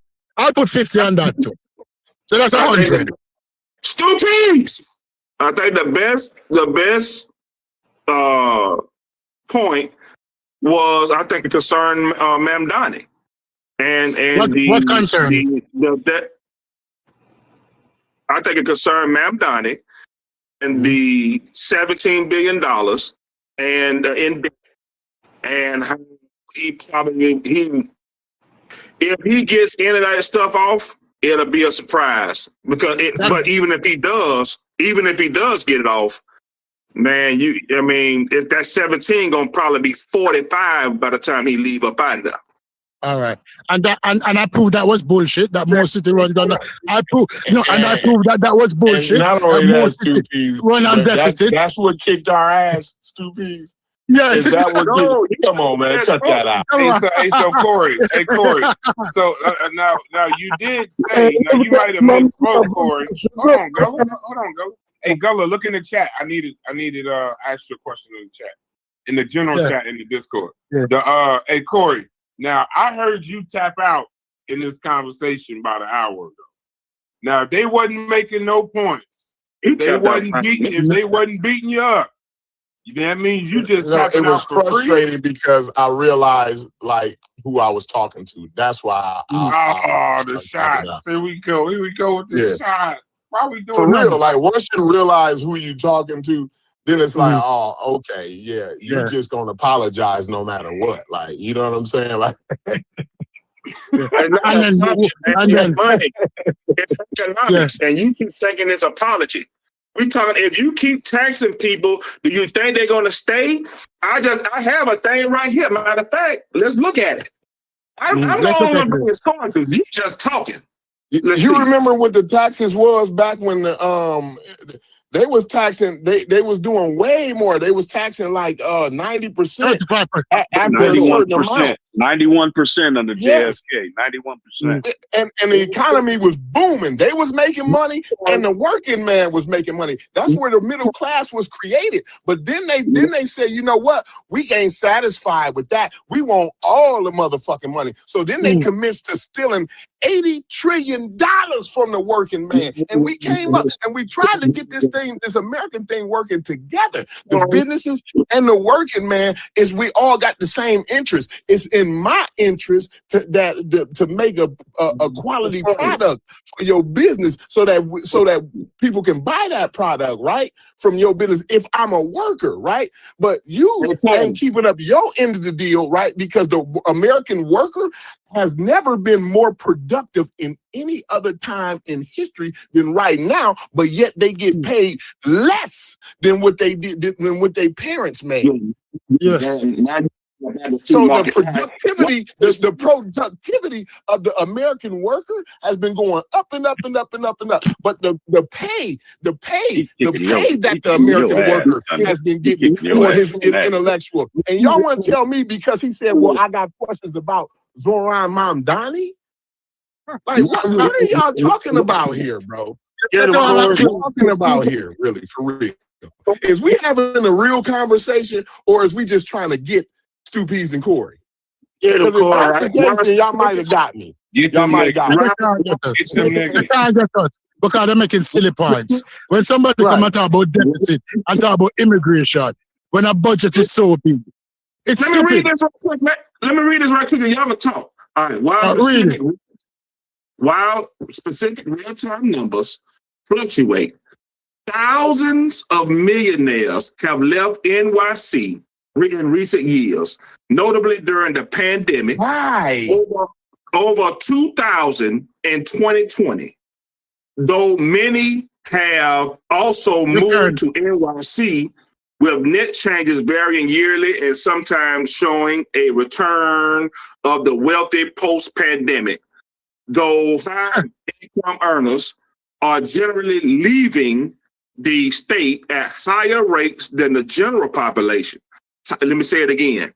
High income earners are generally leaving the state at higher rates than the general population, often for lower tax states like Florida, with significant income tax dollars leaving with them. See, that's source. I'm sourcing up. I just sourced up the whole premise. And I don't understand how that's even relevant. Can I address that? Can I address Hey, but that? did you know real quick, and then I'm finna go on mute because I gotta go, y'all. I gotta go real quick. But I'm glad to have a conversation with y'all today. But I want to say, Thunder, did you know during the pandemic that corporations reported record profits during that time? So I just want you to know. Like, so every time us as working people, every time, hold on, because I'm finna go. I'm about to go. Every time us as working people, right, do bad and get fucked over, the billionaires and trillionaires get richer and richer and richer and richer and richer. So I don't give a fuck where they move to. Peace to y'all, bro.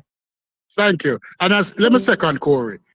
People acting like when billionaires. One down, one to go. No, people acting, Brass, you know this for a fact, because I love addressing you. Although you don't have to answer. Billionaires have multiple locations where they live. So them relocating to Florida don't mean that they actually gave up their houses in New York. And you know that the Brass, let me speak the Brass know that they still have the houses in New York. Them relocating meaning nothing. Right? They're not moving the businesses from New York. They're not moving the businesses down to Florida. Go and research how many businesses actually move to Florida versus people who move to Florida. So when you bring up that, when you chat GTP that, now the next thing you need to chat GTP is how many of them ran back after 3 years. We live in Florida and we have seen it. We've seen that after the pandemic, 2022, there was an influx of immigrants. And as soon as 2025 landed, so many of them moved back because the economy of Florida is not conducive to what they want. The jobs pay less and the businesses the less. Or you reading Chat GTP and you're coming to me with Chat GTP like it's gospel. We debunk Chat GTP in this discard. Chat GTP, we debunk it. Don't bring it, come. Bring something else. Don't say Chat GTP research. Seeing significant business departures with nearly 5,000 businesses closing or leaving in spring of 2025 alone. A sharp decline indicating an economic slowdown following earlier losses of thousands during the pandemic and ongoing moves by financial firms. 1,000 new businesses also start. The net loss highlights challenges from high taxes and costs, though economic hub with strong credit. Now, I told you, I'm sourcing up today. Y'all niggas is talking. Y'all talking. Hey, what was that last sentence you read? Hey, are we going to talk about what the What mayor was that of last Phoenix is sentence you doing read, next? Delvin? The last sentence, I didn't hear that last sentence. Okay, Yeah, I didn't hear that last sentence. While thousands of new businesses also start, the net loss highlights challenges from high taxes and costs, though the city remains a major economic hub with strong credit. Oh, thank you. That last sentence, I didn't. Yeah. Okay. Gotcha. At the last. Okay, you talking about the last?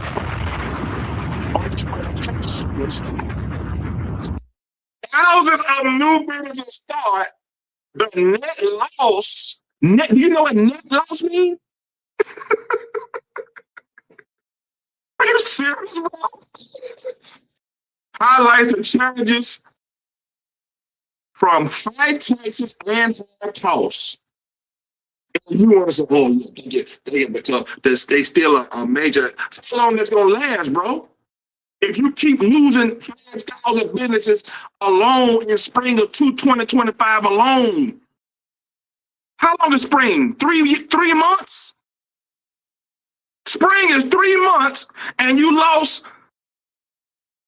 5,000 businesses. Come on, bro.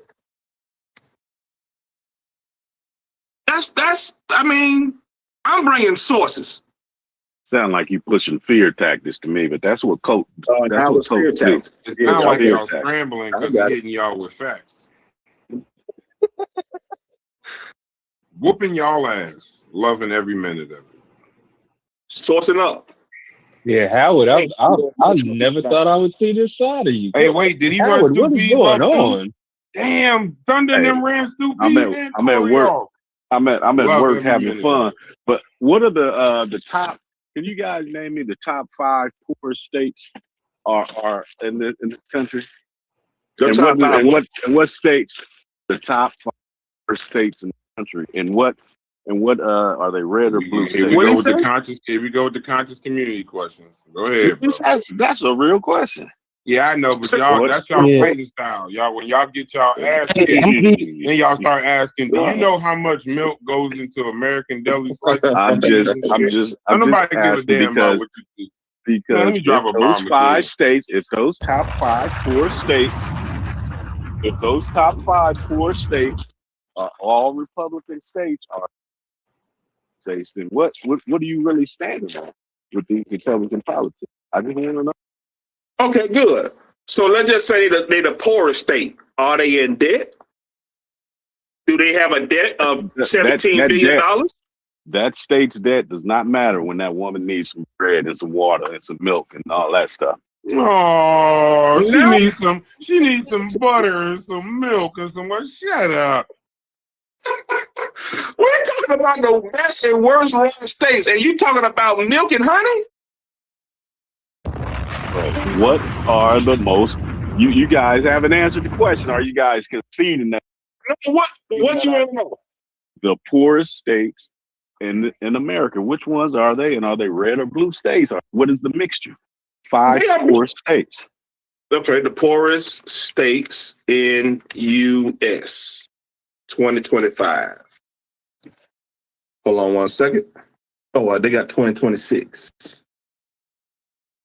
10 states with the lowest median.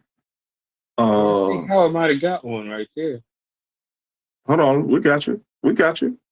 We got you. All right, here we go. Poorest. Let me share. I can't share. Let me open my camera again. All right. Poorest U.S. states. Always. Mississippi's always gonna be number 1. Louisiana number 2. Republican. Republican. New Mexico number 3. Republican. Arkansas number 4. Republican. And what was the other? That was just 4. Oh, let me go back up. Maybe I missed one. Okay, I think we got the point. Now No, that's my argument. I'm going on mute. Mississippi, Alabama, Arkansas, West Virginia, Kentucky, Oklahoma, and South Carolina. But here's the point. Here's the All right, point. That's though. my point. Now I'm going on mute. No, but here's the point. That's my Don't point. go on mute. Here's the point. Don't go I on mute. got you. But the fact that they the poorest states are not is not a causation simply because of the Republican Party. Those are places you're talking about southern places, rural geography, lack of major metro tax bases, educational attainment levels, and health outcomes. And you're talking about federal dependency versus the state. So trying to pin that on the Republican Party, there's no causation for that. Because these states have been the poorest across the board for almost 100+ years, no matter the party. I'm directly putting that on Republican politics. I'm directly putting that on I know Republican because you're underqualified and uneducated to have the conversation. Yeah, how can you? What if the Democrats ran? What if the Democrats ran New Mexico? They gonna automatically just start making money? Oh, now you want to play in fantasy land? You're on the what if game. You can't play the fantasy land with a I thought you was showing sources. Now Yeah, you but wanna if these play but fantasy. but we did do sources, and you didn't address the fact that that list has damn near been unchanged for over 100 years. It's always been poor. These are All rural under states. These are all rural under states with all no under metro conservative tax base. all No under metro tax conservative all under conservative politics, bro. Over But if 100 it's years. no, It's it's all under not for the conservative past politics. 100 years, bro. Hey, Yes, Brad, bro. who ran Mississippi in the 60s? The Republicans? No. In the 50s, in the 40s. Who ran Mississippi? Yeah, it's not. Hey, This brother, is not. I did Yeah, not it's say not. you listen to me, Brass. You got to Those listen to the parties words don't I prove use carefully. causation, I didn't say Republican. I said conservative. Well, conservative. Both ways you go. I didn't say It's- Republican. No, but what I'm I saying said under conservative. But if the I use list- that term for a reason. Are now Republicans. So it's But the same thing. But if it's so you just lied, Thunder. You just lied. now we calling out liars. Because What I in, want to say, in the 50s and the 60s, those Democrats would have been Republicans now. They How you switched know parties. Bro, that's why I was Chef, on me. Chef, That's why I Chef. was That's on why I me. said, Chef. That's why I said conservative, and I used that for a reason because I knew where they were Oh, you going saying with that. They claim I knew where they were going. Hey, Chef, are you saying that If you don't know that, I'm going back on me. If you about to argue that, continue your point, but just know that you've been corrected. So you saying that the Dixiecrats I said it. I said it. I ain't saying it no other way. I don't know what you about to try to flip something. I don't know what part you don't understand. So I'm going back on me to figure it out. Well, hurry up and go back on Morph, mute. you saying the Dixiecrats morphed into Republicans? So you saying that you don't even know what the party switch is, do you? That's what I think. That's what his problem is. He don't even know the party switch was the voters. The voters switched from voting Republican to Democrat. They ain't gonna do the damn party. I'ma stay on mute. Let him continue to nose dive. All right. Well, I am pleased.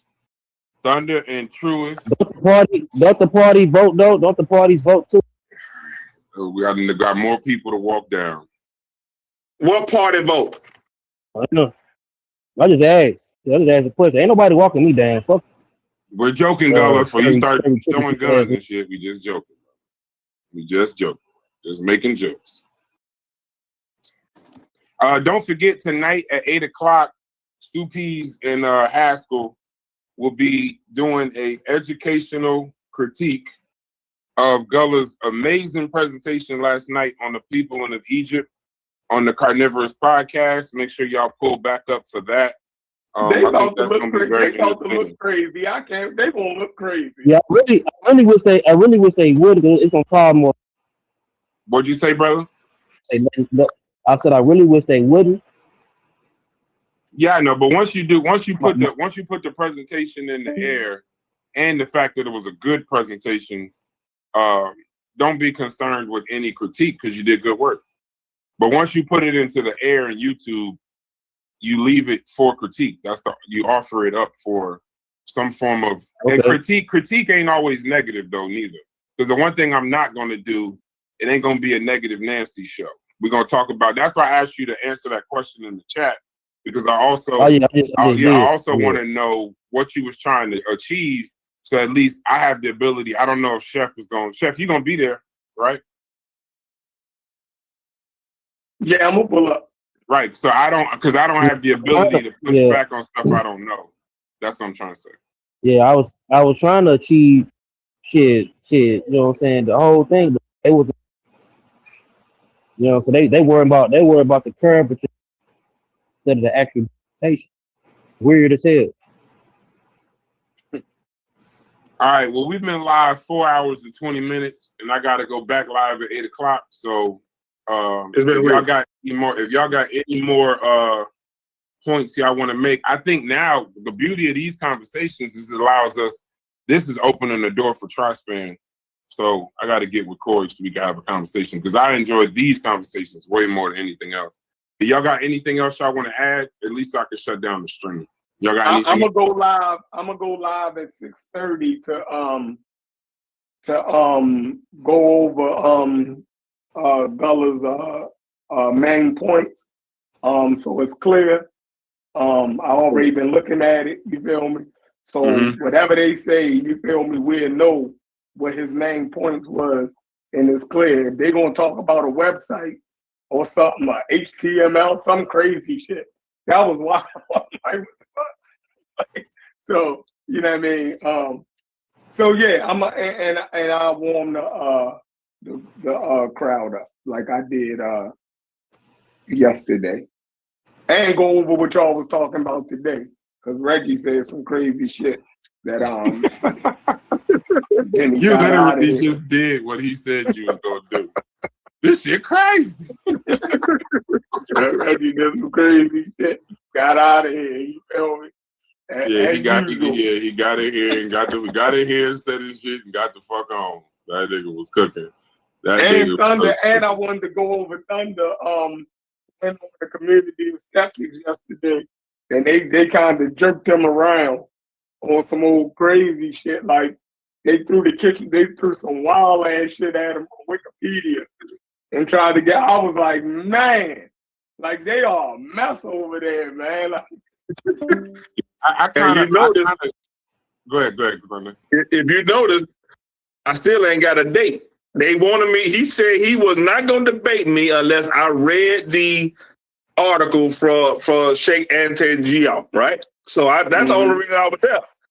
I read it with him. We went through the whole thing, and I still ain't got a date. And you never will, bro. I'd like to thank Brass. Hold on, real quick, Howard, before you thank me, I want to talk some shit real quick.